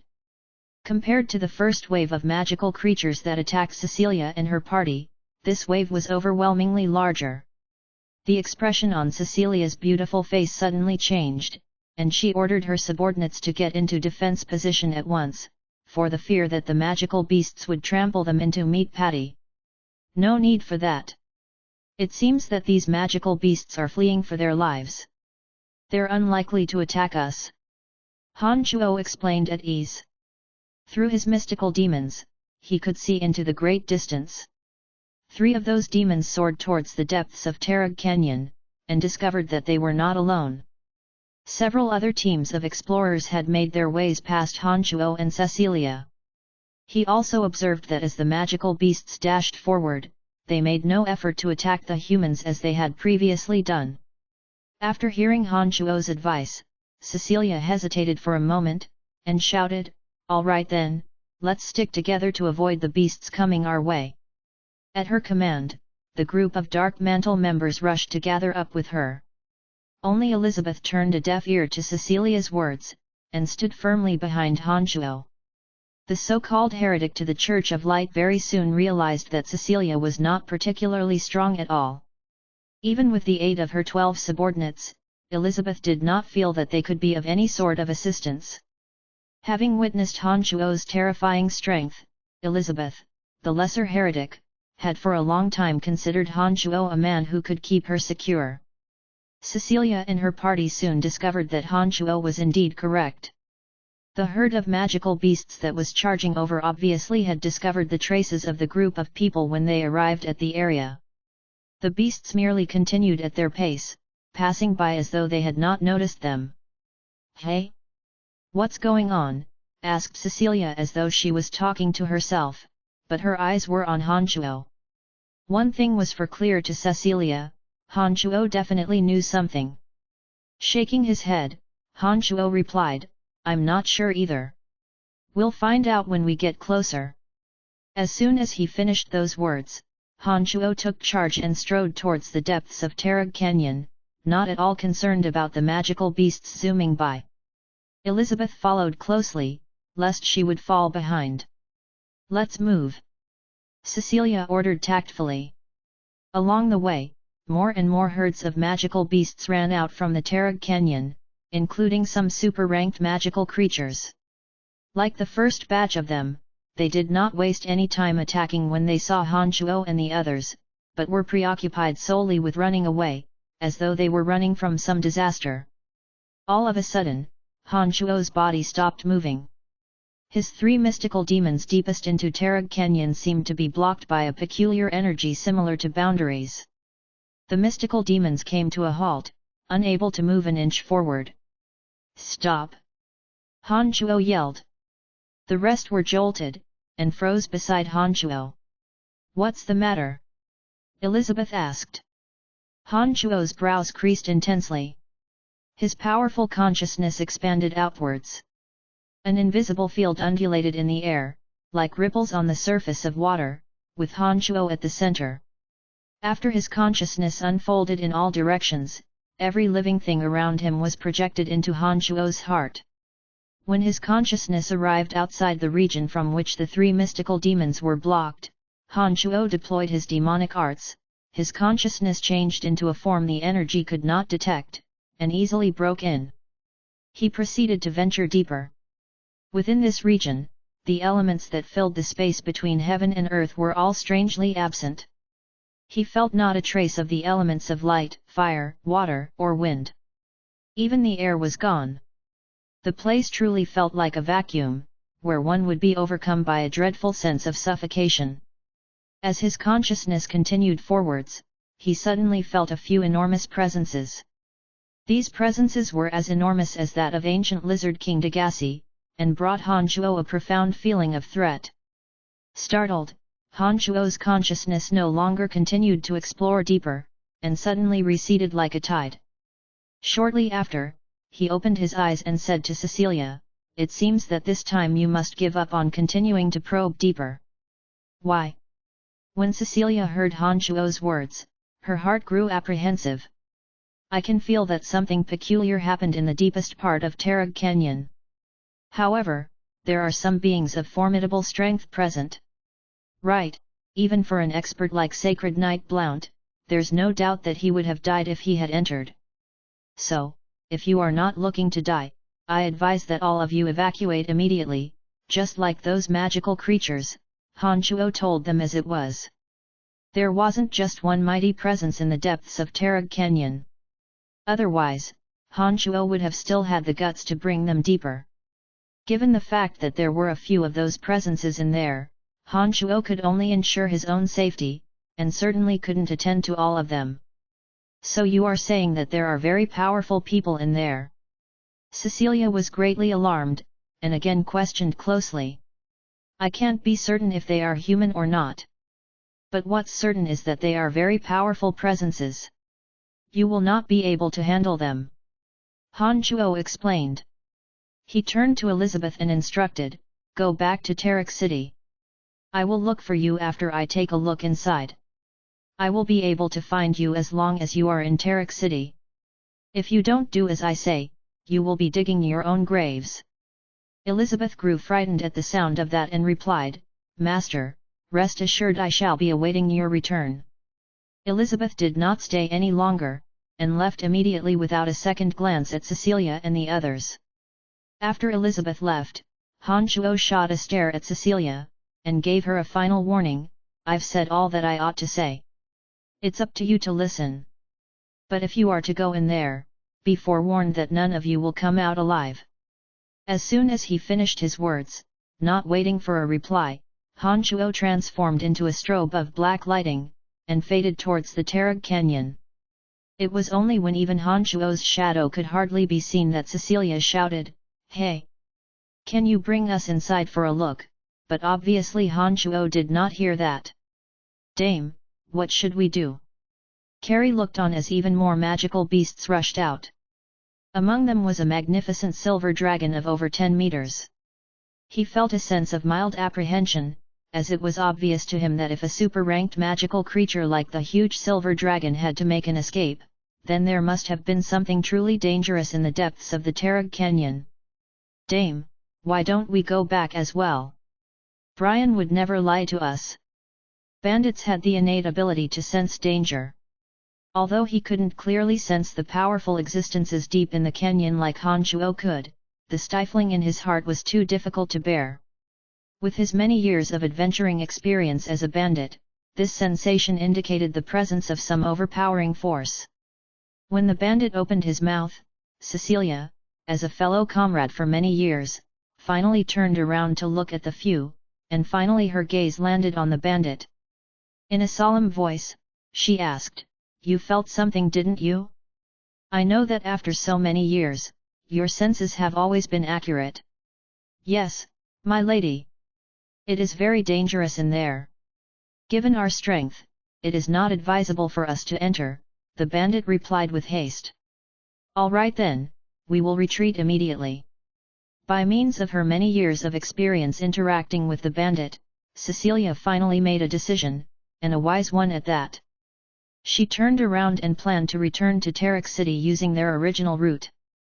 A dashing young man appeared on the spot where Han Chuo had stood like a ghost. He had silvery grey long hair and donned a matching elegant robe adorned with large, embroidered lily flowers on its edges. He was empty-handed, and his feet hovered above the ground as he smiled and asked, "Excuse me, the young man who left here just a moment ago, who is he?" "WH. Who are you?" Carrie was shocked at the eerie arrival of the young man. He didn't even know how he had gotten there. It was as though he had materialized out of thin air in the wake of Han Chuo's absence. Cecilia took one look at the young man, and the tip of her brow twitched. "Don't know," she replied bluntly. "Come on. We will leave here at once." She began to march away, somewhat frenetic and hurried. Although Carrie and the others felt that something wasn't quite right with Cecilia, they, as mere subordinates, did not question her, nor did they respond to the young man, but immediately followed behind Cecilia and left. What a bunch of uncultured children! Kids these days know nothing about respect for their elders, the bewitchingly handsome young man sighed grudgingly, as though he was lamenting the ways of the world. He then headed in the same direction as Han Chuo and into the depths of Tarag Canyon like a ghost. "My lady, who was that person? It felt as though you knew him." Only after sprinting into the distance, far away, and when Cecilia slightly slowed down, did the clever bandit open his mouth to ask. "He is the protector of the current 7 Grand Duchies, state preceptor of the former Verdun dynasty Stratholm the Old Monster," Cecilia replied with a bitter smile. Chapter 450 450, 12 Round Spheres. Please continue reading on, Ox. Val. M. Without the burden that was Cecilia and her gang, Han Chuo strided into the depths of the Tarag Canyon. Along the way, he traipsed through throngs of magical beasts, mid and high-level ones scattered throughout. But when Han Chuo arrived where his mystical demons had come to a halt, he no longer saw a single magical creature. A pungent scent wafted in the air where Han Chuo sensed no magical elements. Something was very, very wrong. Surveying the scene surrounding him, all Han Chuo could see was the endless trails left by magical creatures all the way into an infinite distance, millions or billions of footprints. Apart from this, there wasn't much useful information. The few mighty presences he had sensed with his consciousness previously gave Han Chuo a sense of his own mortality. On the plus side, Han Chuo had only himself to worry about, and with his current strength, he believed that even if he didn't manage to defeat the forces inside, escaping unscathed wouldn't be too much of a task, so long as he wasn't surrounded. It was self-confidence that allowed Han Chuo to venture in alone. Wishing not to linger for extended periods, he entered the region. That strange energy that had thwarted the mystical demons did not have the same effect on an expert like Han Chuo. With the sway of his body, Han Chuo passed through the liquid-like defense effortlessly, and proceeded with his descent with the aid of the sensing capabilities of his consciousness. Not a moment later, the state preceptor of the former Verdun dynasty, Stratholm, arrived at the region where Han Chuo had just been standing. Along the way, Stratholm the Old Monster babbled what sounded like gibberish to himself, and only ceased his blabbering as he paused outside the region. He let out a gentle gasp. The Old Monster had obviously discovered the energy field meant to hinder any average person. He waved his hand, and his left hand pressed on the empty air gracefully, as though he was pushing open an incorporeal door. His body then drifted in through the air like a ghost, and disappeared in the blink of an eye. Not long after Stratholm entered, another person arrived. The lightly built old man had bushy, snowy brows so long that they flowed to his neck. From the outer perimeter of the region, lightning pierced through the invisible defense like a sword, allowing him to intrude. Then, yet another person, a delicate and dignified madam, whose body was wrapped in layers of mist, passed seamlessly through the defense. Soon afterwards, several more teams of adventurers, who regarded themselves with decent strength, arrived as well. Their curiosity compelled them to delve into the area, but they were nevertheless forcibly prevented by the defensive shield. No matter how hard they tried, they could not break through the defense. All they could do was gaze into the air and lament their inadequacies. Han Chuo, the first person to intrude, carefully concealed his presence, and his enormous consciousness went from overflowing to restrained. Instead of barging all the way forward like he had previously done, he first wrapped up his own body, and hid in the shadows of some colossally tall trees, pacing himself as he journeyed forward. Not only was any elemental energy absent in this region, but even oxygen in the atmosphere was extremely thin. Utilizing his exquisite ability to exercise control over his body, Han Chuo closed all the pores on his skin, stopped his breathing and heartbeat, and had his demonic yuan slowly revolve around the demonic infant. As a consequence, unless one caught sight of Han Chuo with their own eyes, even one with the most outstanding strength would not be able to detect Han Chuo's presence through their perception. Along the way, severed limbs of magical beast littered the grounds, which were further stained with various assortments of fresh, colorful blood from the magical creatures. It seemed that the mangled bodies lying around were all of high-ranking magical creatures levels 2 and above. Severed limbs of super-ranked creatures such as the dragon could be seen everywhere. Without needing much thought, Han Chuo understood that it was the tragic deaths of these high-ranking magical creatures that caused all the other magical beasts of Tarag Canyon to flee. Indeed, if not for the countless dead high-ranking creatures, the other magical beasts which had lived their whole lives in the depths of Tarag Canyon would never desert their home all so suddenly. What was actually going on in there? Han Chuo got even more curious. Doing his best to blend in with his surroundings, towering trees and thick shrubs, Han Chuo hiked for another 10 minutes at a moderate pace, and finally reached the deepest part of Tarag Canyon. Once inside, the scene of an endless, crystalline lake caught Han Chuo's eyes. The water was so serene and pure that it looked like a huge mirror laid over the land, not even the teensiest ripple could be seen.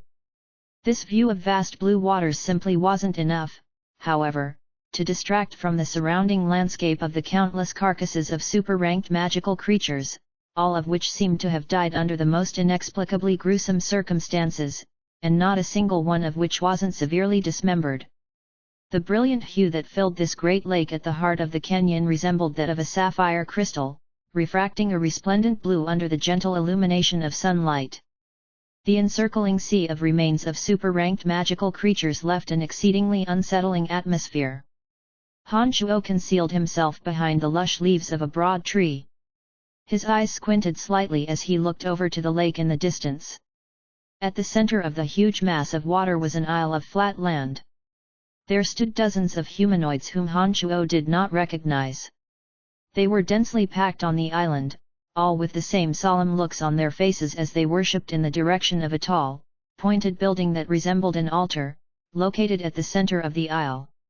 If it weren't for their light green skin, their python-like tail, and the pointy horns protruding from their foreheads to their napes, perhaps Han Chuo might have regarded them as human beings. However, with those three distinctive features, Han Chuo would never, ever view them as humans. The mouths of these humanoids let out peculiar buzzing sounds similar those of cicadas as they kowtowed to give worship to the altar. This altar was similar to magical towers often used by a magus. At the top of the pointed altar laid the hearts of countless magical beasts, reeking of rotting fish alongside bright, clean magical cores. 4 humanoids, likely the leaders of this troop, each with a row of 5 pointed horns growing from their foreheads to their collarbones, stood at the 4 corners of the altar. They spoke in a mysterious language akin to the droning of insects as they threw hundreds upon hundreds of those hearts and cores into a giant, grotesque oral cavity filled with thick mucus at the center of the altar. The 4 figures were the powerful presences that Han Chuo had previously sensed. As they stood within close range, even without his consciousness to expand and actively probe, Han Chuo could sense the formidable aura emanating from them. Han Chuo reckoned he could handle one of those creatures alone. But if all 4 of them were to attack together, Han Chuo could only attempt to escape. After observing for a while, Han Chuo quickly discovered that the strengths of these creatures were entirely differentiable by the pointy horns on the top of their heads. Among the beings on the isle, the 4 at each corner wielded the most terrifying strength. Around the altar and below their feet, there were a dozen or more creatures with 4 horns on their heads, and they stood closest to the altar. One would find less and less pointed horns on the kowtowing creatures the further he looked around the altar. The creatures situated at the outermost perimeter donned merely a single horn. All of a sudden, an occurrence familiar to Han Shuo captured his attention. At the peak of the pointed altar, suddenly, a wave of tentacles slowly hoisted 12 round spheres the size of fists. One of those spheres emanated a pure aura of death, which caused Han Shuo to palpitate. It had never crossed his mind that an aura of death could be so pure. In any plane where life was existent, there would naturally be such incidents as birth, senescence, illness, and death. As long as lives continued to end, the element of death would be present in that plane of existence. However, most creatures exhibited in addition a hideous mess of emotions like fear, rage, stubbornness, and resentment just before they met their ends. It was precisely due to the presence of these emotions that the element of death could not be pure and on any plane of existence. Even in the netherworld where little skeleton resided, the element of death was always contaminated with chaotic impurities aplenty. However, within the sphere, Han Shuo felt only the element of death in its purest form, no impurities whatsoever. On top of that, it contained an overwhelming amount of the element of death, and therefore proved an irresistible temptation for a necromancer like Han Shuo. Instinctively, Han Shuo believed that the sphere could bring him immense benefits. If it wasn't for the exclusive control he held over his physical body, perhaps Han Shuo's heart would have begun beating faster from the excitement. Han Shuo was thrilled. While he concentrated his attention on the sphere of death, he began to study the other 11 spheres using his consciousness. After much surveying, Han Shuo was again shocked to the core. Of the other 11 spheres, 7 of them contained elemental energy just as pure as the one containing death. These were namely light, darkness, wind, fire, water, electricity, and earth. As for the remaining 4 spheres, although they did not contain pure elemental energy, they still contained some bizarre energy, one of which was the extremely rare energy of destruction.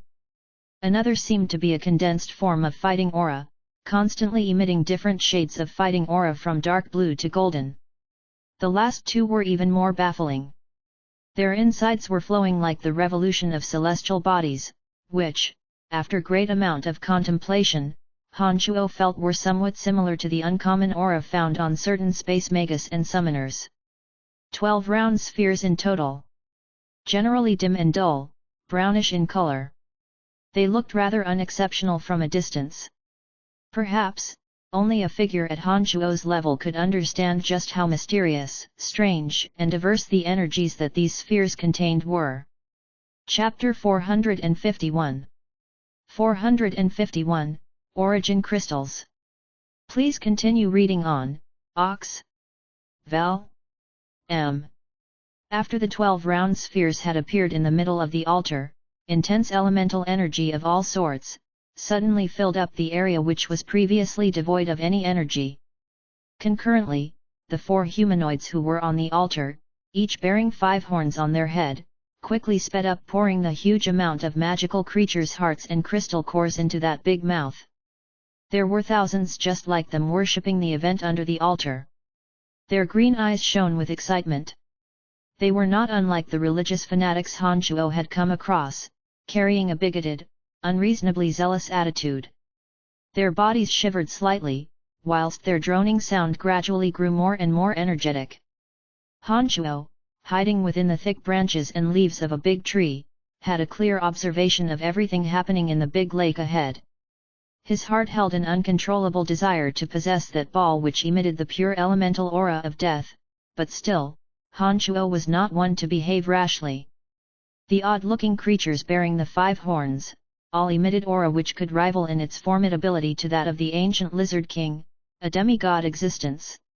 If these 4 creatures were to join forces and circle around Han Shuo was not certain that he could escape alive. With eyes full of greediness, Han Shuo's gaze remained unwavering at the round sphere filled with the rich element of death. His mind stated to quickly consider all the ways and consequences of obtaining the sphere. Suddenly, his senses projected 3 beings who were roughly similar in might. The appearance of these 3 beings who were slowly approaching gave Han Shuo an idea. his eyes light up with delight. Han Chuo, who had been very carefully hiding his body since the beginning, gradually glided towards the direction of the three wisps' presences, while quietly releasing a wisp of his own, concealed to which any ordinary person would have no means to discover. Indeed, as he planned, the strand of presence Han Chuo had deliberately leaked out, immediately caused the approaching experts to sense it. With Han Chuo at the center, the three gathered together within a very short period of time. In the blink of an eye, one after the other, the three mighty beings, originating from the profound continent, suddenly assembled a short distance away from Han Chuo. It's you! The old monster! As soon as the old man with his eyebrows encroaching his neck reached the place, he let out a soft cry and stared somewhat astonished at the former state preceptor of Verdun dynasty, Stratholm. "Reynold, you little bastard! You're not dead yet!" "Hee, good, good!" the handsome, bewitching Stratholm teased at the lightning sacred magus of Brute Merchant Alliance as he smiled delightedly. The composed upper-class woman, enveloped in a faint hazy mist, was the last one to arrive. She shot a glance at Stratholm and greeted him in a gentle voice, "Stratholm, long time no see. Elder sister Tiana." "Stratholm," the old monster said smilingly after he bowed towards the upper-class woman wrapped in a mist in the distance. This upper-class woman called Tiana nodded her head at the old monster in acknowledgement, and soon after turned to look at the smiling Han Chuo and asked in a puzzled face, "This is?" "Hee, I'm a nobody. I came from the Lancelot Empire." While Han Chuo was gracefully bowing at the three, his heart was filled with shock. He didn't expect that the old man with the long eyebrows was the lighting sacred magus Reynold Dula of the Brute Merchant Alliance. As a high-ranking member of the Dark Mantle, Han Chuo was aware of just how renowned this old man was in the Brute Merchant Alliance. Even the leaders from the core merchant guilds that formed the Brute Merchant Alliance had to be reverent and respectful towards this old man, and will absolutely not be unbridled in front of him. And yet, amongst the three, such a character was the one with the weakest strength. In contrast to Stratholm the old monster, and the upper-class woman named Tiana, Reynold the lighting sacred magus was considerably more inferior. No matter how formidable Reynold was at the sacred grade, he was merely a sacred grade expert. But Han Chuo could feel the formidable aura of a demigod-level expert from the body of Tiana, the upper-class woman, and Stratholm the old monster. Stratholm the old monster had a well-known reputation, and Han Chuo had heard of him time and time again. That this dirty old man who was the state preceptor of Verdun dynasty about 100 years ago, could break through to the demigod realm, is sufficient to illustrate just how terrifying his strength must be. Stratholm the old monster, whose appearance was inconsistent with his actual age, addressed the upper-class woman as elder sister Tiana. Although Han Chuo is one of the highest-ranking members in the Dark Mantle, he had no idea who this upper-class woman was. But by inferring on how Stratholm addressed her, Han Chuo reasoned that this woman must be somewhat older than Stratholm. Lancelot Empire? Since when did the Lancelot Empire possess an expert of such youth? Tiana was somewhat flabbergasted, and she, in a puzzled face, looked towards the old monster Stratholm and lighting sacred magus Reynold. "Brian?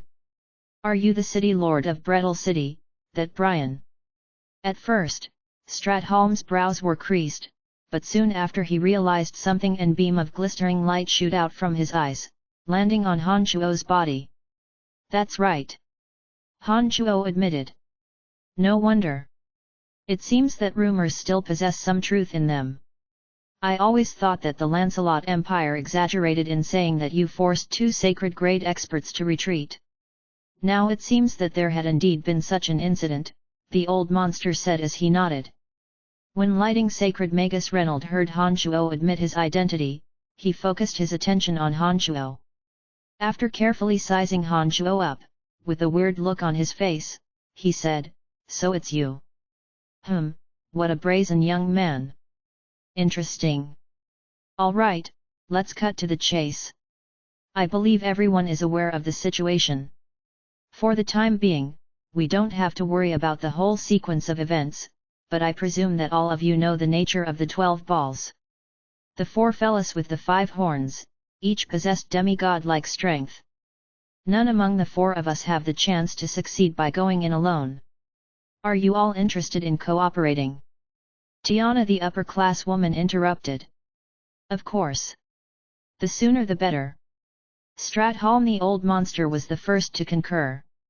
Lighting Sacred Magus Reynold of Brute Merchant Alliance, not only nodded in immediate response, but he added further, I'm aware of my capabilities. Of the 12 balls, I'm only asking for the origin crystal of lightning. Moreover, I will be in charge of dealing with the aftermath. All right. After it's done, the origin crystal of lightning will be yours. As for the both of you, we will divide the spoils according to our contributions. Any objections? Tiana said solemnly as she looked at the old monster and Hanchuo. Naturally, she expects Hanchuo to agree to the proposal. I don't have any objections. I trust that elder sister Tiana will be impartial. Stratholm replied in a relaxed manner as he shrugged. Immediately after that he turned to look at Hanchuo and asked, what about you? Hanchuo saw fit to join forces with them. However, it seemed that all of them knew about the nature of the spheres, and only Hanchuo had no idea about their functions, even though he could sense the boundless energy within. Therefore, when Stratholm averted the question to him, Hanchuo replied awkwardly, I have no objection either. It's just that, honorable elders, what exactly are those 12 round spheres? All 3 of them simultaneously turned expressionless, as they took a double take at Hanchuo. Stratholm stared blankly for a while, and said smilingly, you don't know. Shaking his head, Hanchuo honestly admitted, I really don't know. Those are origin crystals of elements. After merging it with a Magus soul, it will morph the soul into a soul of element, causes the Magus affinity of the element to improve by 100-fold, and reach a state where they will be most compatible with their elemental energy. A Magus with soul of element could deploy magical spells instantaneously. Also, it will speed up a Magus comprehension towards the understanding of the energy of same origin. In short, it comprises of a lengthy list of benefits. Stratholm the old monster explained for Hanchuo forthright. The most important thing to note is that, only a Magus that has formed a soul of element possesses the capabilities to become a god in their line of magic. Soul of element and body of element are the foundations for a Magus to become a god. The upper-class woman Tiana added on top of old monster Stratholm's explanation in a grave expression. After hearing what both of them had to say, brilliant rays shot out from Lightning Sacred Magus Reynolds' eyes like bite-sized lightning bolts were being discharged within his eyes. It was obvious that he was extremely thrilled. Hanchuo, who was just as shocked, let out a soft cry. He finally understood why they were so excited and restless. Shortly after, he turned his attention to the 12 round balls far in the distance. After a short pause, he asked, there are 4 balls without the presence of pure and intense elements. What about those? You are indeed attentive in your observations. Not all magic in this world is necessarily reliant on elements. Space magic and summoning magic are examples of that. Okay, the interior of those 2 spheres are in a nebula state. Those are the principles and profound comprehension towards space magic and summoning, and they can fuse with a Magus soul to form Soul of Principles, which is somewhat similar to the Soul of Element.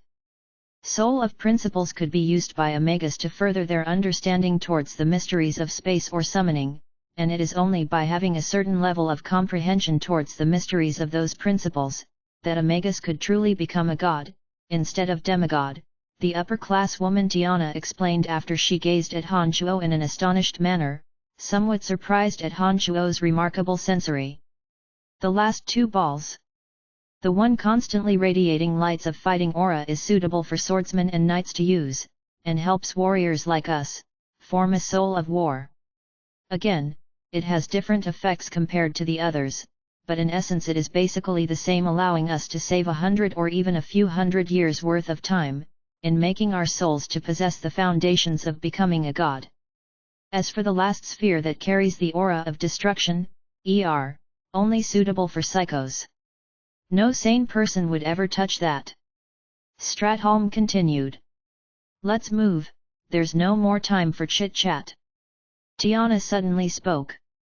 Right after she finished those words, an azure-colored staff appeared in her hand. Chapter 452 452, Demonic Blades. Please continue reading on, Ox. Val. M. The azure staff materialized in Tiana's hand and immediately, the element of water came to life in the region, which had just regained a presence of elements. The dry air was now filled with moisture, while the blanket of fog that lingered around Tiana grew thicker. Reynold, take care of those in the outermost perimeter. You two get close to retrieve the origin crystal. I will deploy magic from the sides to assist the two of you. Tiana bluntly elected herself to be the leader, as the staff in her hand began to rapidly absorb the rich element of water in the region. Let's go, shouted the old monster Stratholm in a low voice. A simple and unadorned long sword the width of about 2 fingers fell into his hand. Immediately after he spoke, he flew off 100 meters away, charging straight towards the aliens, who were holding some sort of wicked ceremony. Han Chuo was empty-handed. When he saw Stratholm suddenly on the move, Han Chuo reduced to a cloud of black light and followed tightly behind Stratholm. While in the air, Han Chuo's 10 fingernails started to grow rapidly. Within the blink of an eye, they were a meter long. His frightening fingernails twinkled with the incisive gloss of the edge of a knife. Demonic blades was a demonic art that could only be practiced by one who had reached the carnal realm, as the body of a demonic practitioner could only prompt the sudden growth of demonic claws within the realm. Naturally, those in the demonic sect would not simply call their own fingernails, however long they were, claws, therefore they were dubbed demonic blades. After the meter-long fingernails were perfused with demonic yuan, the demonic blades truly resembled sharp blades, even somewhat sharper than some regular grade A weapons. When Stratholm the old monster finally found the time to take a glance behind, he was shocked by the bizarre change on Han Chuo's 2 hands, wondering, is this kid even human? How are his nails sharper than the sharpest knives? Buzz! Buzz! The aliens in the midst of a procession immediately sensed some incoming danger. They let out an ear-piercing noise that resonated through the sky. For one who was no real expert like Han Chuo and the 3, one such as Cecilia, that buzzing alone would cause their eardrums to rupture. I'll go right and you take the left. Let's move. Stratholm the old monster shouted loudly. An unhealthy light grey appeared on his handsome face. Before Han Chuo could answer, the old monster's speed multiplied abruptly, and he streaked across the surface of the vast lake in an instant, heading into the isle covered with aliens. With one sweep of the long sword in Stratholm's hand, colorless and formless fighting aura erupted like a volcano. The bodies of a dozen or more aliens closest to Stratholm exploded violently, shattering into pieces just 3 meters from him. For swordsmen and knights, even though they possessed fighting aura, their fighting aura carried different colors. From the pale blue fighting aura of a swordsman apprentice to the gold fighting aura of a sacred sword master, they all varied in colors. Legend had it that only an expert who had broke through to divine sword master could possess colorless and formless fighting aura. This Stratholm before his eyes was evidently one of the said experts on the level of divine sword master. If not for Han Chuo's mighty consciousness, and his unwavering attention to Stratholm's attack movements, he perhaps wouldn't have had so easily noticed the intimidating colorless, formless fighting aura condensed in his long sword. Without any color as indicators, the opponent would hardly be able to tell just how horrific the fighting aura was, and it would surely leave any opponent of his with a headache. Absolutely marvelous. Indeed a true, out-and-out demigod expert. No wonder Sacred Sword Master Carol and Dempus suffered such a crestfallen defeat. Han Chuo thought inwardly, having witnessed Stratholm's attack. Even while observing Stratholm, Han Chuo's own movements weren't slowing a tad. By the time Stratholm swept out his long sword, Han Chuo had landed in the middle of another side of the aliens. Hundreds of humanoids with green skin, python-like tails, and 1 or 2 horns on their head, coldly fixed their green eyes on Hanchuo. A dozen or more of those aliens were already charging at him. Humph! Just in time to try my new demonic art, demonic blades on you fools, Hanchuo said to himself in a low voice, sneering. His two-bladed hands moved succinctly in a criss-cross motion. Dazzling lights flashed one after another as Hanchuo made his way forward, laughing grimly. The few aliens that had tried to approach him were now sliced into shreds, their bodies reduced to the fleshy equivalent of julienne vegetables. Some of those aliens even maintained running position, but their heads and half of their bodies would fall apart cleanly. Even more aliens turned into severed limbs and corpses in a flash. Perhaps Hanchuo had waved his demonic blades too rapidly, or maybe the demonic blades themselves were excessively sharp, but there was not a single shriek from the aliens, not even an expression of pain on their faces. As if an incorporeal incisive weapon was being unceasingly whirled around his body at such high speeds it was impossible to see, Hanchuo advanced towards the center of the aisle and the aliens who were charging towards him from all around simply split into pieces. Not one of them could get anywhere closer than 3 meters to Hanchuo. Lightning Sacred Magus Reynold, who had just released large-scale lightning magic, omnipresent lightning, revealed a rather ugly expression. Under his voice he exclaimed, "What a terrifying young man! It's no wonder Brettle City was left so brazen." Just then, a dense element of lightning converged from all around. The bright, clear sky turned into hundreds, maybe thousands of lightning bolts with the girth of an infant's arm. Accompanied by the fierce rumbling of thunder, the lightning tangled in the air like dragons before striking the isle in the middle of the lake. At long last, Hanchuo finally witnessed just the severity of a magical spell cast by a sacred grade magus. Hundreds of thousands of lightning bolts struck down like a thunderstorm in the bright, clear sky. Jolts of lightning of differing diameters filled the sky. Although Reynolds' target was merely the isle in the middle of the lake, the coverage area of this omnipresent lightning spell was clearly far wider. As thunder and lightning bombarded the ground below, the deep blue lake transformed into an ocean of electrical sparks. The tranquility of the lake was completely disrupted by the rumbling. One after another, jets of water mixed with the power of lightning shot to the sky. The water pillars were extremely muddy, obviously expelled from the bottom of the lake by the thunder. Strands of electric currents flooded the big lake. Fish and shrimp, which weren't considered magical creatures, floated on the surface with their stomachs to the sky, dead beyond all doubt. If the mere boundary was such a horrific sight already, then surely those aliens on the isle, the true targets, were suffering even more devastation. Heavy lightning struck the land, densely packed. Each and every one of those aliens collapsed to the ground, letting off thick, black smoke. Of the aliens with less than 3 horns on their heads, not one survived the attack of the lightning magic. Those with 3 horns were trembling to insanity, and must have suffered rather extensive injuries. Only the 4-horned aliens emerged unscathed. Each of them had their eyes locked firmly on Stratholm and Hanchuo, ready to gang up and attack.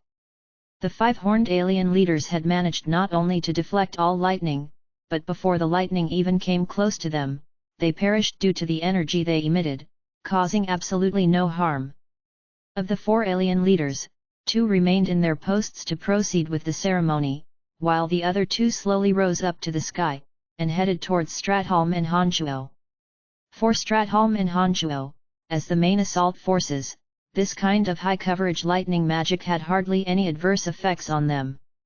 They continued to charge towards the altar. The aliens with 1 or 2 horns had had no chance of attacking Stratholm, and were massacred under the 2's attacks. And while those with 3 horns could, with a higher moving speed and better bodily defense, they were barely enough to resist the 2 for a while, yet unable to hinder the pace of the 2 as they charged ahead. However, the 4-horned aliens were flight-capable. Over a dozen of these aliens closed in on Stratholm and Hanchuo separately. Even with the incisive long sword and demonic blades wielded by Stratholm and Hanchuo respectively, they could only leave blood traces, and couldn't behead the aliens effortlessly like before. The 4-horned aliens were, despite their strength, somewhat inferior to a sacred sword master, they weren't much of a gap apart. Surrounded by threateningly powerful four-horned aliens, even Han Shuo and Stratholm held back. But even more frightening was that two of the alien leaders with 5 horns were stepping down from the altar. Han Shuo had long appraised the strength of these 2 alien chiefs. Their cold green eyes lacked the emotion that any mortal being would display. Even as they approached, a kind of destructive aura wildly converging on their bodies. "Elder Sister Tiana, can you do it now?" Stratholm the old monster yelled. "Hang in there for 2 minutes. It will be ready very soon," Tiana replied from a great distance. Han Shuo felt the temperature was dropping rapidly in the area. The vast lake, which was still spurting a moment before, had actually turned into thick layer of ice at some point. Lightning still thrashed now and then, but surprisingly, were unable to break the thick layer of ice. The even more terrifying fact was that the surrounding temperature was ever falling. There seemed not to be a hint of warmth between heaven and earth, only a spine-chilling coldness. Chapter 453 453, Icebound. Please continue reading on, Ox. Val. M. As the pair of 5-horned aliens dove downwards, Han Shuo felt an enormous pressure crashing onto him. One of them was plunging towards Han Shuo from high up in the air. The 5 horns protruding from its head were flaring with cold, dark green light, causing them to look like 5 jade batons from afar. Before Han Shuo could even react, he felt his consciousness being violently stung by 5 mysterious energy forces. The 5 rays of energy felt like sharp awls, dealing an enormous stabbing pain onto Han Shuo. His consciousness seemed to be thumped. The whirling motion Han Shuo was making with his 2 hands while wielding demonic blades abruptly halted. The 7 four-horned aliens which had surrounded Han Shuo continued to close in on him, and the horns on their heads similarly shone with dark green radiance. Shortly after, 28 mysterious energy forces came pouring into Han Shuo's consciousness, and with that followed another 28 weaker attacks on his soul. What a splitting headache! That was the most direct string of blows he had ever perceived. The acute pain even caused Han Shuo momentary vertigo and hallucination. Although an attack on the soul was a rather straightforward technique, it could give one an immense pain as though his brain was being rummaged with knife blades. Countless years of cultivation in the demonic arts had caused Han Shuo to develop his ability to endure pain to an extraordinary stage. Not only did the demonic arts allow Han Shuo's soul to evolve into a high-level consciousness, it also made his consciousness more tenacious and miraculous than a normal human being could ever imagine. In all those days of the constant, perverted tempering of his body, he had endured pain and agony that no ordinary person could endure. Thus, when the stinging pain suddenly burst forth in his mind, the dizziness only lasted for 2 seconds. After those 2 seconds, the blood essence within Han Shuo's demonic infant flared up, and instantaneously, his consciousness gained an inexhaustible energy. Unexpectedly, the lump of consciousness in his brain broke into millions of strands. The energy forces attacking Han Shuo's consciousness suddenly lost their target. A moment later, Han Shuo's scattered consciousness regrouped at the sight of his demonic infant. The altogether 33 soul-attacking energy forces reacted as they sensed the reappearance of Han Shuo's consciousness. However, before they could attack again, Han Shuo's consciousness, which was fused with the demonic infant, suddenly released an absorption force of utmost ferocity. The demonic art of assimilation, which represented the inherent attribute of demonic cultivators to devour everything, was deployed with the demonic infant as the root. A violent vortex formed. Of the mysterious energy forces aimed at attacking Han Shuo's consciousness, 28 were trapped by the absorption force before they could pull out from Han Shuo's body. Han Shuo tightened his consciousness. Like a giant whale inhaling, 28 soul-attacking energy forces entered the tiny mouth of the demonic infant. The 5 mysterious energy forces that originated from the alien leader, however, seemed to be a step ahead. When Han Shuo's consciousness regathered in the demonic infant to form the demonic art of assimilation, the 5 mysterious energies seemed to have sensed danger and escaped from Han Shuo's body in advance. Roar! Han Chuo shouted loudly after having sensed his demonic infant breaking down and absorbing the mysterious energy. The demonic blades in his two hands thawed and resumed their rapid whirling. When the 5 horns on the alien leader shone brightly, it was already charging rapidly towards the 7 quadra-horned alien experts. The green pupils that locked coldly on Han Chuo suddenly seemed to contain an extra trace of fear. The bluish-green lustered horns on their heads turned a bleak shade. Only the alien leader that descended from the top of the altar retained the tint of its 5 horns. It looked as if the 5 mysterious energy forces that left Han Chuo's body in advance had been recalled to its source, so as to not suffer further damage. Before reaching the carnal realm, Han Chuo already understood that the demonic arts, which benefits one to the detriment of others, possesses the miraculous ability to engulf energy. With Han Chuo's leveling up in demonic realm, the demonic infant's ability to engulf energy for its own use became increasingly prominent. However, perhaps it was because demonic cultivators belonged to an extremely wicked faction, the demon infant's engulfment seemed to reject all positive energy, including holy energy and fighting aura. It was as though the demon infant refused to absorb this energy in order to preserve the pure wickedness of the energy in Han Chuo's body. When it came to chaotic, negative energy that caused violence and corruption, no matter how strange or mysterious the origin, once it fell deep into Han Chuo's body, the demonic infant would always magically absorb it, and convert it into the purest, most suitable energy for the demon infant to continue growing and evolving. It was such with the wicked energy in Elizabeth's body, and with the energy contained in the bodies of these overtly unkind aliens. Subconsciously, Han Chuo realized that he himself was the big heretic of the evil faction. All kinds of evil energy was his to use. I am, indeed, a bad guy.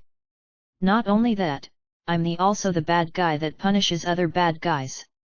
As Han Chuo thought to himself and laughed, the demonic blades in his 2 hands revolved rapidly, producing flashes nearly invisible to the naked eye. As for the 4-horned aliens nearest to Han Chuo that were unable to retreat in time, before, Han Chuo's demonic blades could leave only blood trails on their bodies. But now, after a round of demonic blades flashes, Han Chuo discovered that the new wounds on the 7 alien experts around him were deep to the bone. The trace of fear in the green pupils of the 7 alien experts turned into sheer dread. All of a sudden, the 7 aliens that surrounded him stepped away from Han Chuo uniformly. Fresh, reeking green blood gushed uncontrollably from the new cuts on their bodies. Han Chuo, too, was dazed. He inspected the meter-long demonic blades, almost flabbergasted, not understanding why his demonic blades could suddenly deal such extensive injury to the 7 aliens. After some careful thinking, Han Chuo noticed that the only difference between this attack and previous attacks was that the demonic infant had now absorbed the mysterious energy that attacked his soul from the 7 aliens. Could the reason have been his demon infant's absorption of the 28 strands of mysterious energy from the aliens? Hey! Elder Sister Tiana, could you hurry up a little? Stratholm's yell sounded a short distance away from Han Chuo as he was pondering. When Han Chuo turned his head, he discovered that Stratholm was swimming around a group of aliens. Wielding a long sword, his lily-embroidered robe was daubed with fresh green blood. Stratholm gave the impression that he was some sort of germaphobe as he appeared to be extremely uncomfortable with the green blood splattered on his robe. He attacked with his long sword, swerving around the group of aliens, and would slash off the corners of his blood-stained robe from time to time. Even at such a moment of life and death, he was concerned with the cleanliness of his robe. This simply left Han Chuo between laughter and tears. Stratholm seemed slightly flustered. Han Chuo couldn't help but sigh at just how mighty and experienced Stratholm the old monster was. All throughout, he did not allow the 5-horned alien leader a chance to get near to him, and rather moved around the 4-horned aliens that surrounded him in a wonderful pattern. Again and again he would strike with his sword, and there would be another blood hole on an alien's body. Ginger gets spicier with age. This old monster is a cunning and seasoned adversary, Han Chuo thought as he formed an impression of Stratholm. Done, yelled upper-class woman Tiana from her distant hiding place. Soon after, the temperature in the region plunged. Gusts of bone-chilling wind converged in an instant and slithered around like a giant anaconda. Even the four-horned aliens, once swept by the cold air, froze into ice sculptures. Among those formed were 4 columns of cold air of the greatest thickness, and they fiercely enveloped each and every one of the 4 alien leaders. The 2 on top at the altar and another 2 under the altar were shrouded by dense, frigid air, specifically prepared for them by Tiana. The 4 alien leaders, who were nearly a head taller than the rest of their species, did not immediately turn into ice even through the cold air, so cold it could freeze space-time itself. But still, they suffered some effects. Their bodies were visibly freezing. Crackling noises could be heard from the alien leader pursuing Stratholm, as its speed decreased gradually. And finally it was as slow as a snail, its bodily functions largely compromised by the cold air. After that one magical spell was deployed by Tiana, the space between the heaven and earth became a frozen realm. The entire lake was frozen over. The cold air, the atmosphere, human shadows, everything seemed to have paused.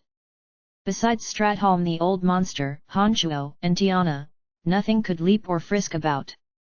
Honchuo, too, quivered and silently cursed about the crippling coldness. After a few glances at the 5-horned alien moving sluggish, yet mechanically, Honchuo was finally certain that Tiana was a water divine magus. Otherwise, her bone-chilling air would never have been able to freeze the demigod-like aliens. Now is the time, go grab the things, commanded Tiana. A trace of unquestionable excitement could be heard in her voice. The origin crystal of water. Despite having lived as long as she had, hiding in the shadows of the continent for however many years she had, it still proved an unrestrainable temptation for the water divine magus. Move, yelled Stratholm the old monster suddenly. A new set of silvery grey, lily-embroidered robes replaced his previous frayed robe. His gaze was fervent as he watched the round sphere radiating lights of fighting aura. His body shot out like lightning.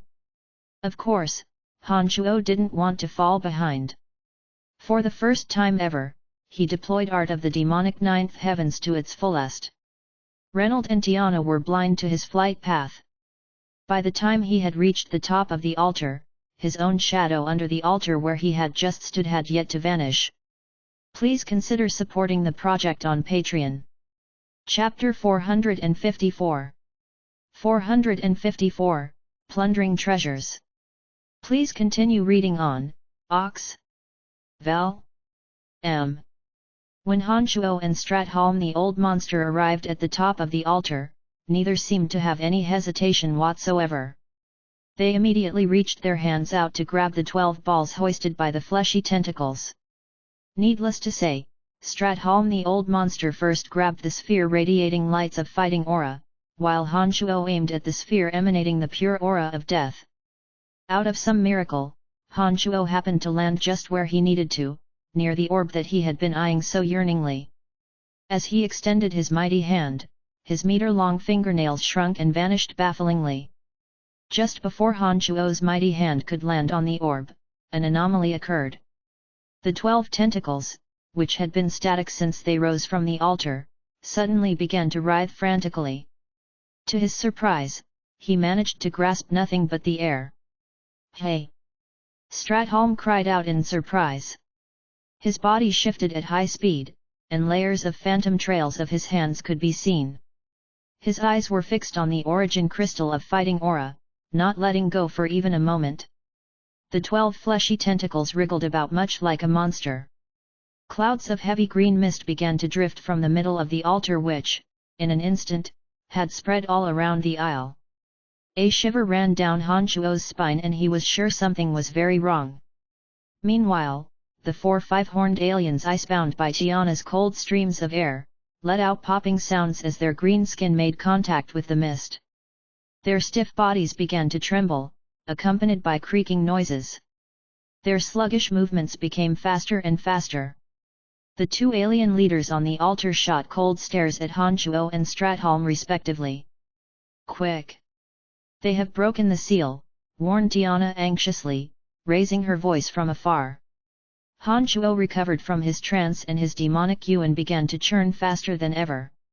The alien on the altar charged at Han Shuo and the latter suddenly roared. 12 mystical demons which had been hiding in the surroundings in an immaterial state suddenly solidified to form physical bodies. Each and every one of them let out malevolent and horrifying shrieks as they stormed towards the 12 spheres. Han Shuo paid no heed to the alien headed straight at him but sped up to maximum capacity and stared fixedly at the sphere overflowing with the pure aura of death. Deep within his heart arose a sort of feeling of unwell. Although he had confidence in the speed of his 12 mystical demons, the leakage of strange scents from the altar along with the green mist gave Han Shuo a palpitating uneasiness. He therefore could not place all his hope on his 12 mystical demons. He, too, made a move without the slightest hesitation. Buzz buzz. An insufferable buzz sounded from the mucousy mouth at the center of the altar. An eerie sensation that would make one's hair to stand on end disseminated throughout the region in a second. This buzzing was as sharp as a sword and carried an unstoppable soul-attacking firepower. Compared to the soul attack that the five-horned alien leader unleashed just prior, this one was over 10 times as strong. Han Shuo's consciousness took a hit before he was able to completely scatter it. The pricking pain that followed exceeded any sort of pain that Han Shuo had ever suffered in all his years. Unable to withstand the ache on his consciousness, Han Shuo almost fainted and his vision blurred. Within a split second, a fantasy land arose in Han Shuo's mind, his hands and feet turned cold and limp. Han Shuo's consciousness sustained heavy damage. His body fell through the air involuntarily. Suddenly, Han Shuo's consciousness, still hallucinating, felt 12 small, consecutive stabs of pain. Of course, relative to the sting loud buzzing on his consciousness, this kind of pain was totally negligible. However, it was precisely thanks to these 12 stabs of pain projected in his consciousness that Han Shuo, who had entered a land of fantasy due to the fainting, promptly awoke. His body did not continue to plunge helplessly towards the ground. At the next moment, Han Shuo realized that the 12 mystical demons he had painstakingly refined had their souls all completely annihilated. The horrible buzzing was mixed with soul-attacking energy.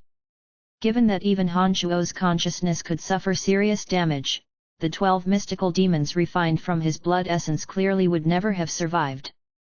Upon regaining awareness, Han Shuo halted the fall of his body. He suddenly found that right beside him were 3 spheres emanating different energies. One was the origin crystal containing the pure element of death, another origin crystal contained the pure element of darkness. The last sphere was brimming with the energy of destruction. Perhaps it was because the 3 balls were a class of treasure that only an evil powerhouse would be willing to hold together. When the awful loud buzzing began, the 12 madly convulsing muscles ceased to move. Even though Han Shuo's consciousness had suffered a heavy blow and nearly fell off, by clinging on to his determination, he arrived at the 3 spheres. Of course, the 12 mystical demons had played a role as well. Were it not for the deaths of the 12 mystical demons reflecting their pains onto their host, Han Shuo might regrettably have had fallen into the giant grotesque mouth at the center of the altar. Without any hesitation and with great difficulty, Han Shuo resisted the discomfort in his brain, took out the demon slayer edge which was still in hibernation stage and made use of its incisiveness to cut off 3 of the tentacles. Subsequently, his space ring flashed and the 3 orbs entered his space ring, along with the tentacles holding them. After successfully collecting 3 origin crystals, Han Shuo felt somewhat more relieved of the sorrow of losing his 12 mystical demons. At a glance, Han Shuo's gaze locked on an origin crystal of fire 10 meters away from him. Just as he was about to make a move to collect it, he heard Stratholm the old monsters shout, "Hurry! Get out of here!" This loud warning from Stratholm was meant specifically for Han Shuo. Han Shuo immediately turned his head to look at Stratholm, and suddenly discovered that his silvery grey robe was stained with fresh blood, dark red in color. His 7 apertures flowed unceasingly with blood. It was apparent that the fresh blood on his new robe was his own.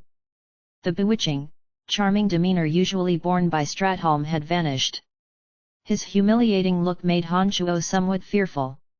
He did not even deal with the fresh blood on his body, but with a frightened look on his face, gazed down at that disgusting mouth that had been constantly fed with magical beasts' crystal cores and heart.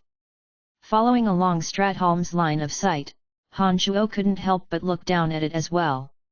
All he saw inside was a large, green head covered in thick pus, slowly forcing his way out. Han Shuo could tell that it was the head of another green-skinned alien. This one had a skull somewhat larger than those of the 4 alien leaders. Most significantly, however, was that there were 6 horns on its head. The 5-horned aliens already possessed strength equivalent to a demigod's. As to just how powerful this 6-horned alien must be, Han Shuo dared not imagine. Even with the sensing ability of his consciousness, Han Shuo couldn't sense the presence of this emerging alien.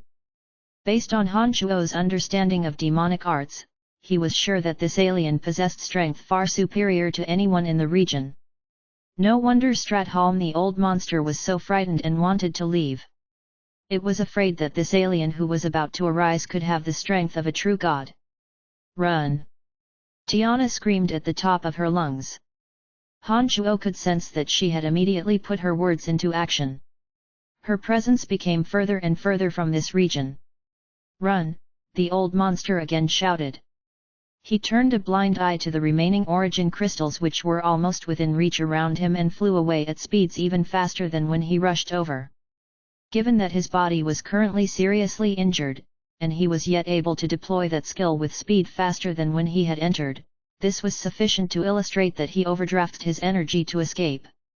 My origin crystal of lighting! Reynolds' unreconciling moan came from a distance. He was jumping up and down as though he had lost his mind. Stratholm the old monster, however, was none too concerned and would not pause for even a moment to help Reynolds collect the origin crystal of lightning not too far from him. At this stage, Han Shuo did not hesitate. Just as Stratholm the old monster made a move, Han Shuo too gathered all the energy within his body to escape. He took one last regretful look at the remaining spheres before finally turning away. Of the 12 spheres, Han Shuo had obtained 3. The orbs containing fighting aura and pure element of water were, however, missing.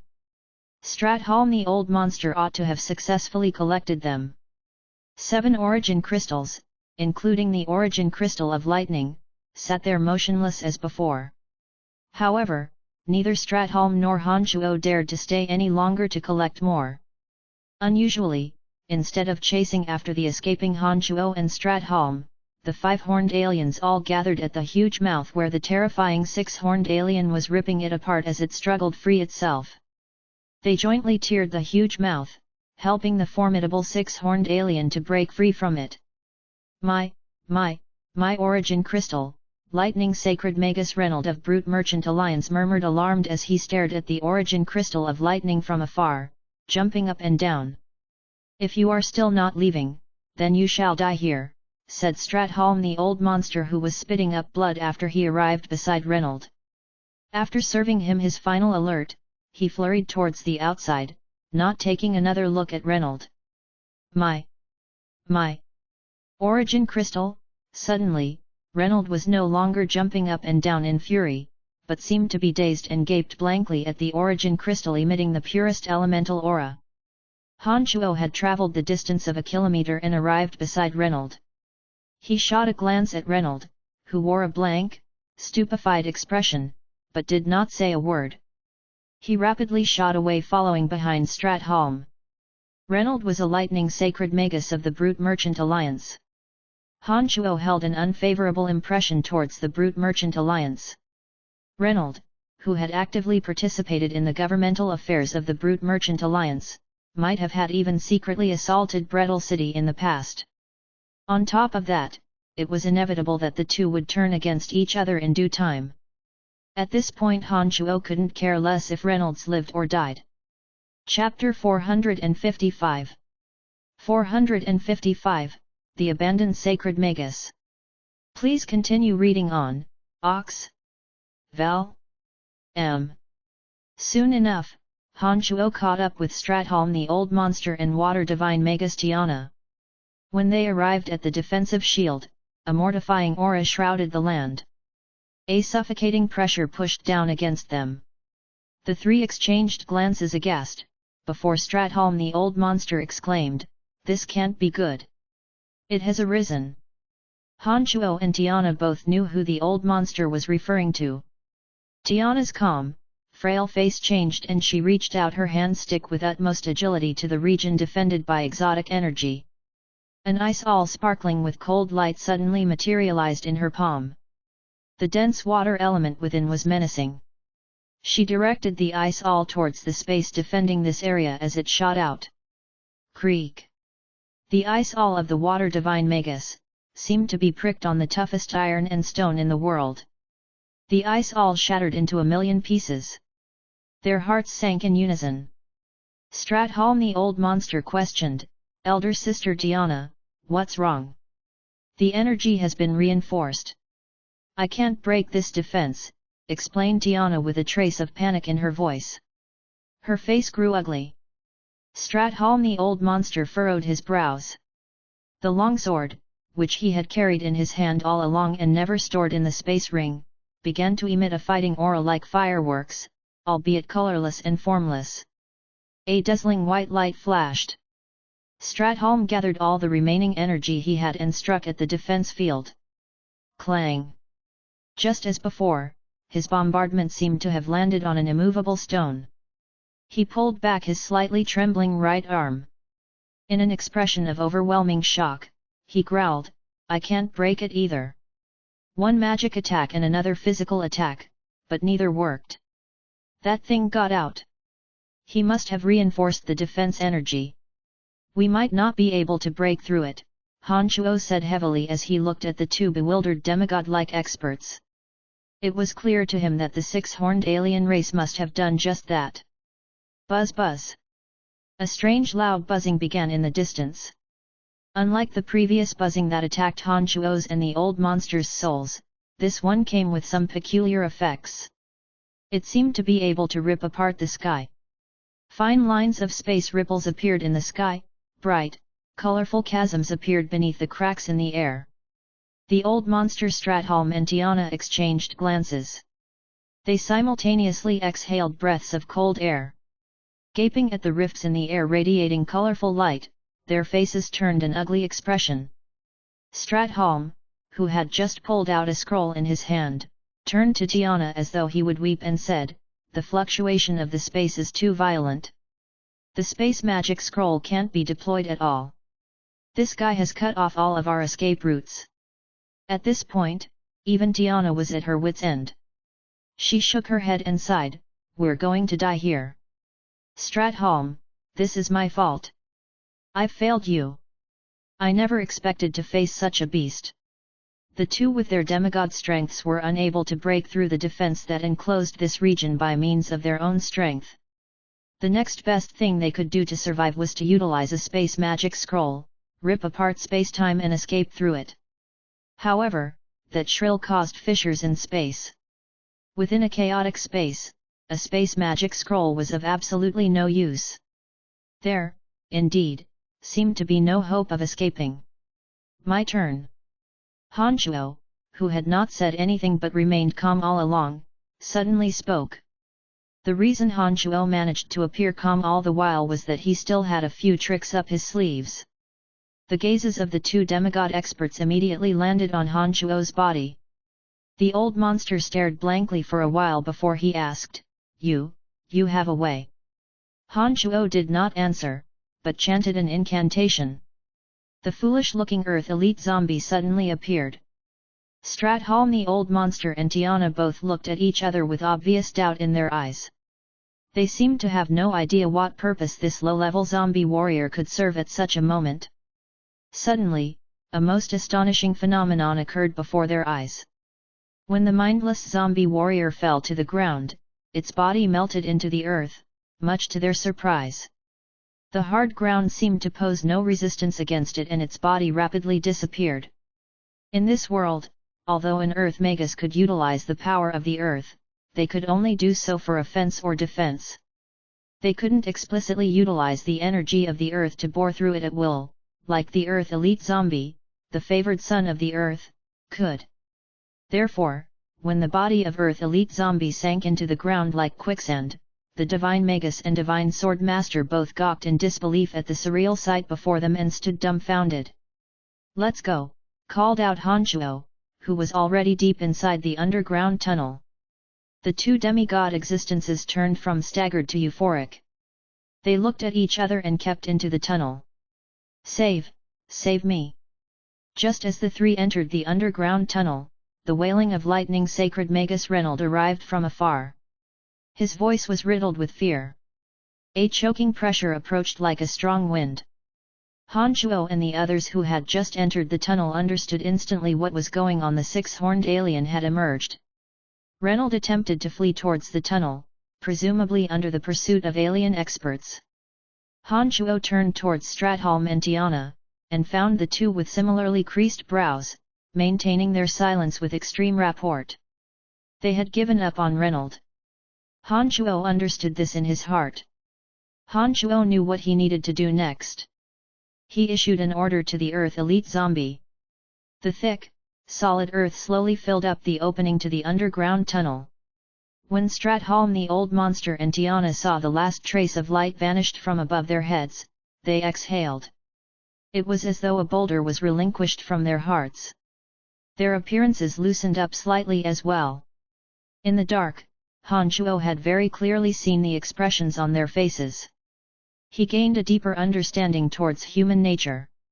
It's every man for himself. "Thank you, Brian. You really are a lifesaver," praised Stratholm the old monster, who was following behind Hanchuo. "Don't fret it. We are partners. It's my duty," Hanchuo replied in the darkness, although his heart could not accept that to be true. The real reason Hanchuo brought the two into the underground tunnel was that Hanchuo couldn't tell if he would run into any more terrifying dangers later on.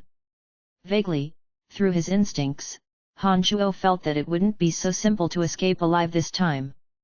But with these two experienced fighters beside him, the three might have a greater chance of staying alive. It was only under such circumstances that Hanchuo was so willing to save the two. The three had obtained all the loot they seekers from the trip. There wasn't much discrepancy between their strengths, therefore they would have greater odds of escaping alive by working together. As for Reynold, he was a far stretch short of their strengths.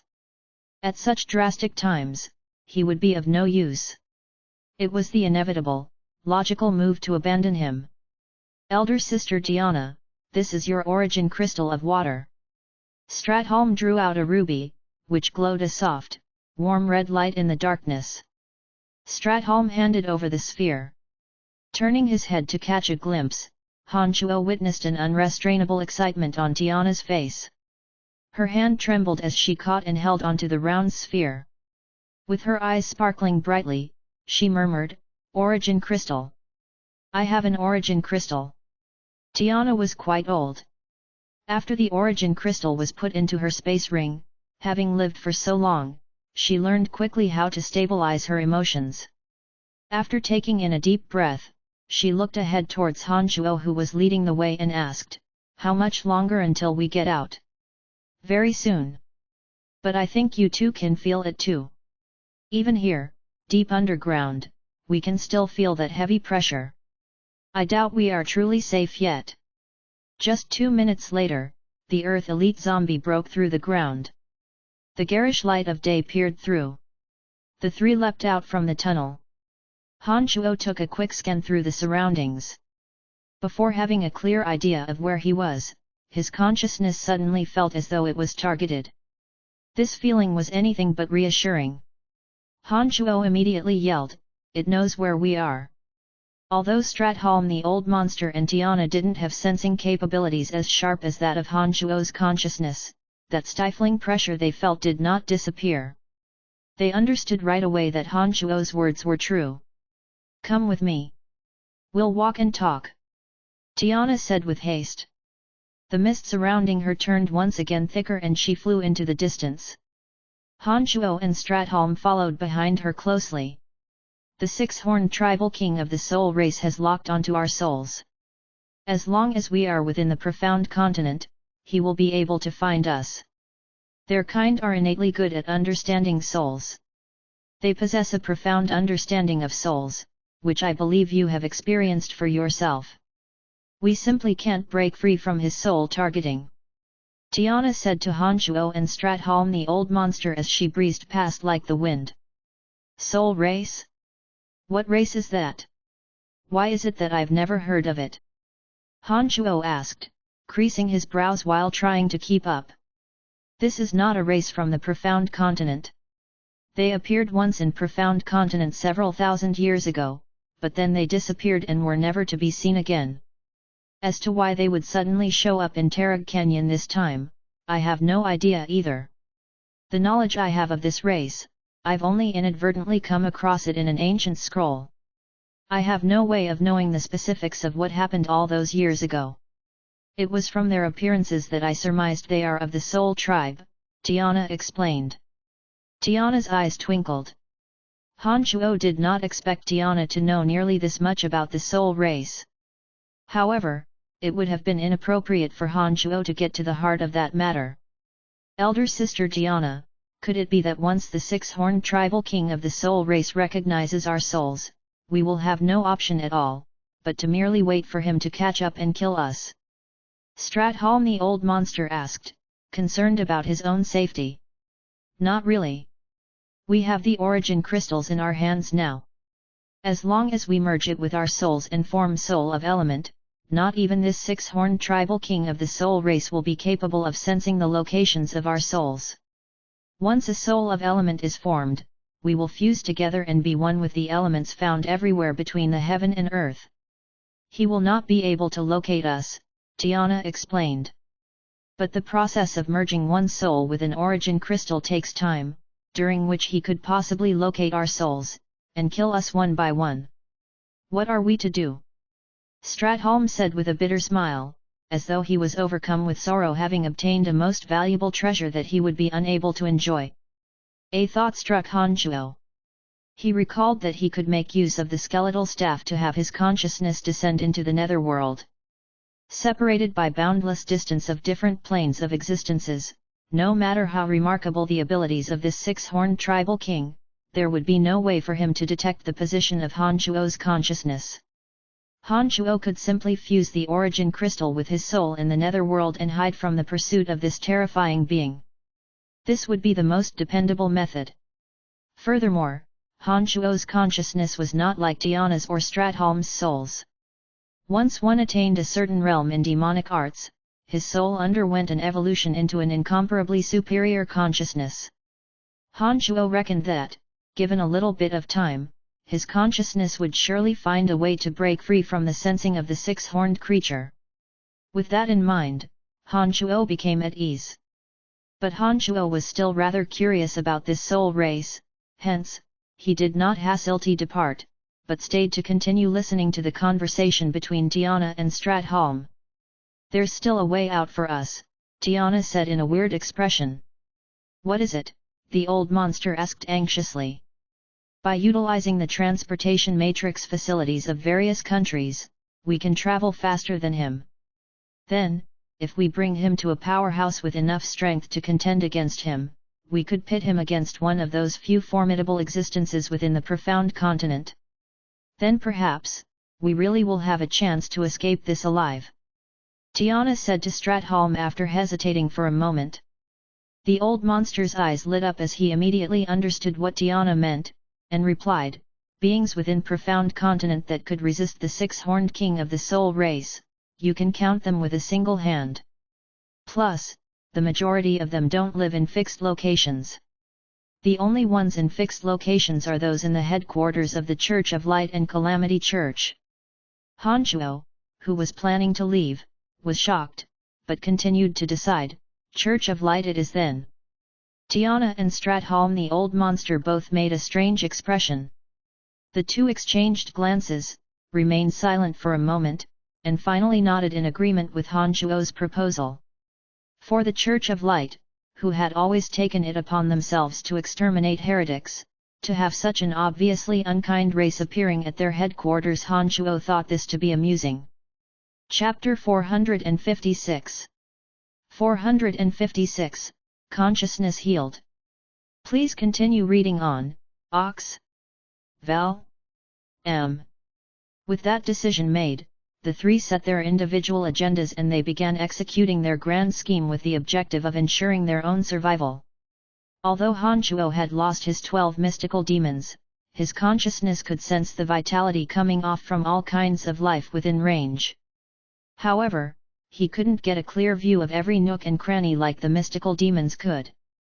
Luckily, Diana and the old monster were rather familiar with the geography here, so Han Chuo need only follow their lead.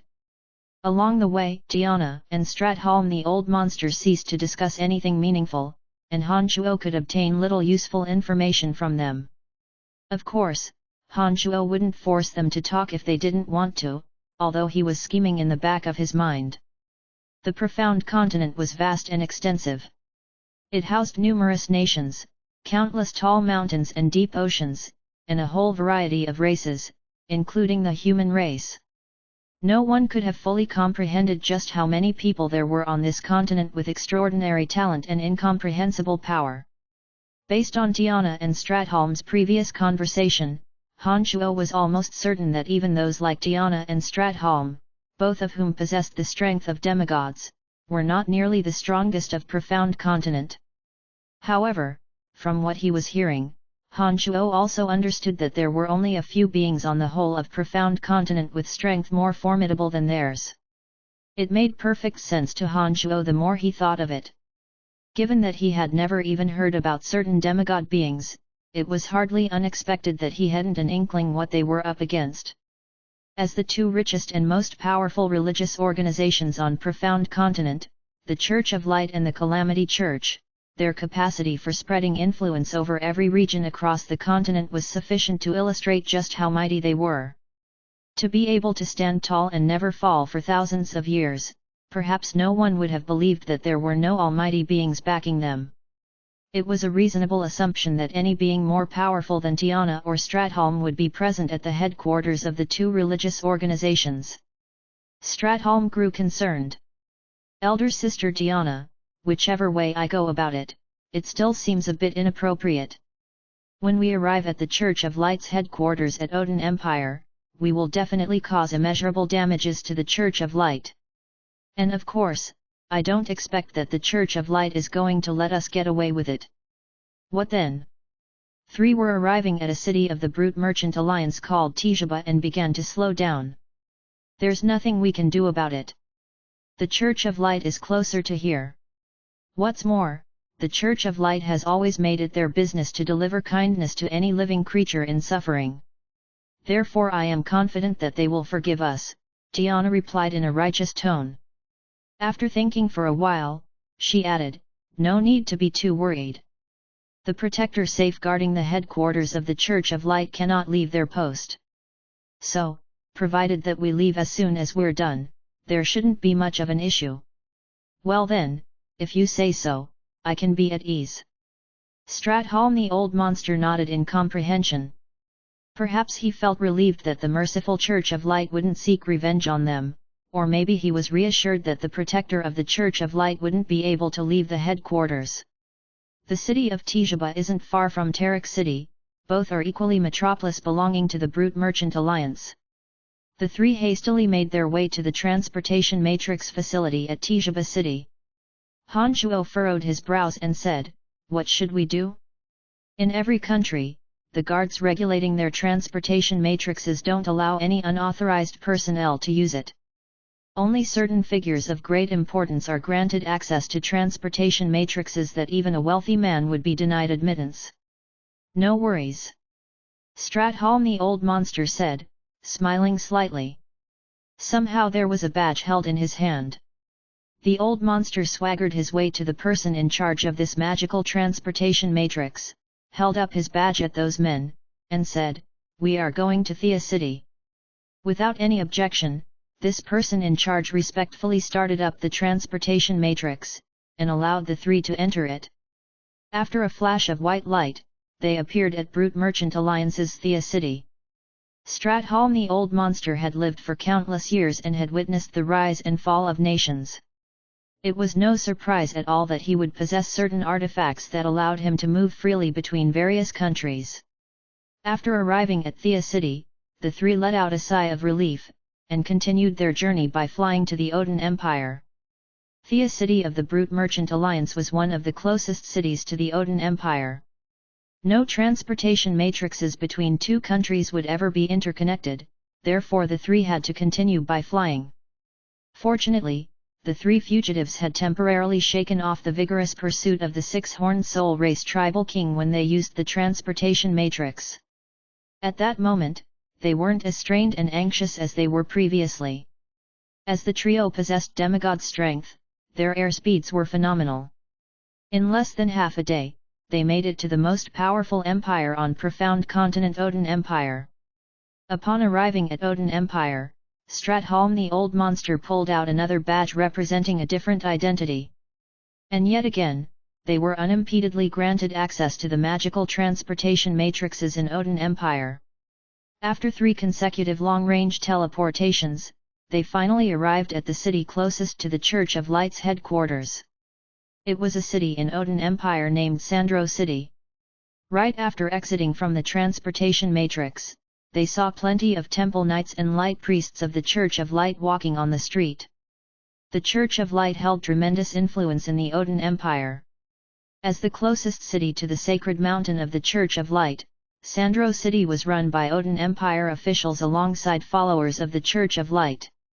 Han Chuo took a quick look at the surroundings and discovered that the architecture had strong religious influence, as churches of the Church of Light could be seen at every corner.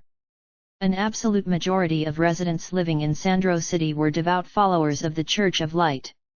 Many of them came from all over the continent, having traveled far and wide to migrate to this city, as they believed that this city was the closest to the God of Light and would allow them to better listen to the teachings of the God of Light. Alright, that beast will need at least a day's time to get here. In the meanwhile, we can have a little rest. I have suffered rather extensive injuries, but fortunately we were able to leave in time. Otherwise, I would be staying there forever. Stratholm said to Han Chuo and Tiana after walking out from the transportation matrix and let out a sigh of relief. Sure.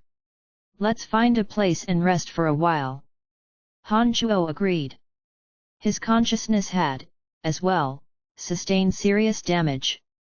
The terrifying soul race could possibly be there in just a day. Furthermore, this location was at the base camp of the Church of Light. Once Han Chuo's identity was exposed, the Church of Light wouldn't let him off for sure. The more energy he recovered, the better his chances were to escape alive when the time came. The three no longer spoke superfluously and Han Chuo concealed the aura in his body. Soon after, the trio found a small, remote hotel, and requested for 3 rooms close to each other. The 6-horned tribal king of the soul race had taken note of their souls, meaning that the 3 were all in the same boat in facing this enemy. But still, Han Chuo remained vigilant. Immediately after entering his room, Han Chuo deployed a magical formation. He would immediately be alerted if there was the slightest disturbance in his surroundings. After everything was in place, Han Chuo sat cross-legged and began activating the blood essence in his demonic infant to heal his heavily injured consciousness. The deafening buzz of the 6-horned tribal king inflicted pain akin to millions of daggers dragging across his consciousness. If it wasn't for Han Chuo's prompt response of immediately concealing his consciousness by splitting it into millions of strands, there was a real possibility that his consciousness would have been completely wrecked. But, so long as his consciousness was not exterminated, he could activate the blood essence within his demon infant to release demonic yuan energy, and use it to recombine the scattered consciousness. In fact, Han Chuo had already started doing so along their journey to Sandro City. And now, with his attention fully concentrated on actuating his blood essence, the rate at which his consciousness recovered instantly increased. A human soul is comprised of 3 ethereal souls and 7 corporeal spirits, the 3 ethereal souls being heaven, earth, and life, while the 7 corporeal spirits are mind, intelligence, impetus, strength, central axis, vitality, and heroism. The 7 corporeal spirits reside in the internals of one's body. As long as the 3 ethereal souls are present, the 7 corporeal spirits can be reassembled, and one's soul will not fade away between heaven and earth. Han Chuo's demonic arts caused the 3 ethereal souls heaven, earth, and life to fuse into one, forming a consciousness. This consciousness not only had remarkable abilities, it could even separate into millions of strands and hide, arming the 7 corporeal spirits. When the 6-horned tribal king released the soul attack, Han Chuo's consciousness did this without a second to spare, therefore it was able to escape the calamity. The 3 ethereal souls of an average person would require their 7 corporeal spirits to survive, meaning that once his physical body perished, his 3 ethereal souls would dissipate. Han Chuo's consciousness, however, was bound by no such limitation. Even with his physical body turned into fine powder and his 7 corporeal spirits totally destroyed, his consciousness would still be able to drift away, select a new body and be reborn. But in that case, he would need to spend a few hundred years to cultivate his new physical body in order to regain his original strength. Although his consciousness would not be destroyed with his physical body, he still required the energy of 7 corporeal spirits to heal his consciousness once it was injured. Fortunately for Han Chuo, as a demonic arts practitioner, he possessed top-notch ability to control his body. Han Chuo used his blood essence to generate demonic yuan energy, which in turn induced the 7 corporeal spirits residing in his 7 chakras. Strands of energy from the 7 corporeal spirits assimilated into his consciousness, healing it bit by bit. The process of recovering his consciousness, with Han Chuo's all-out effort, did not take too much time. After his demonic infant consumed a dozen or more droplets of blood essence, the energy generated by his 7 corporeal spirits was absorbed by his consciousness, thus, his heavily injured consciousness was completely healed. If the consciousness of a demonic practitioner was injured, as long as the person's physical body and demonic infant were not destroyed, it wouldn't be hard to recover. However, if the two were destroyed, the consciousness would have no choice but to select a new body, spend perhaps tens or even hundreds of years to cultivate a demonic infant in the new physical body. And only then may the healing process for the injured consciousness begin. As soon as his consciousness had recovered, Han Chuo awoke from his meditative state. His enormous consciousness began to spread out immediately to get a glimpse of the situation in Sandro City. Chapter 457 457, Ploy. Please continue reading on, Ox. Val. M. No living being less mighty than Han Chuo could elude his consciousness, allowing him a complete overview of the situation in Sandro City. This place was indeed worthy of being the closest city to the sacred mountain of the Church of Light. Through his consciousness, Han Chuo discovered that there was an abundance of Church of Light followers carrying divine energy in their bodies. The whole Sandro City was brimming with churches, numerous magical towers had been erected, and holy energy permeated in every corner in the city. Everywhere his consciousness passed, each and every expert in its vicinity would appear in Han Chuo's perception. He sensed that a light sacred magus was present in Sandro City. Not only that, there were all sorts of followers of the Church of Light that occupied every crevice in the city, amongst whom a staggering number were powerful experts. As Han Chuo was slowly expanded his sensing power, he felt ripples of divine energy crashing in from the sacred mountain not far from Sandro City. The divine energy was forcing people to their knees to bow, and induced a tranquility of the mind and even-temperedness that seemed to signify a readiness to serve. Even for the bloodthirsty Han Chuo, under the effect of this sacred energy, he felt as though he would surrender, repent, and be absolved of his crimes. A wisp of energy that penetrated deep into the soul arrived thereupon. This soul-penetrating energy possessed a sort of intense seductive property, one that could turn people permanently into obedient slaves. Han Chuo released a soft groan. Immediately, his consciousness, which was snooping through Sandro City, stopped expanding outward, receding instead. He also concealed the presence coming from his body. The divine energy transmitted from the top of the sacred mountain of the Church of Light, to certain devotees, perhaps granted heightened divine energy. However, to any ordinary man, This kind of divine energy carried an intense captivating power, piping people to throw themselves into the embrace of the Church, offering their firm conviction to the God of Light. As the heretic that the Church of Light so wished to eliminate, Han Shuo undoubtedly understood what it meant for an ordinary person when they were exposed to this kind of divine energy with captivating power aimed at their souls. Such practices of the Church of Light obviously had no resemblance to the transparent practices they paraded. After withdrawing his consciousness, the suffocating pressure which had shrouded him all along did not disappear. Starting from Tarag Canyon, the three had traveled across numerous cities. And yet, that soul targeting from the six-horned tribal king of the soul race, had never ceased. And by now, this choking pressure had grown even stronger. Han Shuo could sense creatures of the soul race rapidly approaching. Ding! A sharp tinkling sounded in his ears. It was an early warning from the magical formation, only audible to Han Shuo. "Brian," barked Stratholm the old monster. Judging from his voice, his body must have had sufficiently recovered. "In a second," cried Han Shuo, disengaging the magical formations around him. He then opened the door to Stratholm and Tiana outside. "He's almost here." There was a trace of undeniable distress on the old monster's face. Despite his preparations, when it came time to confront this terrifying six-horned tribal king, the old monster could not help his pessimism about his future outlook. "We need to get in the vicinity of the sacred mountain of the Church of Light right away. When he's almost here, we will immediately intrude into the sacred mountain and await the six-horned tribal king's appearance. Only when both sides have fought and are wounded will we stand a chance." Tiana remained ever so graceful and sumptuous, but the look on her face was growing heavy, indicating that, just like Stratholm, she too was riddled with apprehension. "All right then. Let's move," Han Shuo replied succinctly. Neither Stratholm nor Tiana said any more. With Tiana showing the way, the trio left Sandro City quietly. The sacred mountain of the Church of Light was so tall that it pierced through the clouds. The three arrived at the foot of the mountain.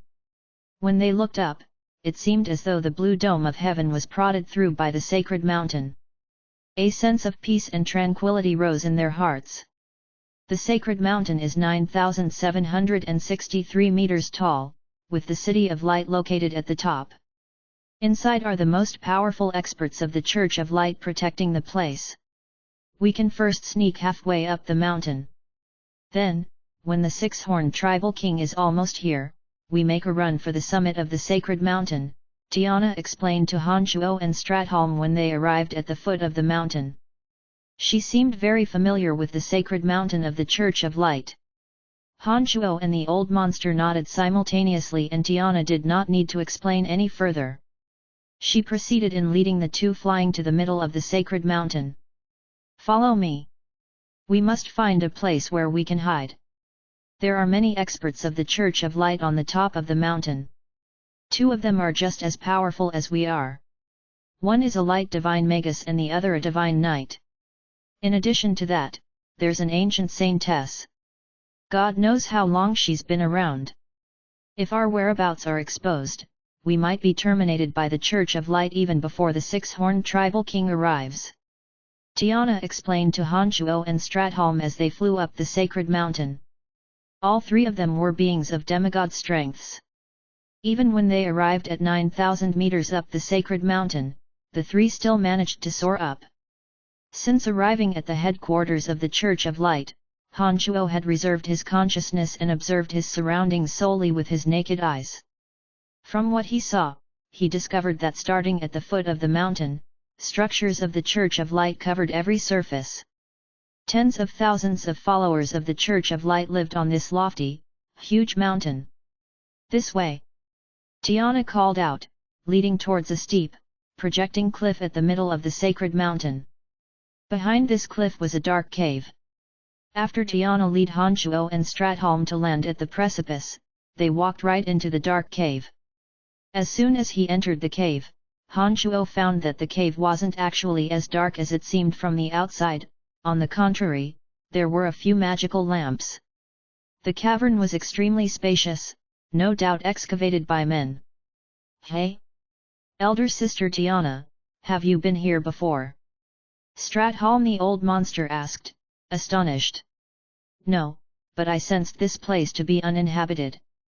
All right, we will stay here for the time being. Let me deploy some spells and form boundaries to cover our presences. Tiana replied almost impulsively. Neither Hanchuo nor Stratholm further questioned her. Tiana stood at the only entrance and exit to the cavern, took out her azure staff, and slowly recited magical incantations. Tiana abruptly paused her chanting and bolted from the cave like lightning. Just after her exit, she finally completed the final phrase of her incantation. In an instant, water element of utmost intensity enveloped the only mouth of the cave.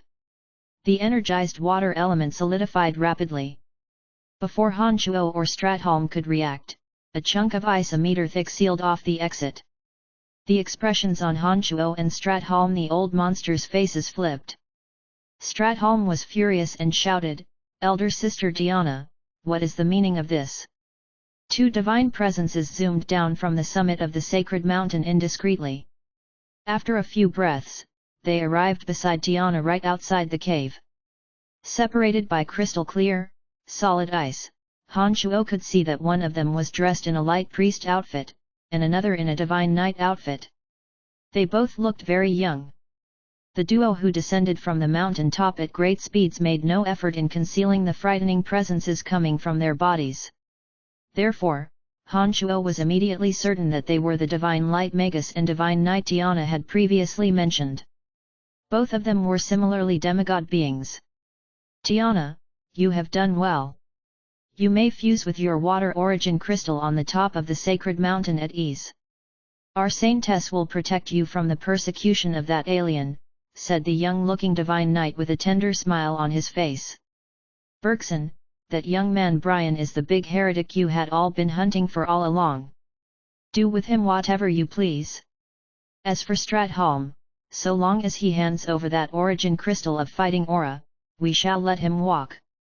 He has no conflicts with your Church of Light." Tiana felt somewhat irked in her heart, and pleaded for the old monster. "I'm sorry, I'm not the one to decide on this matter. Let's put off the discussion until I've reported to the saintess." The divine knight called Bergson shrugged, and afterwards smiled and said, "However, if Stratholm is willing to vow loyalty and devotion to the God of Light, then that surely won't be a problem." Suddenly, both Hanchuo and Stratholm sensed whiffs of intense divine energy which shrouded all around the cave at an unknown time.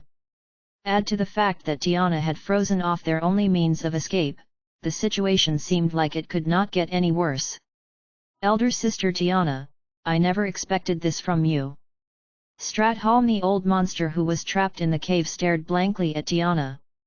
His voice, although tranquil, carried a distinct wrath.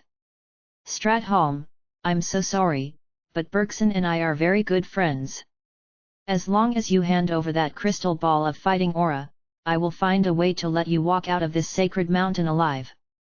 There was not a hint of remorse on Tiana's face, and she kept ever so graceful and poised. The frightening presence rapidly approached. Though they were separated by layers of boundaries, Hanchuo and Stratholm could still hear that weird buzzing noise.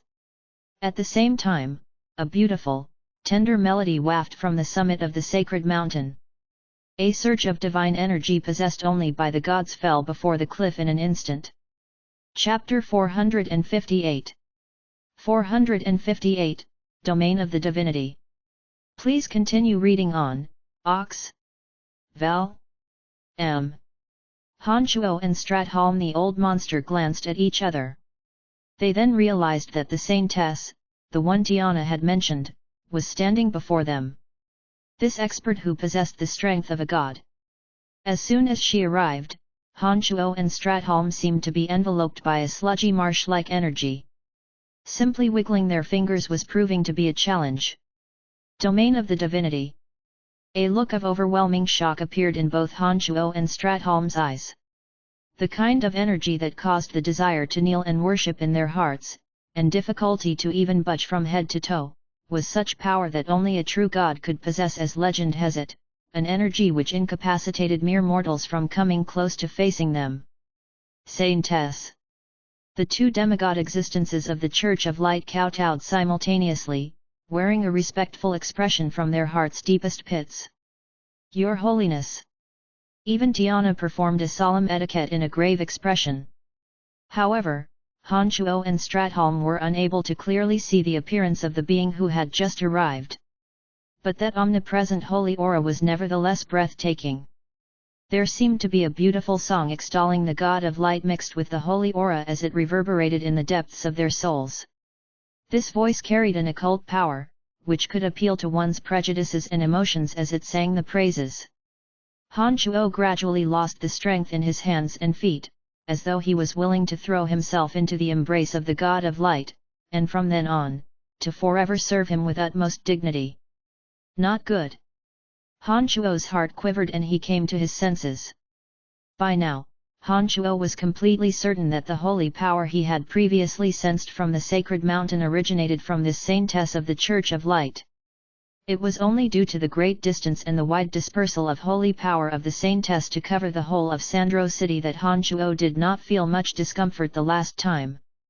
Perhaps the holy aura was naturally released and was not aimed at Han Chuo and Stratholm, but because this mighty godlike existence was in such proximity to them, they found it particularly difficult to resist and gradually desired to surrender their hearts and souls. All these years of practicing the demonic arts had tempered his willpower, and granted Han Chuo a stubborn tenacity unlike any others. He submerged his consciousness at the sight of the demon slayer edge, which was still hibernating in his body. He constantly stimulated his consciousness using the inexhaustible ruthless desire to destroy that the demon slayer edge emitted, therefore his consciousness had been unswervingly sober and calm all the while, and did not sink into the domain of the divinity. Scour. Stratholm the old monster unsheathed his long sword. The formless fighting aura reverberated within the sword hilt and produced a peculiar sound, which he used for resisting the corrosive influence of this divine energy. Stratholm wore a grave expression never seen before. His brows were locked tightly together, and his breathing became irregular. He had exerted every last bit of his strength to resist. Buzz buzz. The resounding buzz that came from the six-horned tribal king of the soul race, seemed all of a sudden to have enveloped the whole sacred mountain. An ice-cold, desolating aura that carried not a trace of humanity, like indestructible ice blades, filled every space in the region. The noise had been, at first, exceedingly unpleasant to the ear, but at once became incomparably pleasant to Han Chuo and Stratholm. Thanks to the sudden emergence of this buzzing, the tempting divine power discharged by the saintess, as though it had been shattered into pieces with a sharp sword, obliterated completely. What a terrifying energy! Stratholm the old monster cried out in surprise with lingering fear in his heart after letting out a sigh of relief. A gentle, sweet voice instructed from outside the cave mouth separated by the thick layer of ice. Intercept the attackers first. As for these two, we shall deal with them after the soul race leaves. Yes, Saintess, the three demigod existences including Tiana responded simultaneously. Whoosh! The green-skinned, python-tailed, six-horned tribal king of the soul race was the first to arrive in front of the cave mouth. Immediately, the four penta-horned experts showed up and stood behind their king. Without any unnecessary exchanges, the five of the soul race made a prompt move to attack the few people blocking the cave upon descending to this region. A silhouette of a person in a dress as white as snow suddenly appeared. The saintess, cladding a white priest gown, turned her focus to repulse the six-horned tribal king. Han Chuo and Stratholm could finally see the saintess who they could previously only hear. She appeared to be a beautiful, young girl, wearing a sweet smile on her face. Solely from her appearance, she gave off a sort of flawless, pure, holy quality. Add to the holy refined temperament she naturally emitted, this young girl seemed to be the incarnation of the holiness of the God of Light. Beautiful, holy, and regal were the most intuitive descriptions Han Chuo had for her, which made him momentarily cast away all sense of disgust he had for the Church of Light. It was as though this girl had all the desirable traits of a woman. Only the word perfect could adequately describe her flawless appearance. This young girl flew out from the incline and gracefully arrived before the six-horned tribal king, holding the holy grail that reflected dazzlingly holy light. Holy water flowed within the holy grail. To proceed, she swirled the holy grail in her hand. An enormous force, the mass of a mountain, seemed to engulf the six-horned tribal king. From the looks of it, the body of this six-horned tribal king was swaying along with the holy grail. A devilish buzz soon sounded from the mouth of the six-horned tribal king. Akin to a celestial dragon ascending to heaven, his gargantuan tail shot towards the holy grail at lightning speed. Dong! A frightening sound seemed to envelop the whole of Sacred Mountain. Aftershocks invisible to the naked eye violently shot out in waves. As though they were being bombarded by high-yield explosives, an avalanche of fist-sized pebbles rushed down from the cliff protruding from the mountain. The Sacred Mountain rumbled like an earthquake, a 9,000-meter-tall mountain at its epicenter. Han Chuo and Stratholm, imprisoned in the cave, swayed along with the tremor. Meanwhile, the four soul race leaders who accompanied their six-horned tribal king had their merciless green eyes locked on Tiana and the other two demigods. They began attacking the trio almost precisely as the six-horned tribal king made a move. The horns on their heads again started to radiate that nefarious green light. Han Chuo, who already had a taste of its unpleasantness, immediately understood that it was another attack on the soul. We have to find a way out of here. If we don't leave now, we will not have another chance. Stratholm said to Han Chuo hastily, while his eyes closely followed the world-shaking battle from behind the thick ice.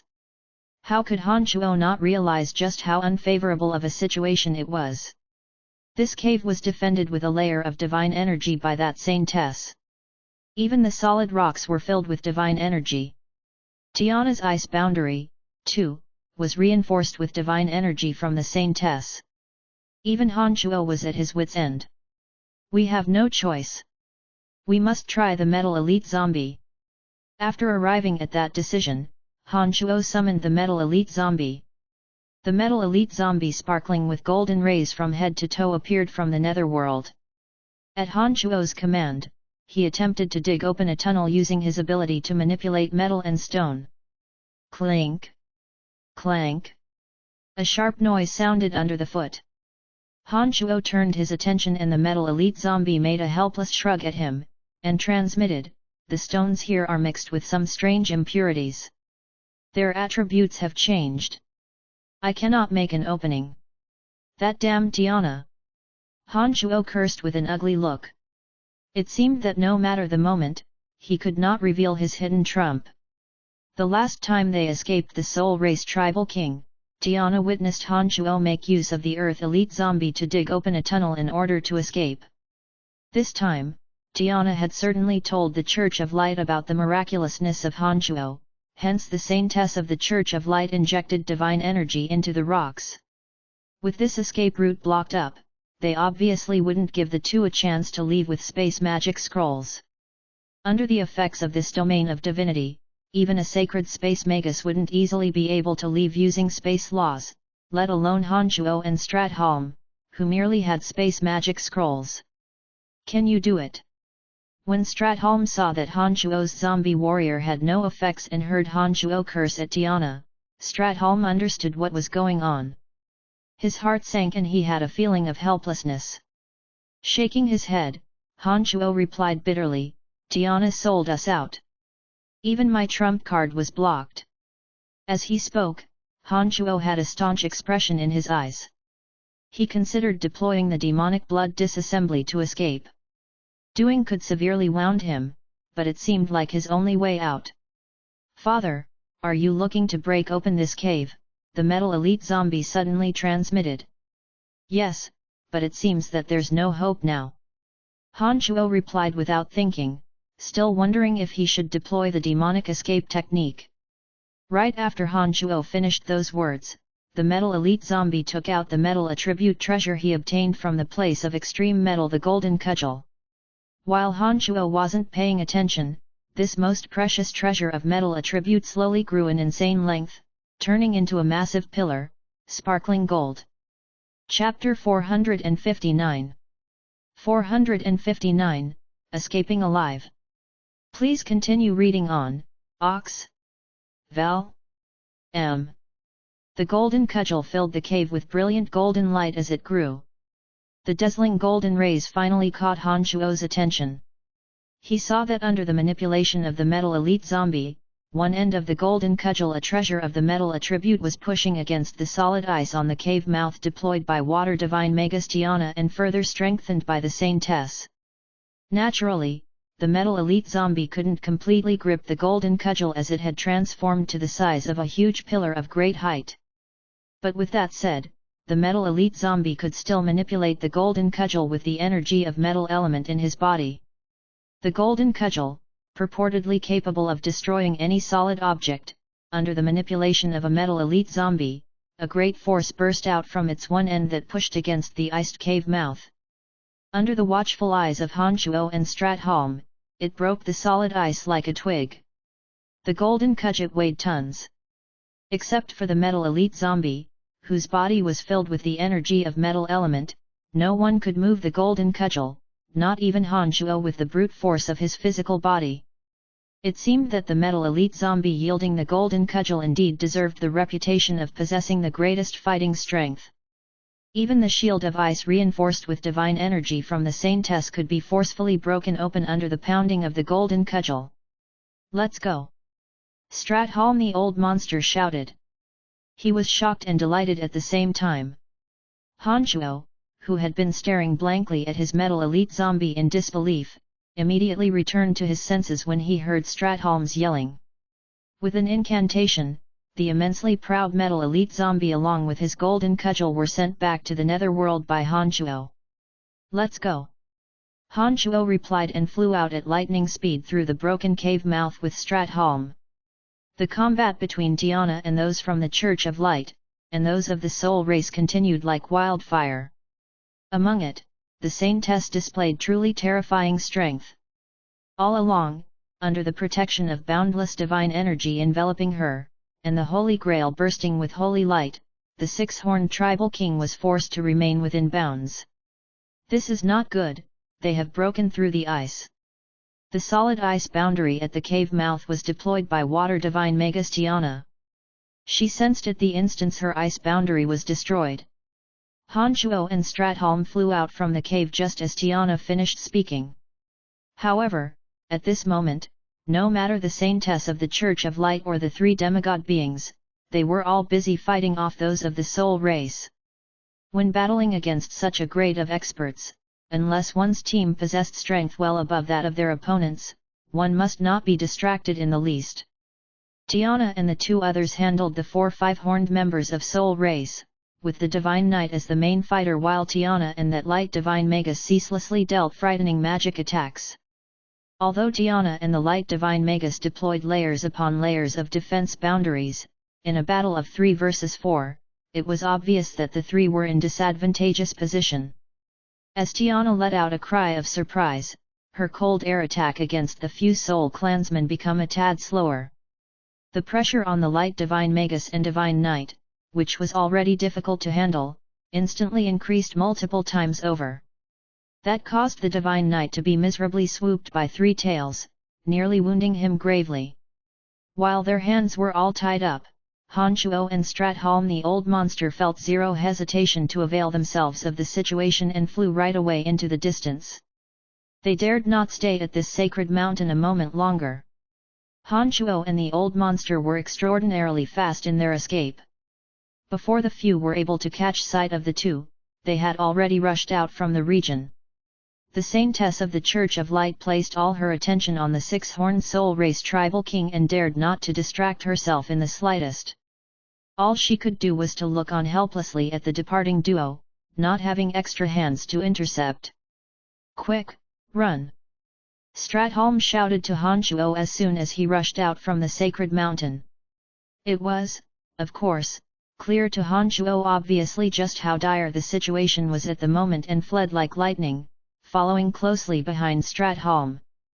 But in contrast to Stratholm, the expression on Han Shuo's face was much calmer and collected, unlike the panic on Stratholm's face.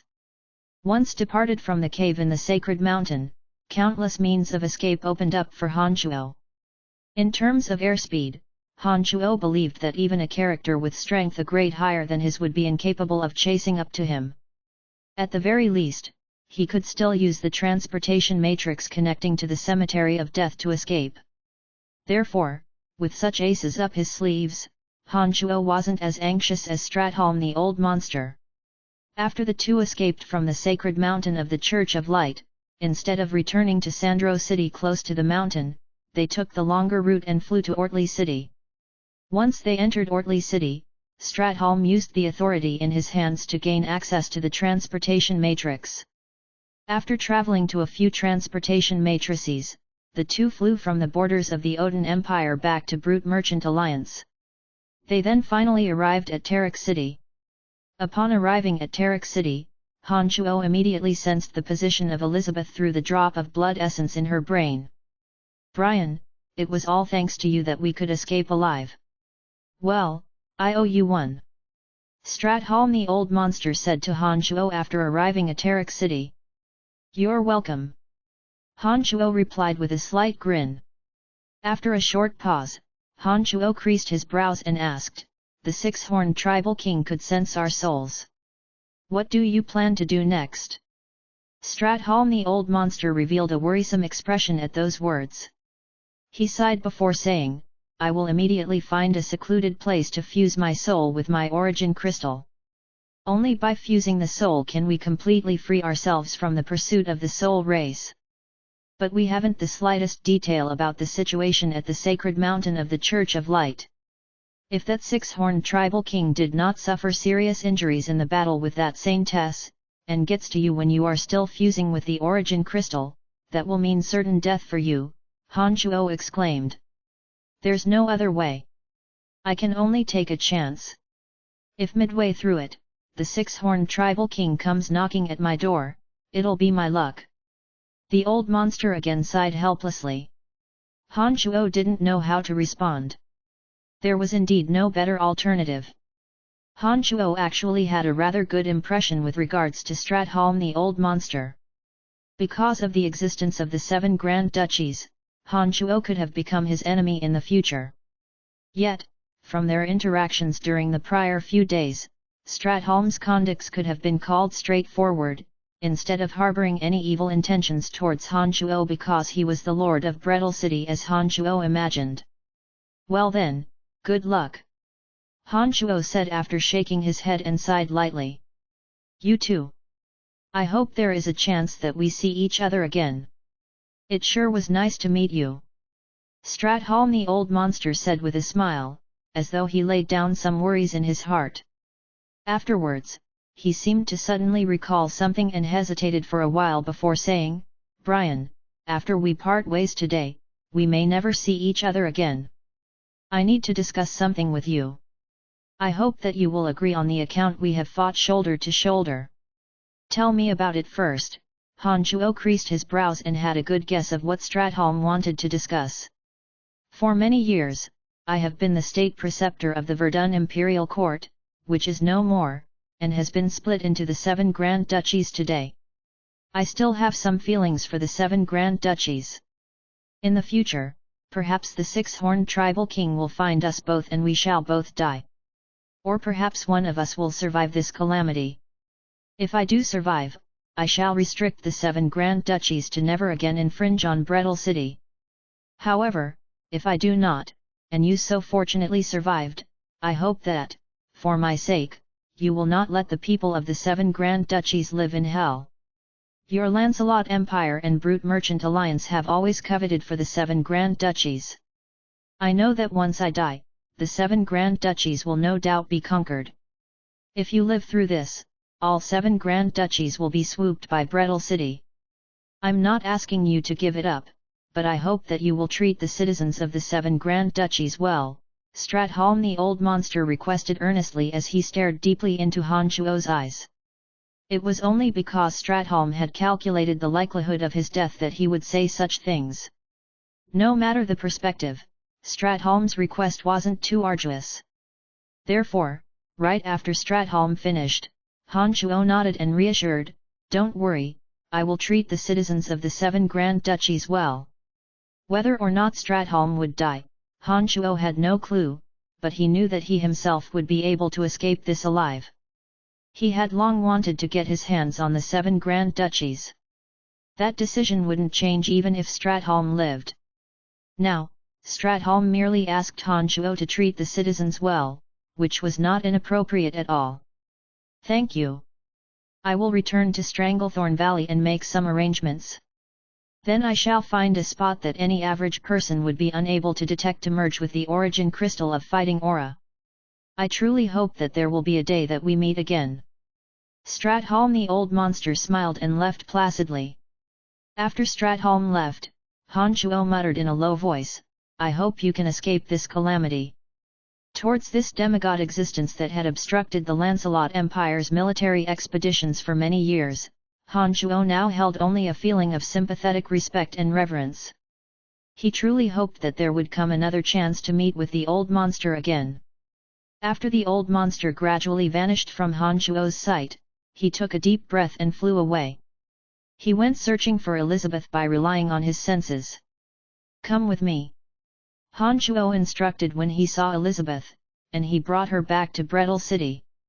Chapter 460 460, Peerless Murderous Soul. Please continue reading on, Ox. Vel. M. Upon arriving at Brettle City, Han Shuo introduced Elizabeth to Jack and others, gave a few instructions, and immediately headed to his secret chamber and activated his transportation array. Once he entered the Cemetery of Death, Han Shuo was overcome with exhilaration. That terrifying pressure which had been trailing him as a shadow does a body vanished without a trace. It's gone. Han Shuo cried out in surprise. Ever since leaving Tarag Canyon, Han Shuo could feel a bone-deep pressure coming from the 6-horned tribal king of the soul race. But upon entering the Cemetery of Death, that heavy pressure on his chest all could no longer be felt. He walked out from the hall, looked down at the snow-white bones under his feet, then raised his head to gaze at the dark, murky sky. Suddenly, Han Shuo realized what was going on. It seemed that the boundary that enveloped the whole Cemetery of Death was isolating him from the 6-horned tribal king's trace of his soul. As long as he was in the Cemetery of Death, Han Shuo believed that the 6-horned tribal king would never be able to locate him. Before arriving at the Cemetery of Death, Han Shuo had worked out plenty of escape plans. He had even prepared to use the skeletal staff to send his soul down to the netherworld for shelter once he entered the Cemetery of Death. But now it seemed that none of that would be necessary. The boundary of the mysterious Cemetery of Death, unexpectedly, solved Han Shuo's worries. Cemetery of Death, oh Cemetery of Death, how many more secrets are you hiding? Han Shuo couldn't help but lament. To be able to block off the sensing power the 6-horned tribal king on his soul, this alone adequately explained just how miraculous the boundary that shielded the Cemetery of Death was. Poor Stratholm. Perhaps you have already left Stranglethorn Valley for secluded cultivation. But even if you are still in Stranglethorn Valley, the Cemetery of Death isn't a place you could enter. Han Shuo thought to himself. Without the menace of the 6-horned tribal king breathing down his neck, Han Shuo's mood somewhat loosened up. Afterwards, he sat cross-legged at the spot where he had previously refined his mystical demons, and from his space ring, he withdrew the 3 spheres he managed to plunder. 3 spheres. One of the origin crystal containing the intense element of death, one containing the element of darkness, and the last one emanating the energy of destruction that could cause one to palpitate the crystal of destruction, one that only a maniac would want to fuse with, according to Stratholm. Along the way as they ran away from the sacred mountain of the Church of Light, Han Shuo had asked Stratholm about the exact technique of utilizing the origin crystal. And now, everything was in its place. Han Shuo aimed his eyes at the origin crystal emanating pure element of death. With the origin crystal dispersing pure element of death in hand, Han Shuo steadily entered into the origin crystal with his mental strength and felt the incomparably enormous and pure elemental energy of death stored within. Next, Han Shuo tried to act according to the methods that Stratholm had described. He opened up his consciousness for the origin crystal to fuse with his consciousness. All of a sudden, something Han Shuo had never anticipated happened. His mental strength could clearly sense the tremendous pure element of death. But when he tried the method Stratholm prescribed him, attempting to fuse his consciousness with this element of death, his consciousness immediately locked up, absolutely prohibiting any iota of the element of death from entering. His consciousness had completely rejected the energy of the origin crystal, thus leaving him unable to form the soul of element that Stratholm and Tiana had mentioned. Han Shuo's demonic infant had the fantastic ability to absorb an array of evil energy and transforming them. However, Han Shuo's consciousness was nevertheless very selfish, not permitting one bit of energy incompatible with demonic arts to assimilate with it. Han Shuo could clearly sense the rejection from his consciousness. Perhaps the crystal of destruction will produce better results. After putting away the origin crystal of death, Han Shuo took out the sphere that emanated intense energy of destruction, and tried to fuse the energy of destruction into his consciousness again using the same methods. The consciousness once again rejected. As before, not a trace of that enormous energy of destruction could enter his consciousness, and naturally he unable to fuse with it. Han Shuo frowned. With one hand holding origin crystal of death and another the crystal of destruction, he thought, I have spent a great deal of effort plundering these two spheres and yet, in spite of everything, I can't absorb any of it. It seems this endeavor was all for nothing. There were three important components in Han Shuo's body. One is the demonic infant located in his lower abdomen. The demonic infant was the source and root of demonic yuan, which was the basis for deploying demonic arts. The other two components were located in his brain. His consciousness, formed after his three ethereal souls fused together, was the basis for everything. Its importance was self-evident. The last one, just like the demonic infant to a demonic arts cultivator, was the source and storage of energy. What was stored in this part of the brain was mental strength. It was the crux for Han Shuo, a necromancy grand magus, to release necromancy magic. Of the three, the most important was of course the consciousness, also known to the average human as the soul. The consciousness contained all the experiences and memories Han Shuo had, including all his realizations, all his knowledge of demonic arts and comprehension of necromancy magic. The consciousness was the only evidence that Han Shuo was alive. With his demonic arts attaining such a stage, Han Shuo would never permit any mishap on his consciousness, the basis for his demonic arts to advance further. However, based on Stratholm's explanation, Han Shuo knew that if one wanted to become God in the domain of magic, one's soul had to form a soul of element. Only with that could his soul be perfectly compatible with the element, and possess the most profound realization towards that line of magic. But still, the soul of element was obviously also an evolution of one's soul, and evolving one's soul meant change. What a pity it was that his soul had previously been transformed into consciousness, most suitable for practicing demonic arts.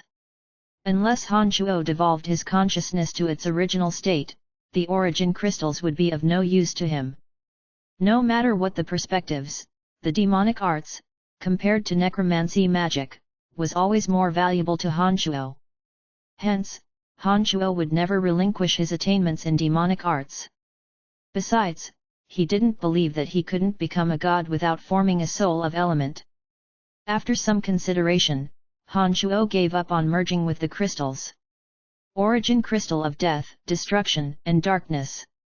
Han Shuo could use neither of the three of them. He placed the three spheres before him, and started to ponder on how to maximize the utility of the three objects he had procured with all that effort. After some thinking, a light bulb lit over his head. He summoned Little Skeleton from the netherworld. This is for you. Take it and fuse your soul with the energy within. This way, you can better utilize the element of death in the netherworld. Han Shuo handed the origin crystal of death to Little Skeleton as he appeared and informed him of the process to fuse it with his soul. Thank you, Father. I can feel that this thing will bring me unimaginable gains. This must be the most valuable treasure for an undead creature. I don't know what it will transform me into, but I'm certain that I will become stronger. That will surely be the case. Little skeleton held the origin crystal emanating pure aura of death with blinding light exploding from his purple demon eyes. Han Shuo could sense his immense excitement and delight. Good then. I believe that you will be stronger. Han Shuo said with a faint smile as he felt the hard-to-restrain excitement from little skeleton. Father, with this, I will be able to subdue bone dragons. In my world, I reckon I will be stronger and stronger. My scope of influence will expand 100-fold, little skeleton said with exuberant ambition. All right, go ahead. Immediately fuse with the origin crystal of death like I taught you. Han Shuo said smilingly, and when little skeleton nodded, he sent him back to the netherworld with another necromancy spell. As for the origin crystal of darkness, of those beside Han Shuo, only Emily could exhibit its use to the greatest extent as no others practiced dark magic. It seemed that this time, Emily would surely go mad with joy. After fusing her soul with the origin crystal of darkness, her strength would advance by leaps and bounds without a doubt. All that remained then was the crystal of destruction. After racking his brain, Han Shuo still couldn't figure out what to do with it. As he stared at the crystal of destruction, he found that the crystal of destruction was somewhat different from other origin crystals of elements. Once one's soul fused with this boundless energy of destruction, they would become deranged, only knowing to wreak havoc. He held the crystal of destruction, gazed at it for ages, and yet had no idea what to do with it. Suddenly, a boundless craving for ruthless massacre rushed from Han Shuo's body. With a thought, the demon slayer edge suddenly flew out from Han Shuo's nape and landed on his palm. Inexhaustible resentment and murderous intentions overflowed from the demon slayer edge, flooding the whole cemetery of death. A stream of blistering bloody rays flowed from the demon slayer edge as though it was alive. Han Shuo understood that the murder weapon that was the demon slayer edge had evolved and formed a true main soul. From that day onwards, the demon slayer edge would truly be an unparalleled demonic weapon. While Han Shuo was looking at the demon slayer edge with excitement, the demon slayer edge suddenly flew out from his right hand. Before Han Shuo could react, its edges had pierced through the sphere containing the energy of destruction. While Han Shuo was stupefied, the main soul that had just formed within the demon slayer edge had begun to fuse with the frightening energy of destruction in the crystal. Chapter 461 461, Concealing the Consciousness. Please continue reading on, Ox. Val. M. In a rather short time, the energy contained within the sphere of destructive aura had fused with the main soul in the demon slayer edge. After the fusion of the main soul and the crystal of destruction, it flew back into Han Shuo's body and again sank into hibernation stage. The demon slayer edge was a demonic weapon closely tied with Han Shuo. It had now formed a main soul, and therefore gained its own intelligence. As the demon slayer edge was originally casted with Han Shuo's blood essence and demonic yuan, the main soul would eternally serve Han Shuo as its master.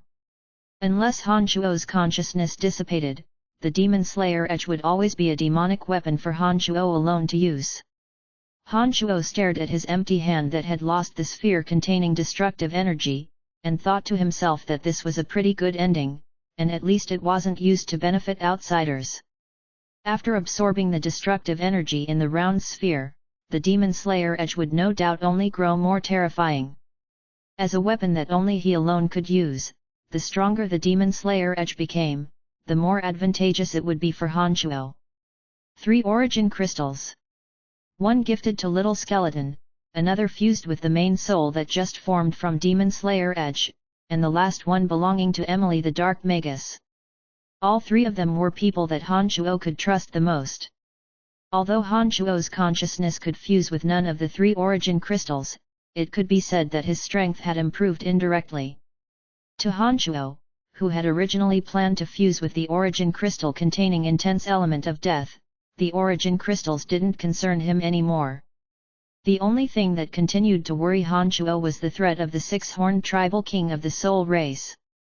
As long as Han Shuo remained inside the cemetery of death, the six-horned tribal king of the soul race couldn't do anything to Han Shuo as he couldn't detect the presence from Han Shuo's body. But the problem was, it was impossible for Han Shuo to stay within the cemetery of death forever. The moment he left the cemetery of death, the six-horned king would sense the position of Han Shuo's soul. And when that happened, Han Shuo would have to confront this terrifying threat that he momentarily could not resist. It seems I still need to purge that guy's sense of my consciousness. Han Shuo thought and began sifting through the memory that Chu Kinglan left to him for a way to tackle it. As Han Shuo carefully went through the memories, it suddenly occurred to him that once he reached the next 9 changes realm in demonic arts, even if he didn't seek a deliberate way, his consciousness would become undetectable by the six-horned king. Once Han Shuo reached the 9 changes realm, not only could his physical body transform into any form he wished, his consciousness too could have a myriad different transformations. By then, that six-horned tribal king would never be able to detect Han Shuo again. Of course, after Han Shuo broke through to the 9 changes realm, if the six-horned tribal king came knocking at Han Shuo's door, he would be courting death. Currently, in the carnal realm, although his consciousness could not alter as he wished, he could still conceal it with a concealment technique. As long as Han Shuo didn't intentionally use the wonderful energy of his consciousness, and remain in a state of nothingness under the effects of the concealment technique, no one could sense the position of Han Shuo's consciousness. In fact, the consciousness concealment technique was one of the many miraculous abilities that the consciousness had. Unfortunately, Han Shuo had not spent enough time and effort delving into the marvelousness of consciousness. Once he found out that the consciousness could remain in a state of nothingness as long as he didn't use it to explore, he began to practice this method of concealing the consciousness. Not only would this state not affect Han Shuo's thinking and memory, it would also help Han Shuo make more rational decisions, and not cause him to lose control of his emotions or do anything at odds with his character. Once Han Shuo thought that he mastered this technique of concealing his consciousness, he of course was eager to test if it was genuinely useful. He returned to the center of the cemetery of death and activated the transportation matrix, returning to the secret chamber in the city lord's mansion of Brettle City. Indeed, as expected, even after he left the cemetery of death, Han Shuo did not feel that pressure coming from that six-horned tribal king, indicating that the consciousness concealment method was definitely working. Han Shuo no longer needed to be concerned about the potential threat of the six-horned tribal king anymore. Immediately, he summoned Dorcas, Jack, and the others for a meeting. When everyone was present, Han Shuo turned to Dorcas and said, "From today onwards, you will be in charge of the invasion of the 7 Grand Duchies. You will make preparations at once. I shall take a trip to Asen City, and provide you with detailed instructions when I return. I have been waiting for this day for so long." Dorcas' eyes were sparkling with exuberant ambition. The excitement of this war lover was plainly visible. "Master, what are you planning to do?" Dark Dragon Gilbert asked Han Shuo, puzzled. Han Shuo did not answer, instead instructing, "You stay by Dorcas. His strength is of no use. You will be in charge of protecting him and keeping him from assassination." "All right then. How come I've become a bodyguard? Before this I was protecting Trunks, and now it's someone even weaker," the Dark Dragon mumbled in unwillingness. "Elizabeth, you stay in Brettle City. Guard against people playing tricks in the dark. There are a few with poor strength in Brettle City. You must protect them with your life." "Got it, Master," Elizabeth replied. Afterwards, the duo of Dorcas and Jack thoroughly explained the current situation in Brettle City to Han Shuo. From their words, Han Shuo understood that the current population of Brettle City had increased over 10 times over to around 530,000 people. Under the leadership of Dorcas, Brettle's military had 50,000 elite troops, in addition to 30,000 guards defending the city. As the ever-expanding Brettle City possessed its own weaponry workshops and armorsmiths, never short of all kinds of ore supplies coming from the 5 mines around it, every last one of the altogether 80,000 soldiers of Brettle City were fully equipped. Compared to the imperial guards of Asen City, their weapons and armor were in no respect inferior. With King Lawrence's vigorous backing, the convenience of magical transportation matrices, and the unusual terrain of Brettle City, in the short span of a few years, Brettle City had transformed into a true major city that was invulnerable to attack, and with flourishing businesses. The city now had a powerful, well-trained army. In addition to the lack of worry for future consequence, it was the best time to go on the offense at the 7 Grand Duchies. Very well. I shall pay a visit to Asen City. When I return, I shall set off with you all. Han Chuo said and chuckled heartily as he felt entirely free from worry. With that, the meeting concluded. Han Chuo then headed towards the transportation matrix in Brettle City. Currently, of the things that threatened Han Chuo the most was the 6-horned tribal king of the soul race, and another was the Church of Light. The 6-horned tribal king could not sense Han Chuo's location, and hence this threat could be disregarded. As for the Church of Light, although Han Chuo couldn't contend against them if the 2 demigod beings of the Church of Light were to act together, Han Chuo was confident that he could easily escape.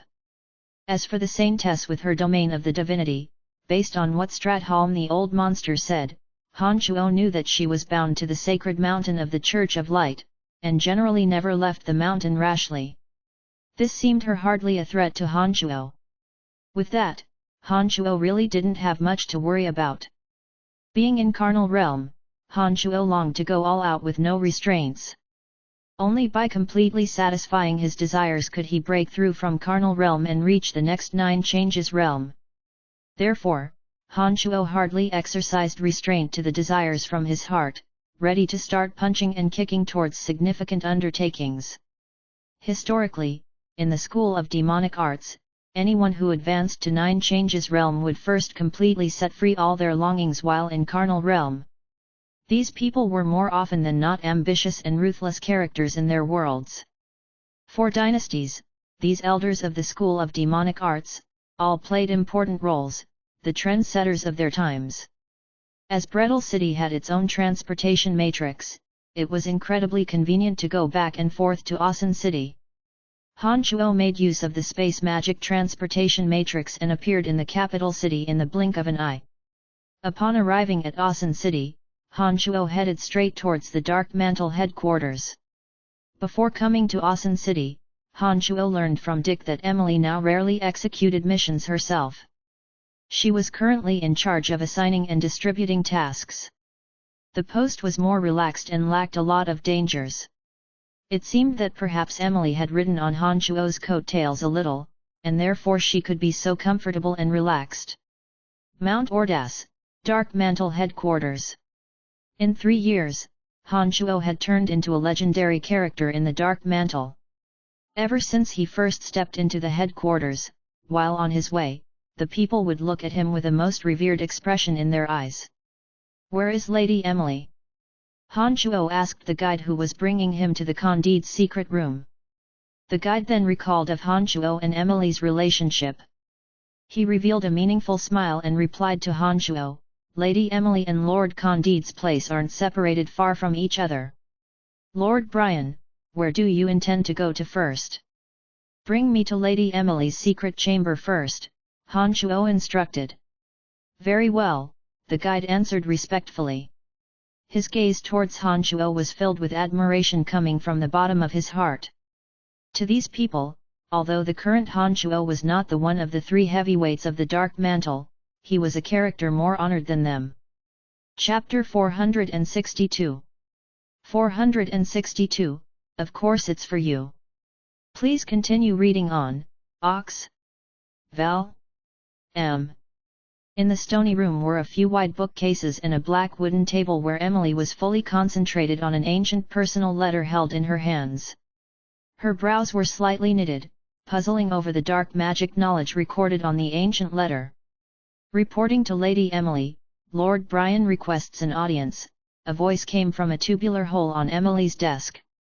A pleasantly surprised expression took over her face and she involuntarily let out a gentle cry.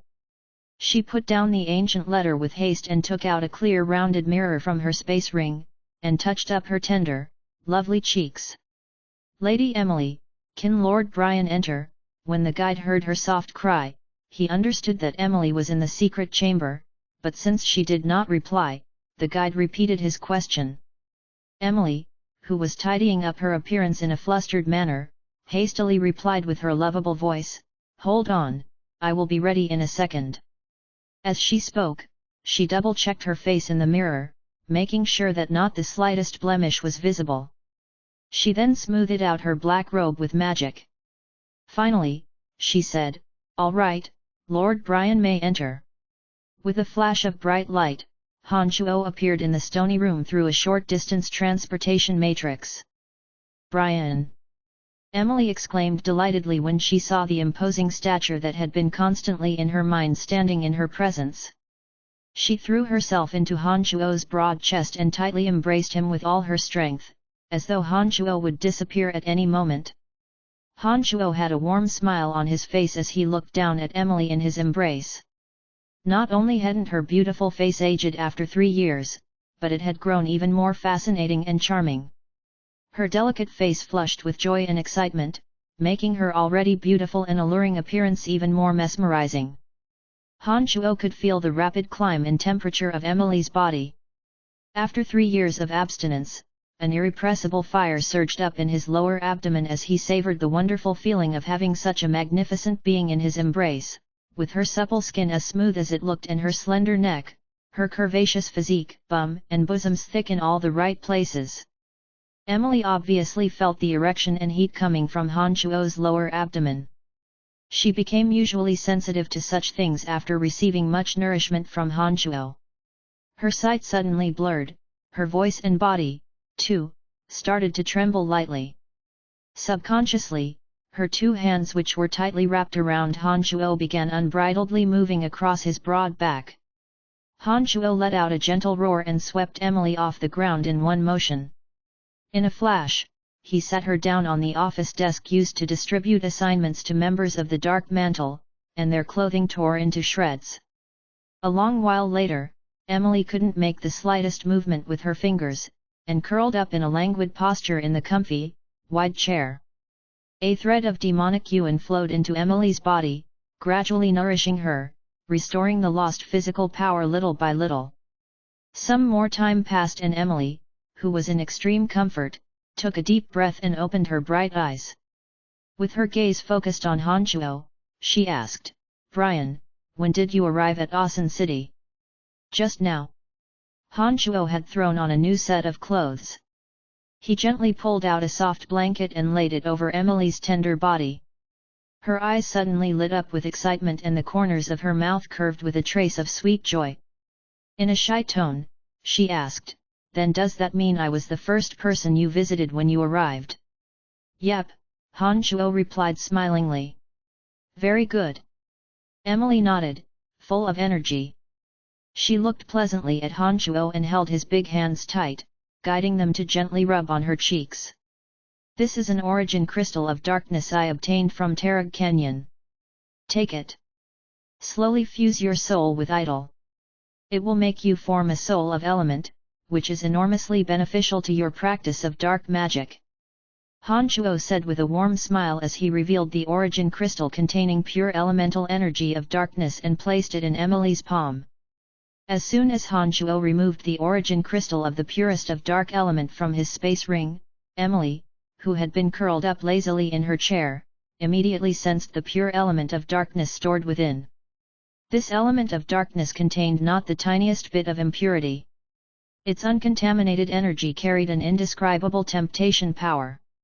Even though Emily did not use her mental strength to deliberately examine it, as a dark magus, she could deeply sense just how miraculous and mysterious what was contained within was. Such pure element of darkness. What is this thing?" Emily asked with her bright eyes on Han Chuo. "This is called an origin crystal. It contains an enormous and pure element of darkness free of any impurities. Once your soul is fused with an origin crystal, it becomes a soul of element. This will let you possess the most profound realization of dark magic, and your soul and dark element will reach the most compatible state. For any magus practicing elemental magic to become god, the person must form soul of element and body of element. An ordinary magus may never get the knack of forming a soul of element. Even if they do, it can't be easily realized for any ordinary persons. With this origin crystal, so long as you fuse it with your soul, the enormous, pure element of darkness stored within can directly make you form a soul of element. With that, you will undoubtedly make rapid progress in your practice of dark magic. In addition, you will possess the foundation of becoming a god in dark magic. Han Chuo explained with a smile. Emily couldn't help but shiver slightly. Her eyes were gleaming with disbelief. She looked at Han Chuo, and with a trembling voice, she stuttered, Brian, this is for me? Are you sure this is for me? Silly woman, of course it's for you. Han Chuo said as he gently caressed Emily's face. Suddenly, Han Chuo recalled something and said solemnly, however, given your current realm attainment, you must absorb it carefully. I don't know if your soul can fully bear this enormous amount of dark element. In any case, be careful of all things. I will. Emily held the origin crystal of darkness with both hands. She was so stirred up that she nearly fainted in euphoria. From Han Chuo's explanation, she realized what this origin crystal would mean for her. It was a most precious item that could make her a god. She could no longer express her gratitude and adoration towards Han Chuo with words. Lady Emily, is Brian in there? Candide's voice interrupted from a magical device on Emily's table. Candide's voice seemed somewhat unsteady and excited for some reason. Before Han Chuo could answer, Candide spoke again through the magical device. I sense an incomparably pure and tremendous aura of dark element coming from your location. Are you both all right? Han Chuo and Emily exchanged a glance and they both came to their senses. Candide was, too, a dark grand magus. He had immersed himself in dark magic much longer than Emily had. His comprehension of dark magic had likewise presumably exceeded that of Emily's. As Han Chuo did not utilize any special technique to cover up the aura that the origin crystal of darkness emitted, Candide, as a dark grand magus, it was a matter of course that he would sense the presence of this enormous pure element of darkness. Quickly put it away. With one hand covering the sound-transmitting magical device, Han Chuo hastily instructed Emily. Emily had already come to her senses when Candide's voice sounded, but the first thing she did was hurriedly get dressed. Only after Han Chuo's reminder did she put away the origin crystal. Shortly after, she said with panic, he knows, what do we do, what should we do? As a figure of such high authority, Emily shouldn't have been so panic-stricken. The reason she was so out of her wits was purely that the origin crystal had overwhelmed her to the point of shock. She was so excited that she found it challenging to remain calm, hence her agitation. It's okay. Not only does he not have a clue about anything, plus, even if he knew that I handed the origin crystal to you, there's nothing he could do about it, Han Chuo soothed Emily. He realized that the Emily was now too emotional, and it would be inappropriate for Candide to enter. He immediately added, you stay here and calm down yourself. Leave Candide to me. Han Chuo then stood on the transportation matrix in Emily's room. After a flash of bright light, he appeared before Candide. Brian, I've just received reports, you indeed have returned. Oh right, I sensed an extremely pure aura of dark element coming from Emily's stone room a minute ago. For so many years, I have never perceived such pure dark elemental energy from anywhere. What's going on? Candide asked. Nothing much. I was just using my martial arts to help Emily aggregate some dark element, so that she could more clearly sense the presence of dark element, Han Chuo said smilingly as he tried to conceal the truth. Shortly after, he changed the subject, Lord, I have met Stratholm the old monster. Perhaps the subject of Stratholm the old monster provoked Candide's interests, or perhaps Candide was astute and understood that Han Chuo was unwilling to discuss it thoroughly. Candide did not investigate any further about the enormous dark element, but asked in astonishment about the course of events that led to Han Shuo and Stratholm's meeting. Chapter 463 463, A Big Gift. Please continue reading on, Ox. Val. M. Except anything related to the origin crystals, Han Shuo told the story of his encounter with the old monster and Tiana at Tarag Canyon. Even the incident at the sacred mountain of Church of Light located in Odin Empire was disclosed. Candide was all ears as Han Shuo described his account from the beginning till the end, and his brows were tightly knitted together. Lord Candide, about those true powerhouses of profound continent and the soul race people, do you have any knowledge of them? The reason Han Shuo revealed everything was to ask Candide if he was aware of their existences. Tiana is the protector of Kasi Empire. In Kasi Empire, Tiana is a godly being. She is a character of the same as Era our Lancelot Empire's dark divine Magus Mike Cotton. I genuinely did not expect her to still be alive. Candide exclaimed. Mike Cotton? A character his Era? Han Shuo was startled. Mike Cotton is one of the most reputable characters in the history of Lancelot Empire. It was all thanks to his existence that Lancelot Empire was established and possessed such mighty power and influence these days. However, Mike Cotton the Dark Divine Magus was a character from 500 years ago. Having found that out from Candide, Han Shuo then realized just how long Tiana had actually been alive. It was no wonder that even Stratholm the antediluvian old monster that lived through 2 dynasties would address her as elder sister Tiana. Besides Tiana, about those of the Church of Light and Soul race, does your lordship know of their origins? Han Shuo asked as he stared blankly at Candide. That divine knight and light divine magus of the Church of Light you mentioned, I've read a little about them from ancient records. They are both existences of the Church of Light famous for their strengths a few hundred years ago. Everyone assumed that they had both died of old age. They had unexpectedly lived on until the present day. As for that saintess of the Church of Light, and that soul race of Tarag Canyon, I have no idea. If not for you telling me this news, perhaps, I would have never learned of such characters on profound continent. These beings are far beyond anything I can imagine, Candide lamented as he repeatedly shook his head and sighed.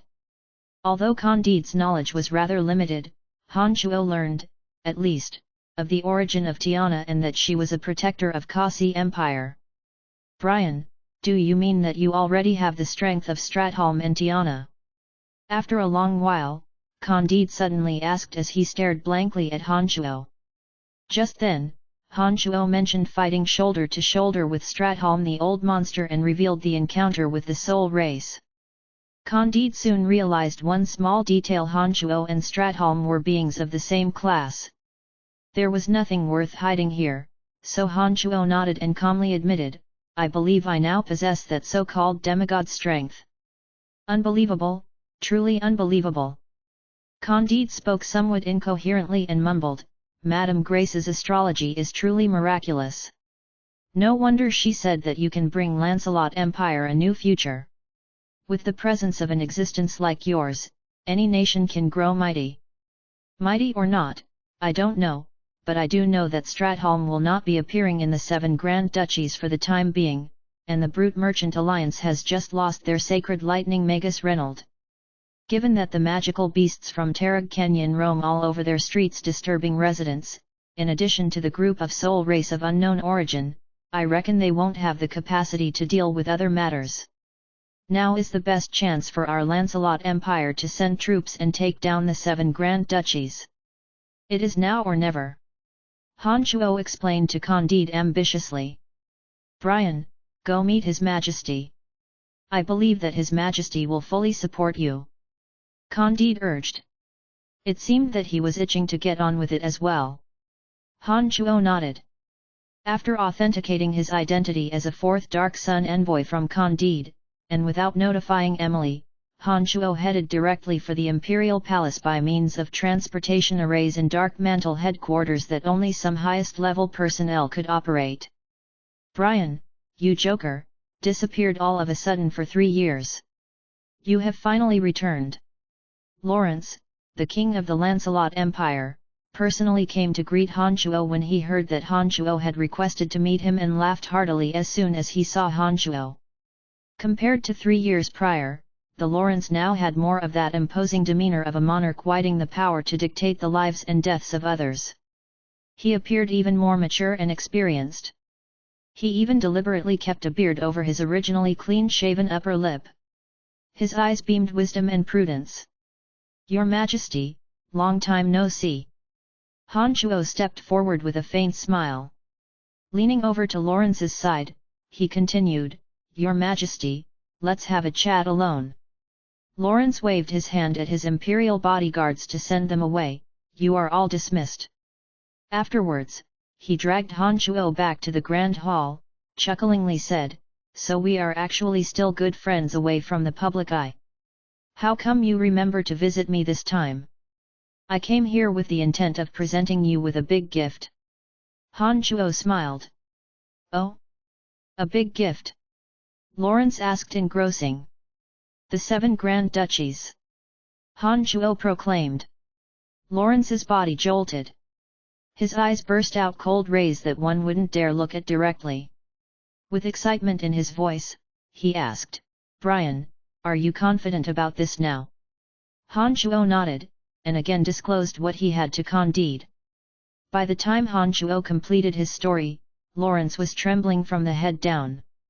He held firmly onto Han Chuo with both hands, his fiery eyes ardently on Han Chuo, and in an astonished voice he asked, Brian, you mean you now possess demigod strength?" "That's right," Han Chuo affirmed. Good. Good. Good. Lawrence howled with laughter with his face to the sky. He then continued with a broad smile, "After the Honourable Heir Mike Cotton, finally, our Lancelot Empire is once again blessed with a demigod being. Haha, from now on, no one will disregard the mighty existences of my Lancelot Empire. Don't celebrate so soon. Like I just said, a demigod existence isn't the apex of strength on the continent. Besides, I'm not the only one with demigod strength. Tiana of Kasi Empire is another. Over at the Church of Light headquarters in Odin Empire, there's far more than one demigod existence." Han Chuo doused Lawrence with cold water when he saw that Lawrence was so excited he nearly went mad, and feared that Lawrence might rely on him too much. I know, Lawrence said in an elated voice. "Of course I know. But with you in Lancelot Empire, I feel much more reassured in my heart. I have long thought of conquering Brute Merchant Alliance and Kasi Empire, but had always shelved it aside because of all sorts of apprehensions.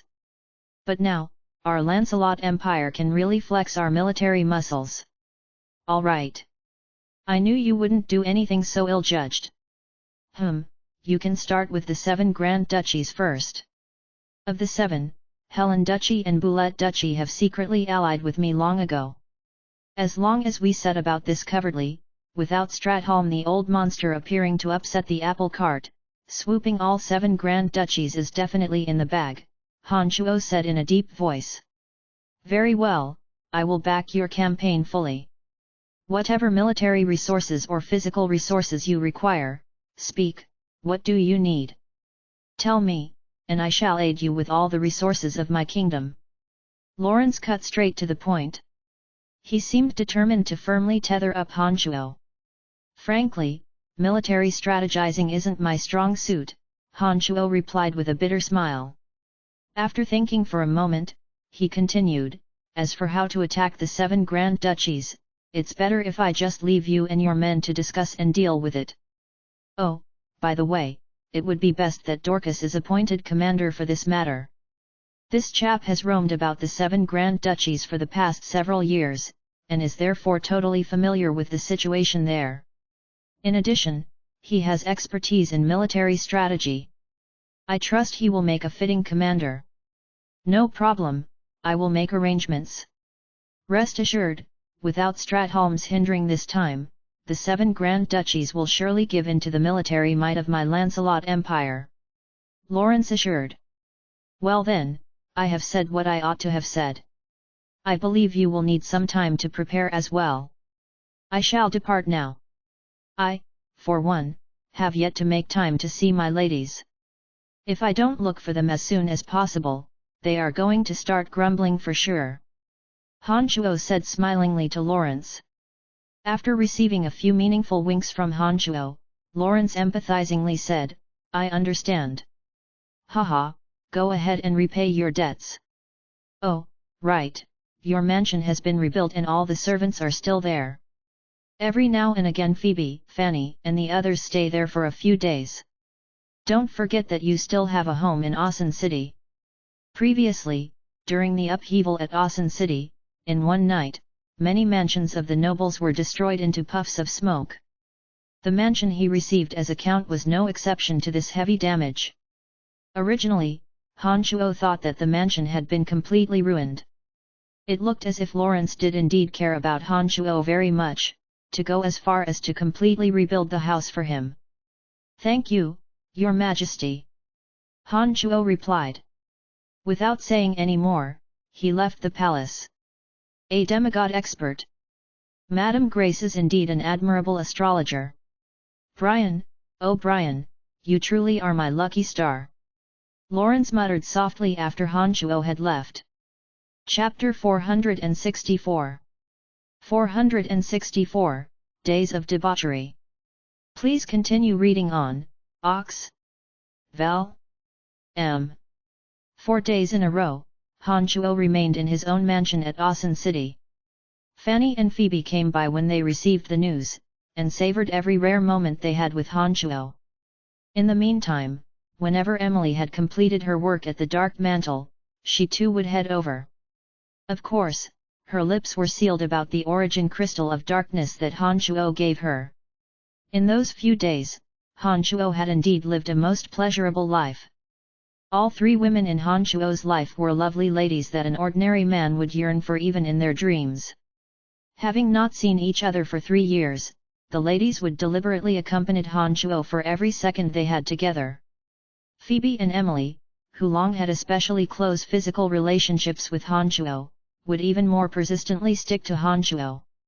Being in carnal realm, Han Chuo could hardly restrain his desires, and that was especially so when it came to sexual desires. During those couple of days, he would intemperately be with Phoebe and Emily all day long. Initially, they would make love to Han Chuo separately by themselves. But later, Han Chuo found it hard to contain his sex drive and he couldn't have cared less if either of them had qualms about it. After the first occasion of them sleeping together, the 2 ladies gradually let go of their reluctance, and began cooperating to serve Han Chuo better. Phoebe and Emily, who originally had minor discord, improved their rapport as they pulled together, and their relationship grew stronger and stronger. Han Chuo, being in carnal realm, did not find such a preposterous thing distasteful. In fact, when he discovered that such behavior actually helped the 2 ladies bond with each other, he further ravaged the 2 by doing so even more frequently. Throughout the process, Han Chuo discovered that his mind would unwittingly grow calm and stable. Every time his desires were set free, his demonic yuan would grow richer and stronger.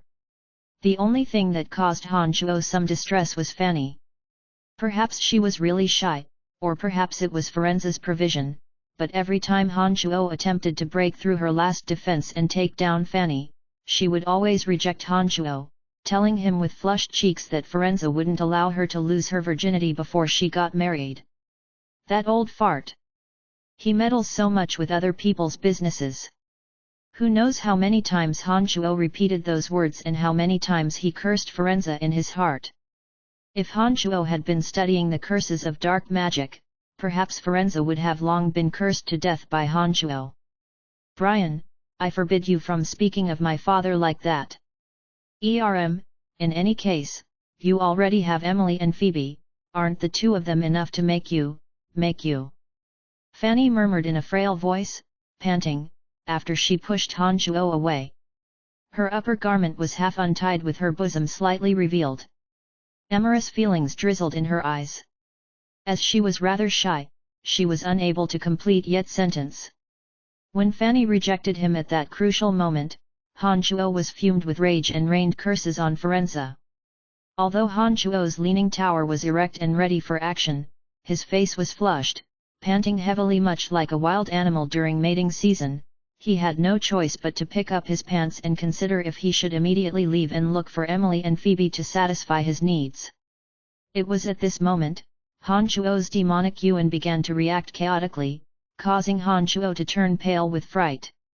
Such a situation had not occurred for a very long time. This sudden occurrence left Han Chuo somewhat bewildered. The more Han Chuo forcefully repressed his clear desires for Fanny, the more disorderly that demonic yuan energy became. Even the demonic infant felt unwell. Oh shit! Han Chuo cursed in his heart when he realized what was actually going on. In the carnal realm, it was only when the desires in Han Chuo's heart were completely liberated that he would make progress in the realm as well as deepening the demonic yuan. On the contrary, if Han Chuo exercised restraint against the cravings from his heart, he would not improve but instead deteriorate in the realm. For the last couple of days, Han Chuo had restrained himself from acting on Fanny more than a couple times. He had earlier on faintly felt that something was wrong. But now when the demonic yuan in his body sank into utter chaos, he immediately came to his senses. Han Chuo was very clear just how intense that desire to deflower Fanny was. The more Fanny rejected, the fiercer the craving to possess her got. Especially, time after time, when Han Chuo nearly had his way as even Fanny was struggling to contain herself, that desire in his heart would increase by folds. After this was repeated several times, Han Chuo finally suffered the consequences. He felt as though he was gradually losing control over the demonic yuan in his body. The more Han Chuo tried to give up and leave, the worse his body condition got. For a character like Han Chuo of such exceptional class, it was really difficult for any average person to harm him. Apart from a certain secretive and mysterious character of godlike strength, only Han Chuo could really cause damage to himself. Feeling the overwhelming changes in his body and the intense struggle in his heart, Han Chuo was red-faced, with the veins on his forehead, and on the brink of a total meltdown as he hesitated on whether to deviate from his cultivation and sustain serious damages to his body, or to possess Fanny and calm down the disorder in his heart. "Brian? Brian? What's wrong with you?" Fanny obviously also discovered that Han Chuo's condition was far from good. Not minding that her breasts were semi-revealed, she rushed to Han Chuo and reached out her hand to caress Han Chuo's forehead seeped with cold sweat, at a loss for what to do. "Damn it! Fanny is my woman to begin with. I am going to do her sooner or later anyway. How can Firenze come in and meddle with my business?" After thinking for a while, Han Chuo no longer beat about the bush and suddenly embraced Fanny. When Fanny found herself in a confused state of mind not knowing what to do, the gasping Han Chuo moved his mouth close to Fanny's ear and told her the current situation as it was. When Han Chuo finished his explanation, Fanny started to breath rapidly. Similarly panting, she asked, "Brian, are you for real? You aren't joking, right? We must do that thing, only then you won't be in so much pain." "I really wasn't joking, such is the peculiarity of my martial arts," Han Chuo explained with a bitter smile as he puffed hard. An amorous feeling gradually filled her bright eyes. Fanny no longer showed the slightest resistance. She took the initiative and undressed herself before Han Chuo, bit by bit laid bare her body of ideal proportions. Her curvaceous, naked body, like fine jade, emitted enchanting rays that hooked onto one's soul. Han Chuo stared at Fanny right before his eyes, intoxicated. "Brian, what are you waiting for?" The corners of Fanny's mouth curved to form a faint smile, which in Han Chuo's eyes, was ever so charming, ever so lovable, and ever so irresistible. Without any hesitation, Han Chuo made a move. Fanny's nymph-like bare body completely fell on Han Chuo's wide chest. At that moment, demonic yuan in Han Chuo's body was no longer chaotic while the demonic infant suddenly turned quiet. Fanny's look when she was embarrassed was drop-dead gorgeous. All of a sudden she wrapped her arms tightly around Han Chuo's back and cried somewhat nervously, "Brian, Be gentle, I'm afraid of pain. Don't worry, you won't feel the slightest bit of pain. Han Chuo reassured her tenderly. Han Chuo, like a cheetah, carried Fanny onto a large, cozy bed. Shortly after, the enchanting moans that could sweep away a man's soul, combined with Han Chuo's beastly gasping, began reverberating from the room, which sounded like an incomparably touching song of nature. This little wench succumbed just the same in the end. In another room, Phoebe, who was practicing with a sword, suddenly halted and mumbled after carefully listening for a while. Hee, I knew she couldn't escape the malicious hands of that little lecher. Emily said smilingly after walking into Phoebe's practicing room. She had just returned from a day's work at the Dark Mantle. That's true. It's just that I feel disdained at her persistence all this while. Humph. So pure and righteous, as though she was imploring us, to be so wanton. Phoebe couldn't seem to voice the reason for her discontent.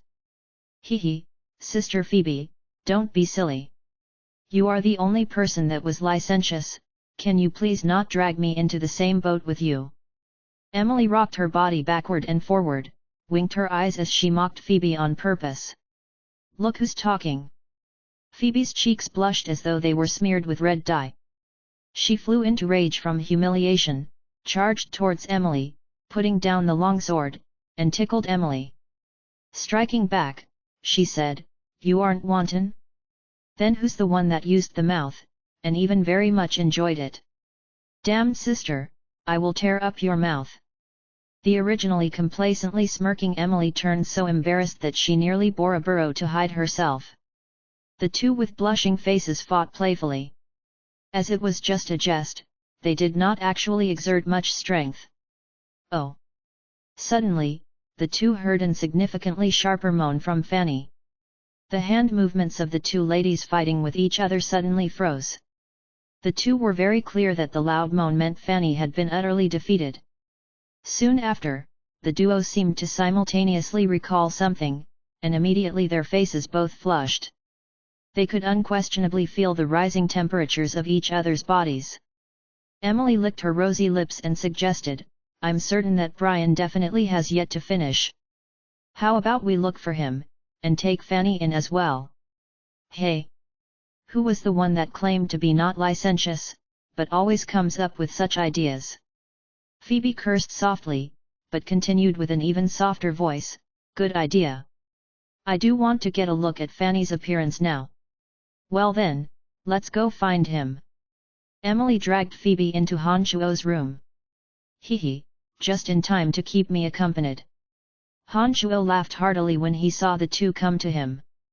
Soon enough, the room was again filled with boundless ecstasy. That dissipated moaning sound that itched the heart once more reverberated. Chapter 465 465, The Dark Dragon's Plead. Please continue reading on, Ox. Val. M. Time just seemed to fly as Han Chuo reveled in the joy of having several partners at his full disposal. His innermost desires were completely liberated. There was no longer any indication of deviation of his practice of demonic arts. Instead, it improved with each passing day. Regarding the matter for which Han Chuo returned to Asan City, with the exception of King Lawrence and certain members of the Dark Mantle, nobody was given any information on it. Consequently, in the past few days, while Han Chuo was seeking pleasure with his 3 women in his mansion, no bigwigs came by to interrupt his indulgence. Good times evidently never last. When Emily came by this time, she notified Han Chuo that Lawrence had completed arrangements to invade the 7 Grand Duchies. Thus, Han Chuo had no choice but to, yet again, depart from Asan City. Fortunately, the space magic transportation matrix connecting Asan City and Brettle City had been completed.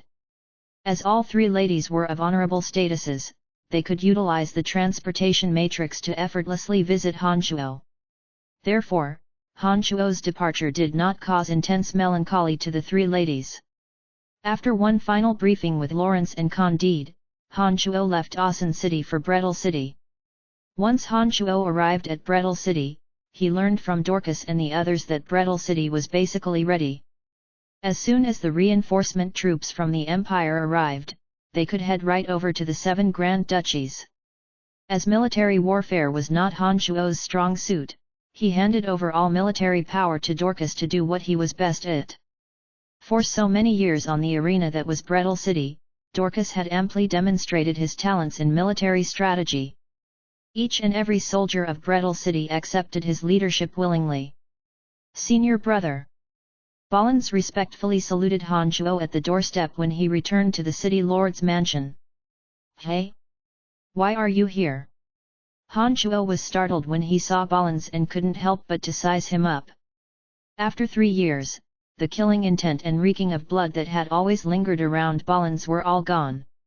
Han Shuo understood that this wasn't a sign that Ballins had made no progress in God-slaying devil path, but the contrary. From the aura Han Shuo sensed emitting from Ballins, he figured out that Ballins had successfully cultivated in the God-slaying devil path to the realm where he could conceal his killing intent. At this realm, Ballins could skillfully put his killing intent to use. Anytime he was not engaging with enemy combatants, not a trace of killing intent in his body would spill out. Compared to his former state of intense killing intent from head to foot, his well-concealed killing intent indicated that he had made lightning-fast progress. Senior brother, for the last 3 years, I have constantly come and gone in various battlefields, secretly absorbing the killing intent that wafted through the air using the martial skill you taught me. After that, I digested the energy in accordance with the method you instructed me. As senior brother has been cultivating without leaving a trail for the last 3 years, I have not gotten the chance to meet you.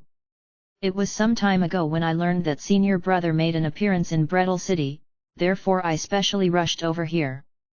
When Ballins came face to face with Han Shuo, he wore a most humble, deferential expression, even more diligent than when he served his former master Carol. Han Shuo knew that this was because he could give Ballins what Carol never could. After 3 years, based on the substantial yet reserved aura radiating from Ballins, Han Shuo could be certain that his cultivation of God-slaying devil path had been fruitful.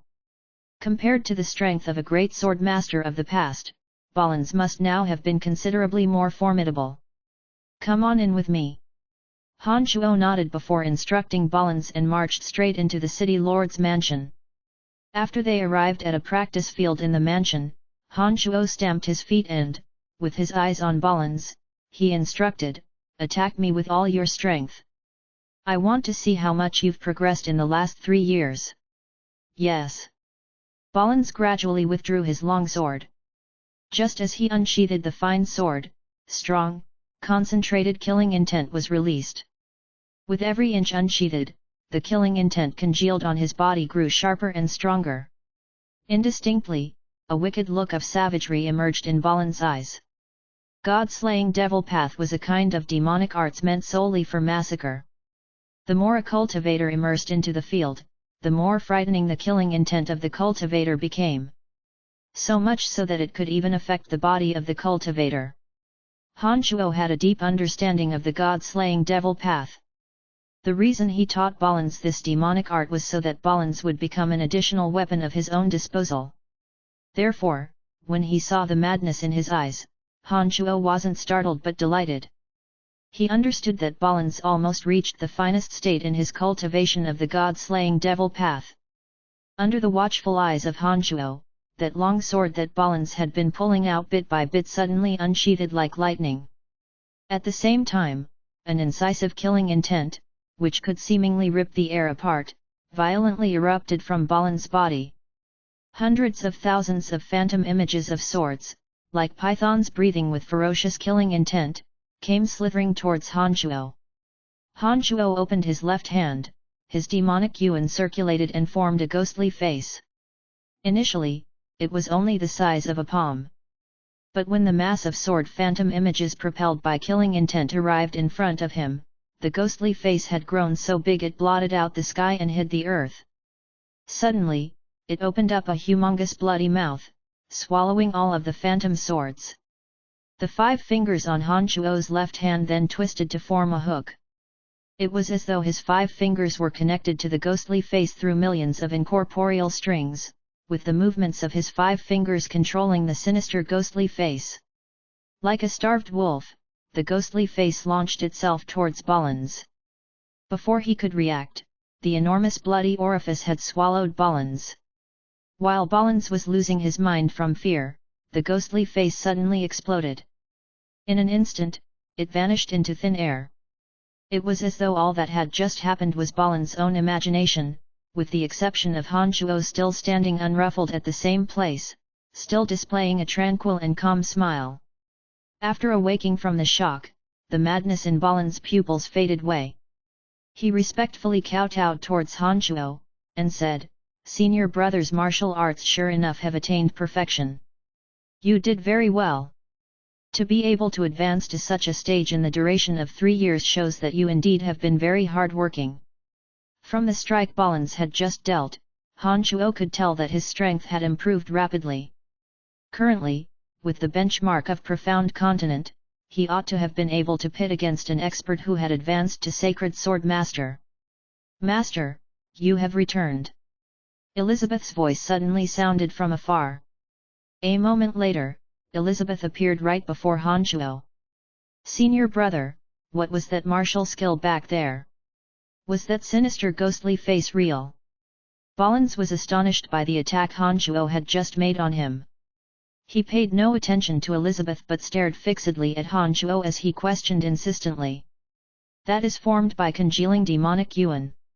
Haha, as for whether it was real or not, you figure that out yourself. When you reach a certain realm in your maneuver of killing intent, you too can congeal it with killing intent. You will understand then." Han Shuo explained with a faint smile. He paused for a moment, and suddenly moved to Bollins' side. Before Bollins could react, Han Shuo suddenly pressed his hand on Bollins' head. Certain knowledge pertaining to the basics of demonic arts flowed from Han Shuo's palm into Bollins' brain. Upon reaching the separate demon realm, Han Shuo could portion and organize his memories. The knowledge that Han Shuo poured into Bollins' mind was just some of the most basic information for those cultivating in demonic arts, such as expound teachings on the topic of cultivation deviation, some bizarre remarkable abilities of demonic cultivators, and certain cultivation malpractices. This knowledge was information that every demonic arts cultivator should understand. Han Shuo worried that Bollins would be so anxious for quick results, not realizing the discipline required for practicing demonic arts, that he would sink into an irremediable state of madness. That was why Han Shuo passed down this foundational knowledge to him, lest he lost self-control and turned into a monster that only knew to slaughter. "All right. Digest this knowledge thoroughly," Han Shuo said, looking at Bollins after he withdrew his hand. "Thank you, senior brother. I will never ever forget this great favor from you for the rest of my life." Bollins was moved to tears and crawled towards Han Shuo with sincere gratitude. "That's enough, you just have to practice well," Han Shuo said with a grin. Out of nowhere, Dark Dragon Gilbert begged, "Honorable Master, help me, you must help me." Gilbert displayed an unprecedented anxiousness. "Dark Dragon, what's the matter?" Han Shuo stared puzzled at Dark Dragon Gilbert as he scuttled their way, not knowing what would made him so nervous. "Master! My most honorable, most admirable master! You must help me. Otherwise, my grandpa, and perhaps even the entire race of Dark Dragon will be done for." Gilbert was frenetic. When he arrived before Han Shuo, he dropped to his knees, totally unlike his usual sloppy manner. Han Shuo furrowed his brows. With a heavy voice, he said, "Get up. Tell me what's really the matter." Gilbert had a resolute look. With his eyes looking deeply at Han Shuo, he pleaded, "Master, if you don't agree to help me, I won't get up." For so many years, Dark Dragon Gilbert had gone through fire and water with him and never imagined betraying him. Especially the time at the forbidden ground of Dark Forest, he nearly died for him. And now, Dark Dragon Gilbert must have been met with a truly distressing problem that he would behave so unusually. When Gilbert finally finished, Han Shuo did not hesitate and nodded, saying, "Get up, I promise you. Whatever the matter, I will help you." "Thank you, master," the dark dragon cried gratefully and stood up. He then hastily explained, "My grandfather left me dragon speech bone made using a chunk of his own bone. Through this chunk of dragon speech bone, even as I kneel before you, I can still hear my grandpa's instructions. For a long time, my grandpa told me that someday, my dark dragon race will face a great catastrophe and that if our race couldn't avert the disaster, we will forever be wiped out from the underground world. I always thought that my grandpa was just giving alarmist talk. However, just this morning, my grandpa transmitted a message through Dragon Speech Bone, saying that this great calamity is approaching, asking me never to return to the underground world, and the further I stay away the better. Not only that, he even left me his last words. I know that something very terrifying is on the verge of crashing down on our dark dragon race, or perhaps it already happened. Master, I beg you, please save our dark dragon race." The dark dragon Gilbert again kneeled at Han Shuo's feet, his eyes gazing at Han Shuo, pleading. "I already promised you." Han Shuo helped dark dragon Gilbert up, and continued, "I don't know if I could be of help, but I will take a trip to the underground world with you." "Thank you, master. Thank you, master. I know that with your help, our dark dragon race will surely turn peril into safety and avert the disaster," Gilbert asserted. "Bollens, you take Gilbert's place temporarily, follow alongside Dorcas in the dark and protect him. Elizabeth, you stay in the city. Assist Dick in his job of keeping Brettle City safe," Han Shuo instructed. With a war at night, logically speaking, Han Shuo shouldn't be wandering far. However, the relationship between Han Shuo and Dark Dragon Gilbert wasn't simply that of master and servant. Given that the Dark Dragon race was possibly facing the threat of extinction, in addition to such pleading from Gilbert, Han Shuo really couldn't find an excuse to refuse. Fortunately, the protector of the 7 Grand Duchies, Stratholm the Old Monster, was powerless to defend himself at the moment, and therefore would not appear in the 7 Grand Duchies for some time to come. On such a large-scale military campaign, the absence of Han Shuo, who wasn't exactly good at the art of war, wouldn't have done much to affect the general situation of the war. Therefore, with the decision made, Han Shuo once again summoned Dorcas, Jack, and the others, handing over a detailed overview of certain matters. "My lord, be at ease. With the full support of the Empire, in addition to the Helen and Boulet Duchies' cooperation surreptitiously, I am certain that I can take down the 7 Grand Duchies," Dorcas said with complete confidence. In presence of Han Shuo, the wild ambition in his eyes was hardly concealed. "You haven't been around Brettle City for years anyway. In fact, Brettle City would operate as usual even without you." In Brettle City, there was none other than Jack who would be so daring to speak so bluntly to Han Shuo like that. Han Shuo was muted in shock. Soon after, he flew into rage out of humiliation, and said, "You damned little fatty! If you can't make Brettle's economy grow, don't doubt for a second that you'll get just what you deserve. Haha, take a look at how glorious and flourishing Brettle City has become under my rule. You won't have the chance." Jack burst into complacent laughter. "Oh, right." Han Shuo suddenly recalled something, and immediately instructed Dorcas, "When you attack the 7 Grand Duchies, treat every citizen well. Be wary not to kill indiscriminately." "Rest assured, my lord, I know what to do," Dorcas pledged. "Then I can be at ease." Han Shuo shot a glance at the impatient Dark Dragon Gilbert, and said, "Let's go to the underground world." Chapter 466 466, Disastrous Turn of the Dark Dragons. Please continue reading on, Ox. Val. M. There hadn't been much change in the underground world. Along the way, they still often saw ugly goblins and batmen looting all over the place. The whole underground world was terrorized with chaos. The situation seemed like it would never change if it were given a few hundred years. Gilbert, do you know exactly the kind of disaster your dark dragon race will run into? You can't be totally clueless, can you? Han Shuo questioned Gilbert as they headed towards the dwellings of the dark dragons. Master, I really don't know anything. That was all that my grandpa told me through dragon speech bone. I have no idea at all, the sullen Gilbert answered. He was not in a good mood. Throughout the journey, the very much anxious Gilbert constantly urged Han Shuo to pick up his pace. It seemed that although Gilbert was a runaway, he still held deep feelings for the dark dragon race. Otherwise, he wouldn't have had entreated Han Shuo so piteously. Having followed alongside Han Shuo for so many years, although they had met some hazards, the two would always manage to escape the jaws of danger. Unknowingly, Dark Dragon Gilbert felt as though Han Shuo could handle any danger, as though there was nothing that could truly harm him. Especially when Han Shuo recently emerged from the Cemetery of Death, being a dark dragon that was linked to Han Shuo via contract, Gilbert knew more than anyone the terror of the strength possessed by Han Shuo. Therefore, when he received the message from his grandpa, he immediately thought of Han Shuo, and believed that only Han Shuo could help the dark dragon race safely overcome the calamity. When Han Shuo realized that he wouldn't get much more information from Gilbert, Han Shuo squandered not a second more asking. Gilbert had a far superior understanding of the underground world compared to Han Shuo.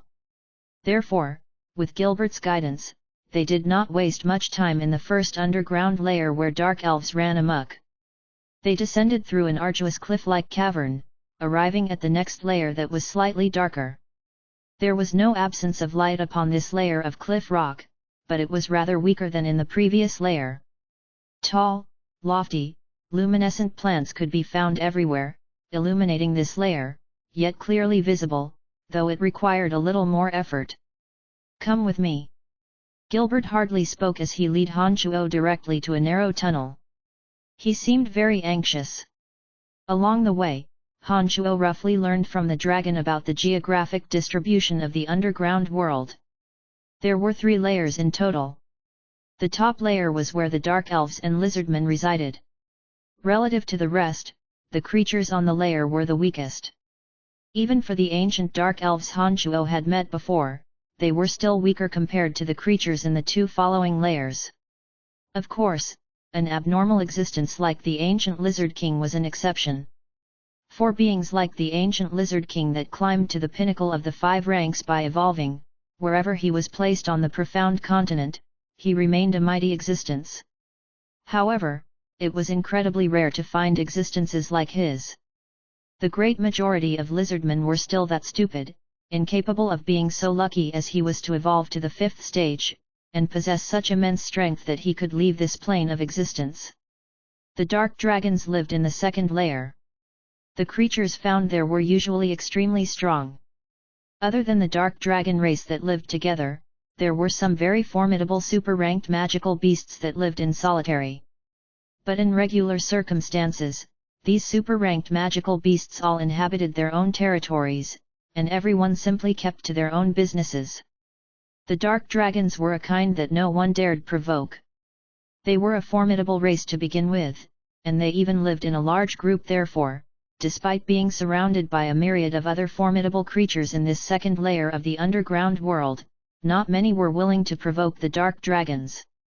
Han Shuo took this to mean that he could basically eliminate any threat from the 2nd layer. The 3rd layer of the underground world, however, now that was a region of great mystery. According to Gilbert, there wasn't a creature alive who knew what dwelled in the next layer. According to legend, there indeed were tunnels connecting the 2nd layer to the 3rd layer. However, it was incredibly rare to find a creature who knew where the tunnel was located. And of the super-ranked magical beasts that so fortunately found the tunnel and ventured into the 3rd layer, not one returned. Therefore, pertaining to the situation in the bottommost layer, no person, or perhaps no living being, was truly clear about it. After crossing the narrow tunnel, Gilbert again took Han Shuo walking for a long time, and they finally arrived at a region covered with mountain ridges. This was a huge canyon with unbroken ridges of irregular heights as far as the eye could see. From a distance, it looked as though enormously long dragons were entrenched there. As soon as they arrived at the region, Hs's sensitive nose picked up a faint reeking of blood. "I smell blood." Gilbert's eyes turned red. On the brink of tears, he cried, "Grandpa, I'm home. Gilbert is home." Gilbert's voice echoed without end in the Great Canyon. He was already rushing towards the canyon as he cried those words. Han Chuo hastily followed behind him. "Get lost!" From the deepest part of the canyon, came an angry roar of an aged man, with terror in his voice. "Grandpa, it's my grandpa's voice." Gilbert was pleasantly surprised and turned to Han Chuo. "My grandpa is still there. He is all right. But I believe you have already lost some clansmen." Han Chuo shouted lightly and grabbed Dark Dragon Gilbert. He suddenly accelerated and shot towards the canyon at lightning speed. Under their feet, a 30-meter-long body of Dark Dragon was strewn bare at the back of a mountain ridge. As Han Chuo and Gilbert flew overhead, looking at the ground beneath them, they could make out that the body of this Dark Dragon was most likely cut by sharp weapons, with hideous wounds all over his magnificent body. "Uncle Delix!" Gilbert obviously recognized the body of the dead Dark Dragon and snarled with his eyes popped out. However, this Dark Dragon wasn't the only carcass. As they continued flying towards the canyon, 3 additional dead bodies of Dark Dragons appeared under their feet one after another. These 3 Dark Dragons must have suffered cruel torment before they died. Every body were riddled with cuts and wounds. One was even dismembered into 3 pitiful chunks. Gilbert knew all 4 Dark Dragons that were killed, particularly the gigantic Dark Dragon that died in the most miserable state of being butchered into 3. He nearly fainted in grief and indignation. No longer able to restrain himself, he wailed in tears.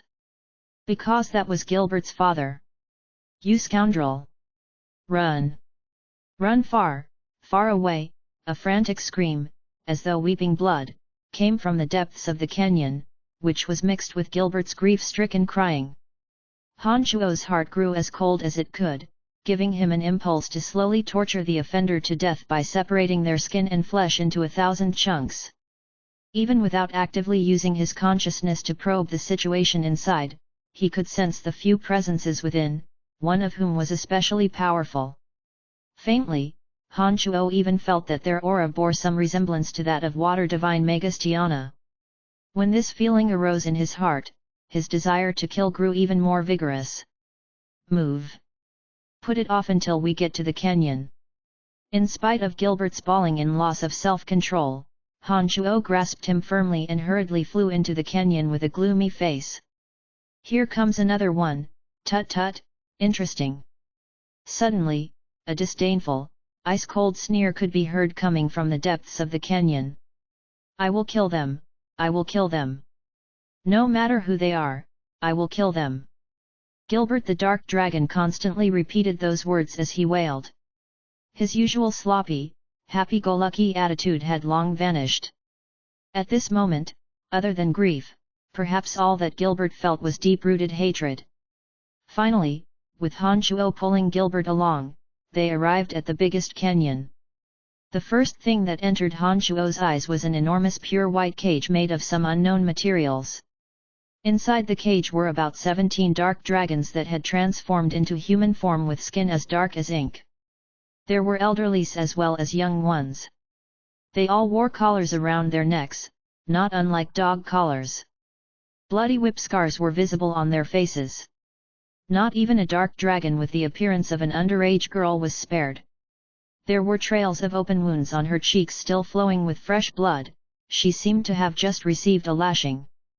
Around the cage were 6 people clad in matching attire that was as white as snow. They all wore an ice-cold expression, carrying a whiff of indifference and ruthlessness. Among them was a middle-aged man with a handsome face that could have been carved with blade. He looked at Han Chuo and Gilbert with a cold and indifferent smile, hands clasped behind his back.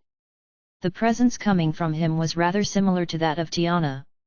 Furthermore, he was the being with the greatest strength in his group, a demigod being. Another puny reptile.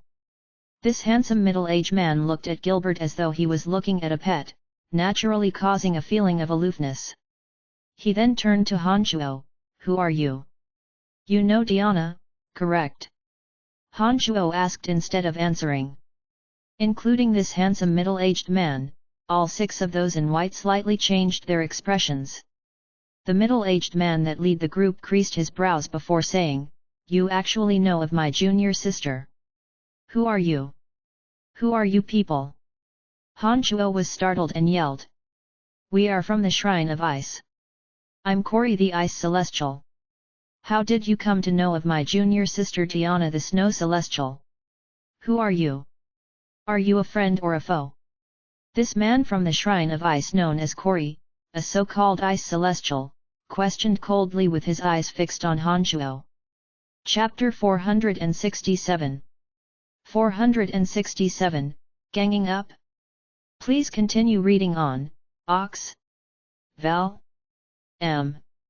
Like the Church of Light, the Shrine of Ice was one of those rather famous religious organizations on Profound Continent. The Shrine of Ice worshipped the Ice Goddess. Although its influence wasn't as extensive as the Church of Light, it was not to be belittled. The Shrine of Ice was the state religion of the Kasi Empire, and their headquarters were also located at the top of the coldest mountain in Kasi Empire. Unexpectedly, Diana was not only the protector of Kasi Empire, but also came from the Shrine of Ice, and was even their Snow Celestial. Han Shuo learned secrets from Kori that even Candide from the Dark Mantle knew nothing about. It seemed that this Shrine of Ice was rather mysterious. At last, Han Shuo finally understood why Diana would scheme against him. It was because the Church of Light and the Shrine of Ice had always cooperated closely. As the Snow Celestial for the Shrine of Ice, it was a matter of course that Diana would entrap them for the Church of Light. The group from the Shrine of Ice, led by Kori the Ice Celestial, were all on high alert as they looked at Han Shuo. Among them, Kori was the strongest, possessing strength approximately that of Han Shuo's. As for the other 5, based on the ice-cold aura they emitted, they possessed about the strength of a sacred grade expert. The strength of this party was not, however, to be underestimated. No matter the nation, they represented forces that no one dared neglect. To be so daring to enter the second layer of the underworld and massacre the dark dragons in their own territories, would certainly have had to possess a certain level of power to be successful. It was also at this moment that Han Shuo began to understand why Lawrence was so happy to find out that Han Shuo possessed demigod strength. The Odin Empire had the Church of Light. Kasi Empire had the Shrine of Ice. Such religious organizations would generally possess terrifying experts. Perhaps the reason the Lancelot Empire had dared not to wage war for so many years was that it held misgivings for those existences. Soon after, another question arose in Han Shuo's heart. The strength that the Kasi Empire demonstrated completely crushed that of the Lancelot Empire. But why was it that for so many years, the Kasi Empire hadn't yet infringed on the Lancelot Empire? By relying on their Ice Celestial and Snow Celestial, before Han Shuo became a demigod, who on Lancelot Empire could stop them? Apart from this, the Brute Merchant Alliance and Angela Empire were both supported by mighty experts. Even the 7 Grand Duchies had Stratholm the Old Monster, another demigod existence. How was it that for so many years the Lancelot Empire remained safe and sound? "What's your intention?" the Ice Celestial again shouted as Han Shuo indulged in his thoughts. He had unsheathed a bone-chilling longsword in his hand. Han Shuo immediately came to his senses, and turned his head to glance at Dark Dragon Gilbert. All he saw was that Gilbert was rained with curses from a small, tearful old man trapped in Kori's cage.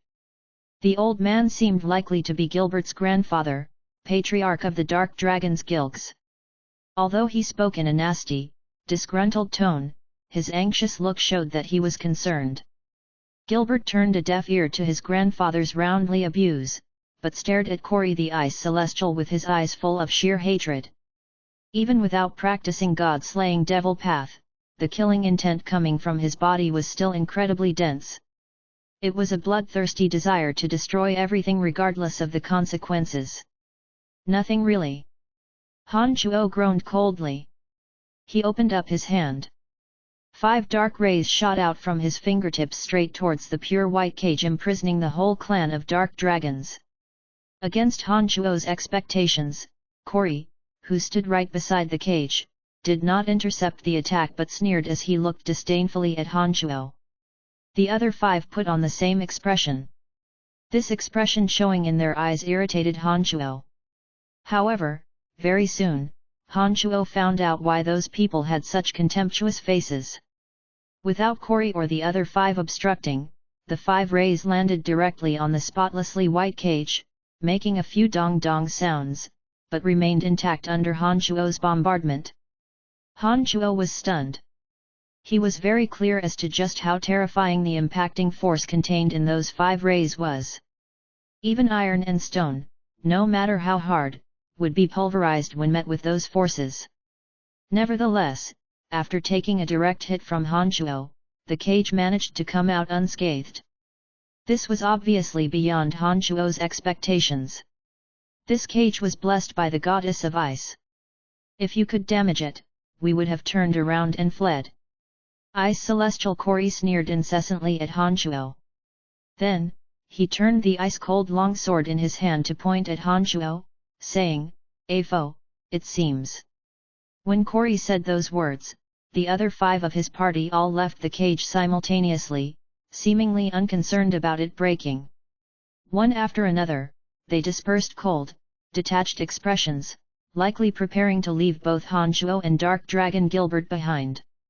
Of this delegation of 6, Ice Celestial Corey was the most powerful. From the presence coming off of him, he seemed to be a mage swordsman. The long sword in his hand contained enormous icy cold aura, which was mixed together with pure, cold divine energy, bearing astonishing resemblance to the holy energy found on the temple knights from the Church of Light. All so-called religions were like this. They could always exchange piety towards their respective gods for some divine energy. Even just a mere share of divine energy was more than enough for them to transcend beyond their own limitations, and gain strength unimaginable to the ordinary man. When he noticed the 6 fellows of the Shrine of Ice attempting to surround him slowly, Han Chuo couldn't help but crease his brows. If it had just been Ice Celestial Corey alone, Han Chuo would not at all have been afraid. After all, Han Chuo had extreme confidence in himself. However, if those 5 sacred grade experts were brought into the picture, Han Chuo would have felt somewhat vexed handling them all at once. Especially, among the 5, 2 were water sacred magi. At that moment, they had already begun chanting their spells. All of a sudden, the entire second layer of the underground world seemed to have transformed into a world of ice and snow. Bone-chilling coldness filled this entire region. "Friend, no matter who you are, don't even think about leaving here today." Corey advanced towards Han Chuo one step at a time as incantations from his subordinates hummed through the air. The long sword in his hand was gradually covered with a layer of frost glittering like diamonds, containing an incomparably frosty aura. "Ganging up? Haha, being ganged up on is the last thing I'm afraid of." Han Chuo was suddenly no longer anxious. Laughing mischievously, he took out the skeletal staff from his hand and followed by chanting necromancy spells. Undead creatures appeared all around Han Chuo one after another. Before Corey could get close to Han Chuo, every last empty space around Han Chuo had begun to close up until there was none left, all occupied by numerous densely packed undead creatures. Starting from the lowest ranking skeletal warriors and ghouls, all the way up to evil knights, a bone devil and a mummy lord, a complete gamut of undeads were summoned. Above all, there was a bunch of totally uncanny zombies each clad with oddly looking armor. Among them was the metal elite zombie wielding the golden cudgel sparkling with golden rays, while the fire elite zombie held the fire lotus pulsing blazes. Among all the undead creatures, the elite zombies somehow appeared offbeat. You really are a damn necromancer." Corey was shocked, somewhat shaken by the countless undead creatures Han Chuo summoned. He. "So what if you're a necromancer? We have even the entire tribe of dark dragons imprisoned in our hands. With merely a ragtag team of lowly undead creatures, what exactly do you think you can do to us?" Corey was very conceited, obviously not seeing these living deads as a threat. Lowly. Han Chuo sneered. Soon after, he inwardly delivered an order to the 5 elite zombies, find an opportunity to form the penta-elemental undead formation. As the little skeleton was busy fusing his soul with the origin crystal containing pure death element, he did not make an appearance this time.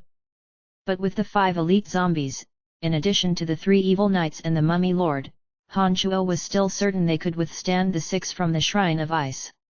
But having said that, as a surefire guarantee, Han Chuo nevertheless had the elite zombies prepare to deploy the penta-elemental undead formation. Although the 5 elite zombies still could not completely fuse their energies, based Little Skeleton's previous statement, Han Chuo noted that even the currently half-complete penta-elemental undead formation could still unleash formidable firepower. "Master, I want to avenge, I want to kill them," Dark Dragon Gilbert roared in rage. "With what? Just you lot?" Corey sneered in the most pejorative tone possible. After that, with loathing in his eyes, he roared, "Cleanse away these filthy necromancy creatures for me." At Ice Celestial Corey's words, those behind him who had been chanting abruptly ceased. Shortly after, the entire region thoroughly transformed into a world of ice and snow. Frigid gusts of air engulfed the entire valley. Huge icicles and hailstones the size of corn shot down from the sky, directed at the undead that crowded the canyon. The magic released by a sacred grade magus was indeed terrifying, and even more so when deployed by 2 sacred magi simultaneously.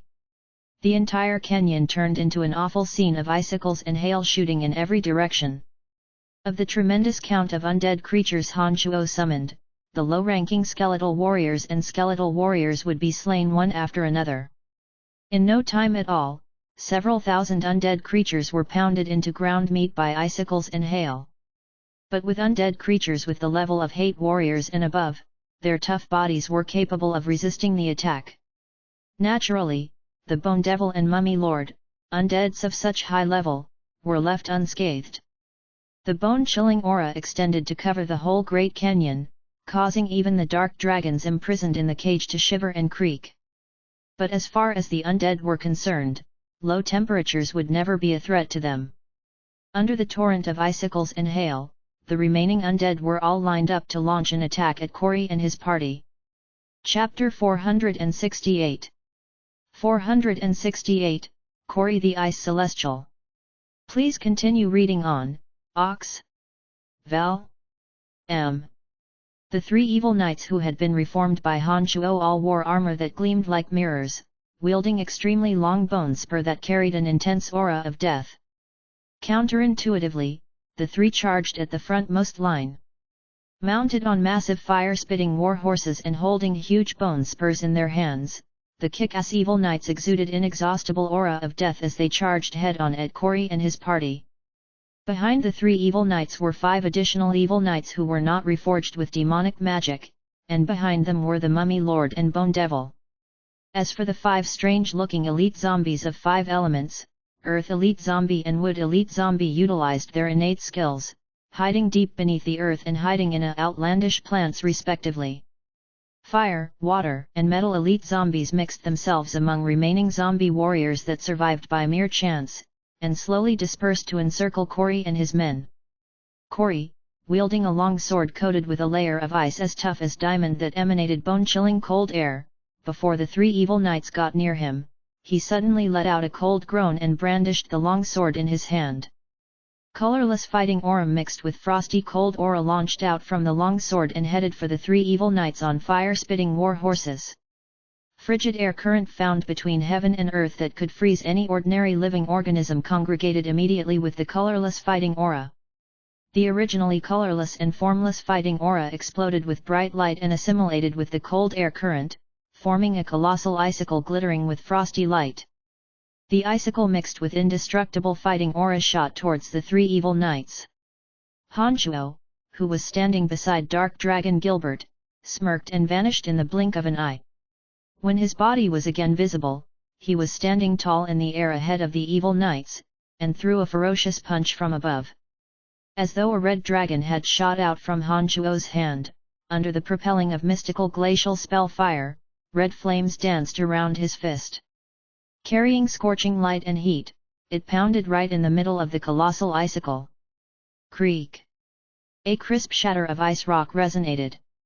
Under the effect of Han Chuo's ferocious force, the slender and long demonic flame first made a big hole on the icicle, only then from within the icicle it released the intense heat it carried, evaporated away the icicle that contained Kori's colorless fighting aura. Your opponent is me. Step by step, without touching the ground, Han Chuo marched towards this ice celestial from the Shrine of Ice. As raging flames burned in both his hands, the searing heat interweaved with cold air found all around, producing fine water droplets that rained down. Who the hell are you? Kori shouted, his heart palpitating with fear. After that strike from Han Chuo, this ice celestial of the Shrine of Ice finally had a taste of just how daunting was Han Chuo's strength was. Even without actively probing Kori with his consciousness, over such short distances, Han Chuo could still sense Kori's actual strength.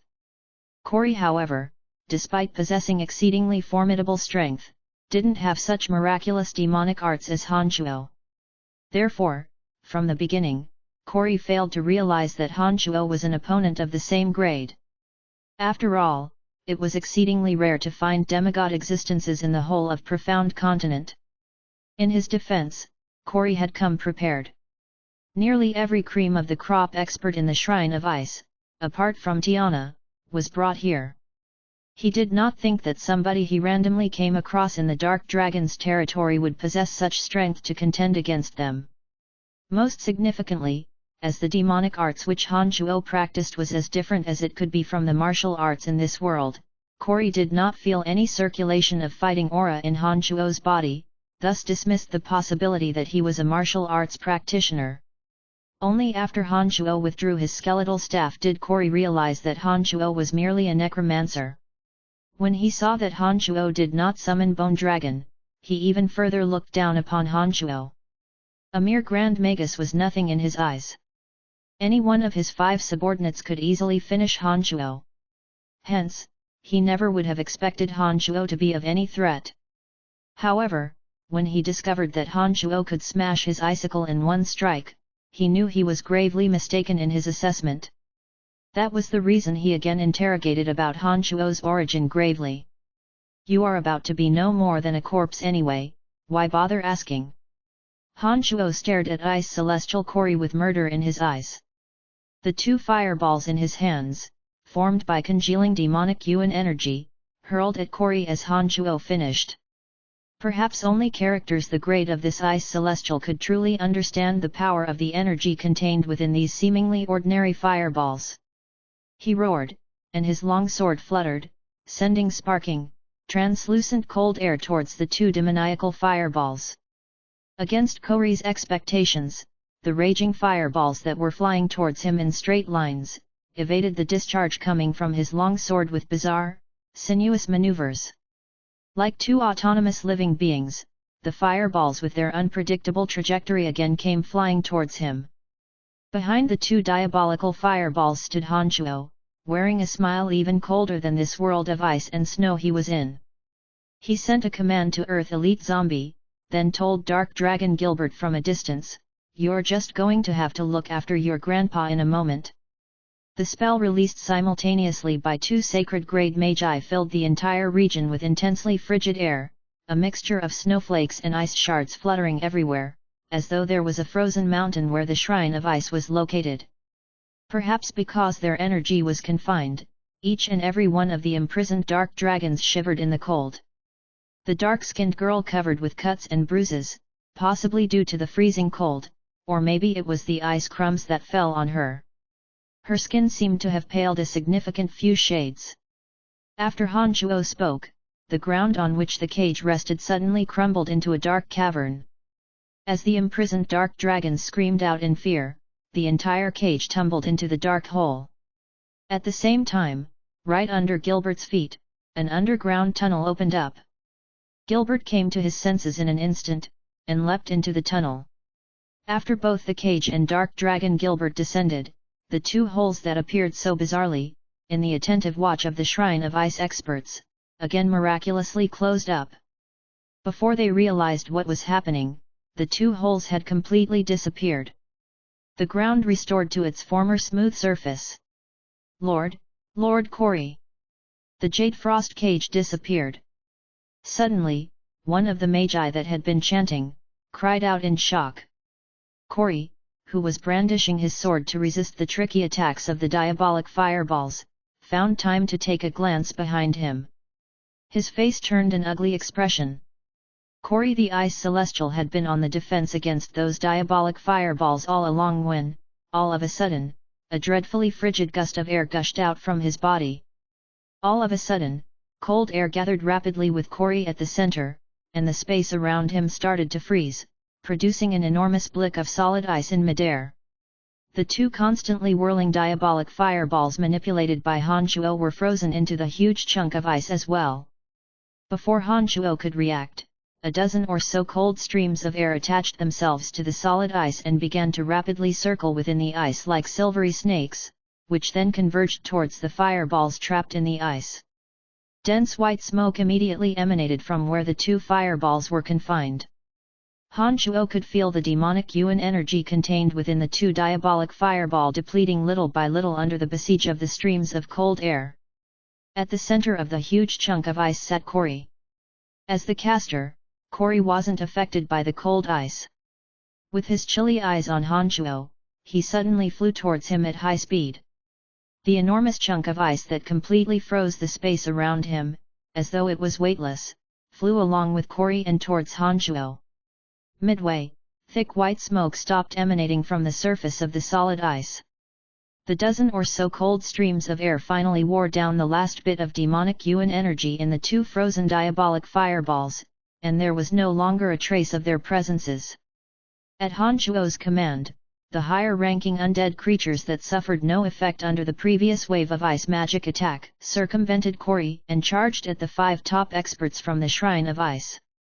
The 5 elite zombies too rapidly scattered around, preparing to release the penta-elemental undead formation. Seeing Corey fly towards him in that big block of ice, Hanchuo's 2 hands began to rapidly whirl about. All kinds of uncanny demonic magic suddenly flew out with whooshing sounds. When the streams of unstoppable demonic light met with the solid ice, they produced beautiful clanking sounds. However, this enormous chunk of solid ice that constantly absorbed the frosty air from the area seemed to be made of the toughest substance. When Hanchuo's unique demonic attacks bombarded the boulder of ice, the deepest dent they made was barely a meter deep, absolutely incapable of penetrating through the solid ice and touch a single hair on Corey's head. Ice Celestial is indeed a well-justified nickname. Hanchuo praised in his heart. He had been, on the one hand, busy releasing all sorts of dazzling attacks on the ice, and on the other, rapidly dodging, pressingly turning over in his mind for ways to break the ice. As the Demon Slayer Edge had yet to completely fuse with the Crystal of Destruction, and was unable to find a way to break the ice at the time, Hanchuo had no choice but to evade at high speed. Fortunately, when it came to speed, Hanchuo always had the upper hand. Chasing after Hanchuo in a colossal chunk of ice, although fast-moving, Corey wasn't nearly as fast as Hanchuo and couldn't get anywhere near him. One couldn't break through the ice, one couldn't catch up to the other, the two were locked in a stalemate. "Father, let me do it! Father, let me do it!" It was at this moment that Hanchuo received messages from the Fire Elite Zombie and Metal Elite Zombie. The two were overflowing with self-confidence, and seemingly sent the telepathic messages to Hanchuo simultaneously. The two then began to charge at Corey. Metal Elite Zombie and Fire Elite Zombie. One wielded the invincible treasure of metal attribute the Golden Cudgel, another wielded the destructive incendiary treasure of fire attribute the Fire Lotus. Hanchuo suddenly arrived at his senses. His mood loosened up and he started to plot on how to relentlessly hit Corey when he was down. Chapter 469 469, Ruptured. Please continue reading on. Ox. Val. M. Fact proved that both the Metal Elite Zombie and Fire Elite Zombie, who obtained treasures of their respective attributes, could indeed release an incredible amount of energy. Under the Metal Elite Zombie's manipulation, the golden cudgel turned into a huge pillar glittering with golden rays. Carrying the force of millions and millions of tons, it directly hammered down on the enormous boulder of ice that enveloped Ice Celestial Corey.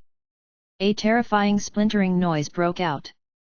Being in the center, Corey suddenly felt an unparalleled vigorous energy rush forth, causing his body to violently quake and his aura to become unsteady. The Fire Elite Zombie immediately followed.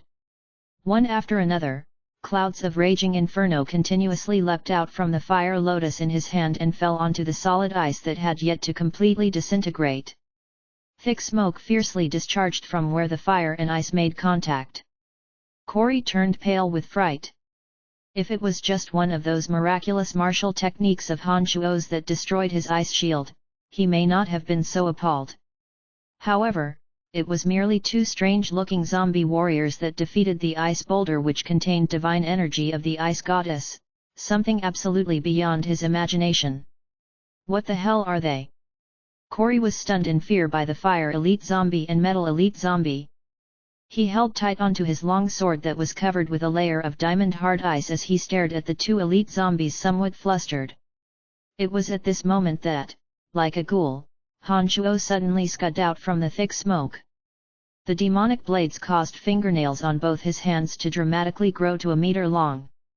As he fluttered his hands in crisscross motion, trails of demonic light violently shot out, seemingly weaving a huge intangible web to trap Corey.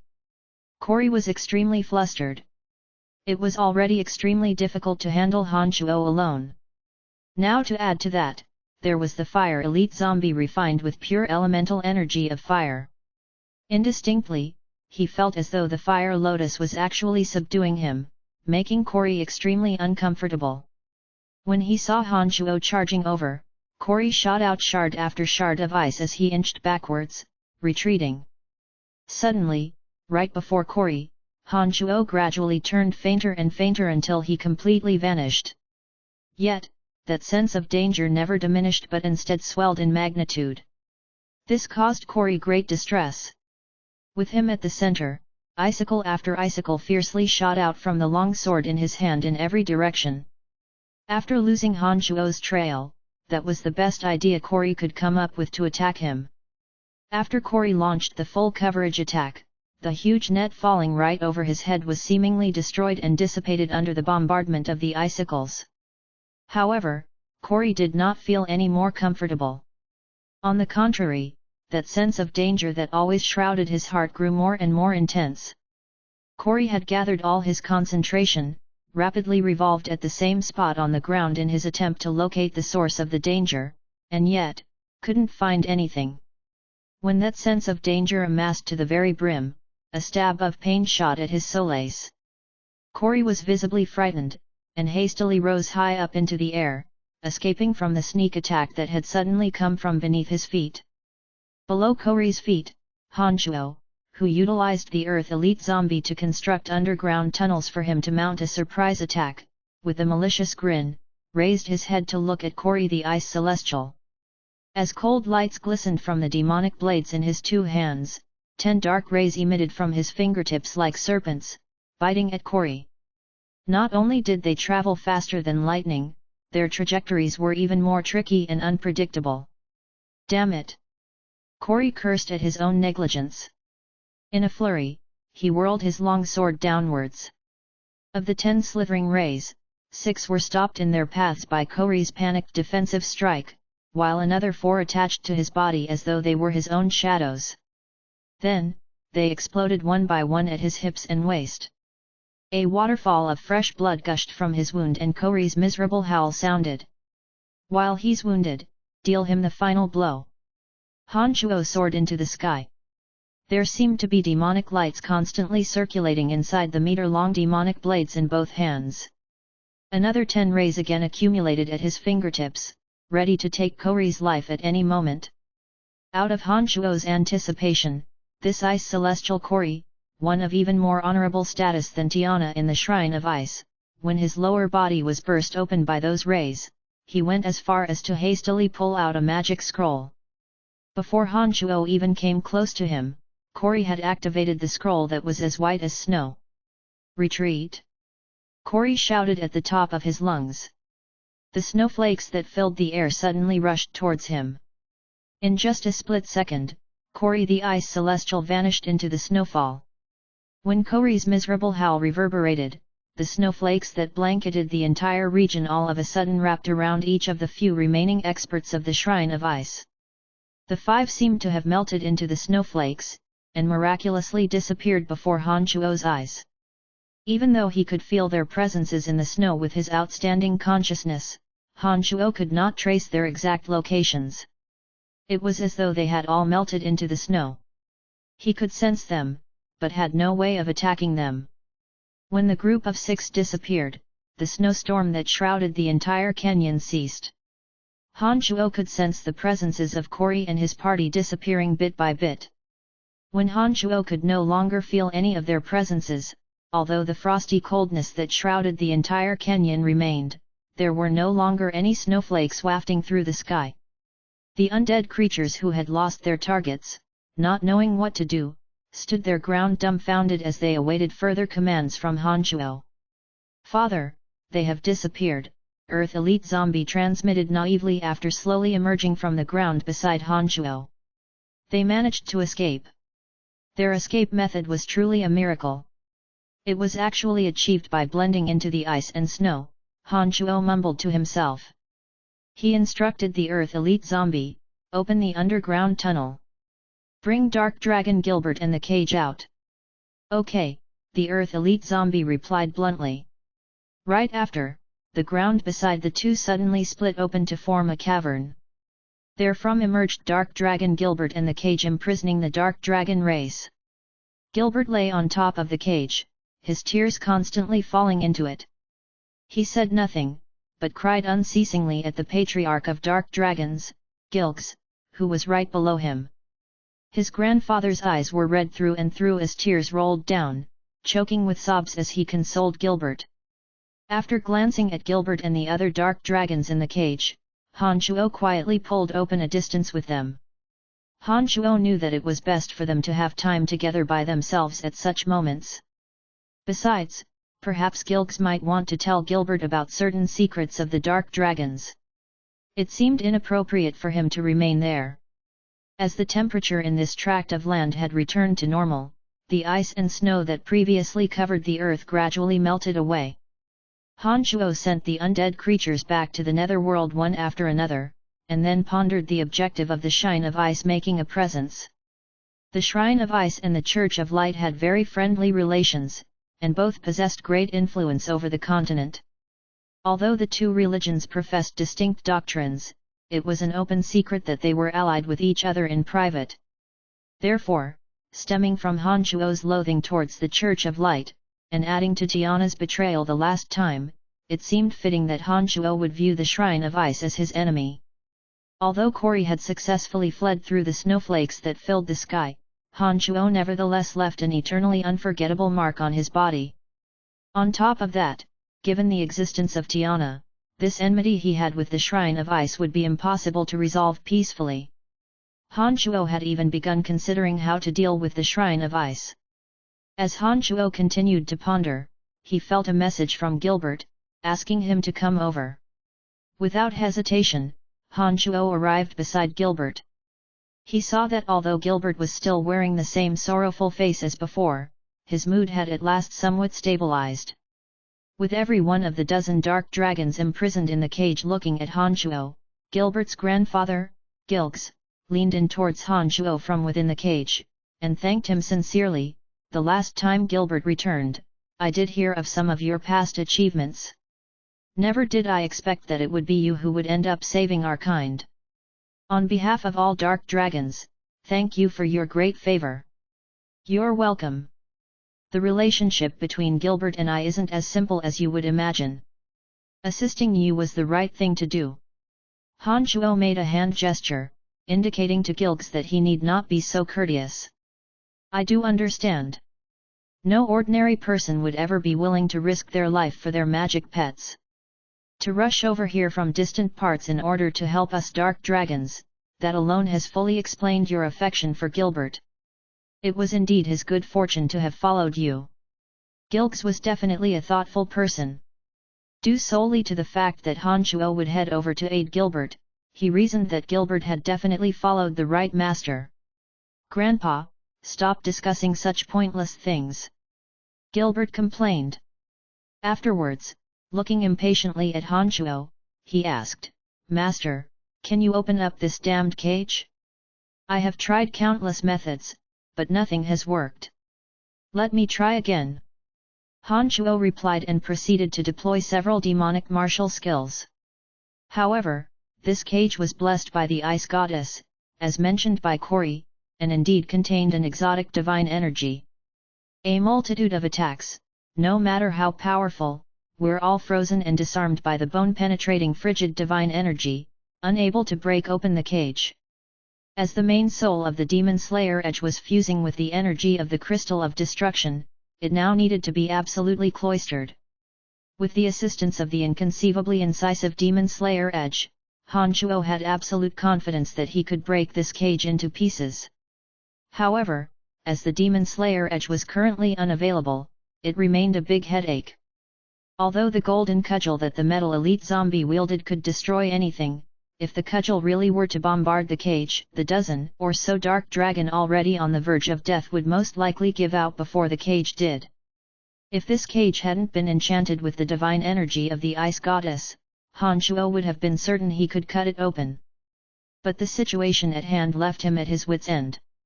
While he racked his brain, he suddenly recalled someone who might be of use. He let out a soft cry at once, perhaps there's still a way. Chapter 470 470, Past Events 1000 Years Back. Please continue reading on, Ox. Val? What do you mean? Gilbert asked insistently. Elizabeth is in Brettle City. I think she can help us. Han Chuo explained. Elizabeth, a target on the Church of Light's hit list, possessed a most bizarre body of divine favor with the miraculous ability to absorb divine energy from followers of the Church of Light. Han Chuo had a feeling that she might be able to absorb and remove the divine energy contained in the cage. Without the protection of divine energy from the Ice Goddess, Han Chuo had 100% certainty of breaking the Jade Frost cage. Gilbert wasn't fully convinced. But when he saw Han Chuo's confidence in the idea, he asked, can she be trusted? I'm not too sure either. But there's no harm trying. Han Chuo replied. You are called Brian, right? Gilgs, the Patriarch of Dark Dragons, raised his head and asked. Yep. Han Chuo replied. Thank you for your rescue. My race of dark dragons will engrave your grace in our memory. Gilgs kowtowed at Han Chuo. Then, he raised his head and said, one of the reasons those of the Shrine of Ice came here, killed my tribesmen, and imprisoned us here was to turn the entire race of dark dragons into their saddle horses. The other was to find out the route to the third layer of the underground world from me. The third layer of the underground world. Han Chuo was startled. Then, with glistering eyes on the Patriarch of Dark Dragons, he asked, what exactly was the situation? Since Gilgs took the initiative to divulge the condition at the third layer of the underground world, it seemed that he intended to speak out candidly about the whole sequence of events to Han Chuo, something Han Chuo had not expected. 2 years ago, when Gilbert returned, I learned from him that you were the owner of the skeletal staff. And from that moment on, I stopped advising Gilbert not to follow by your side. Because, the owner of the skeletal staff surely couldn't be an enemy to us dark dragons, the Patriarch of Dark Dragons said in a heavy voice as he looked deeply at Han Chuo. Han Chuo grew even more bewildered. Gilg seemed to actually understand certain origins of the skeletal staff. He couldn't help but withdraw the skeletal staff and fiddle with. Looking at the Patriarch of Dark Dragons in an odd manner, Han Chuo asked, why do you say so? Because, 5,000 years ago, the race of dark dragons had been going to battles under command of the original owner of the skeletal staff. The reason we dark dragons had always lived in the second layer of the underground world, was also because the original owner of the skeletal staff had commanded us to, so as to prevent anyone from intruding into the third layer of the underground world.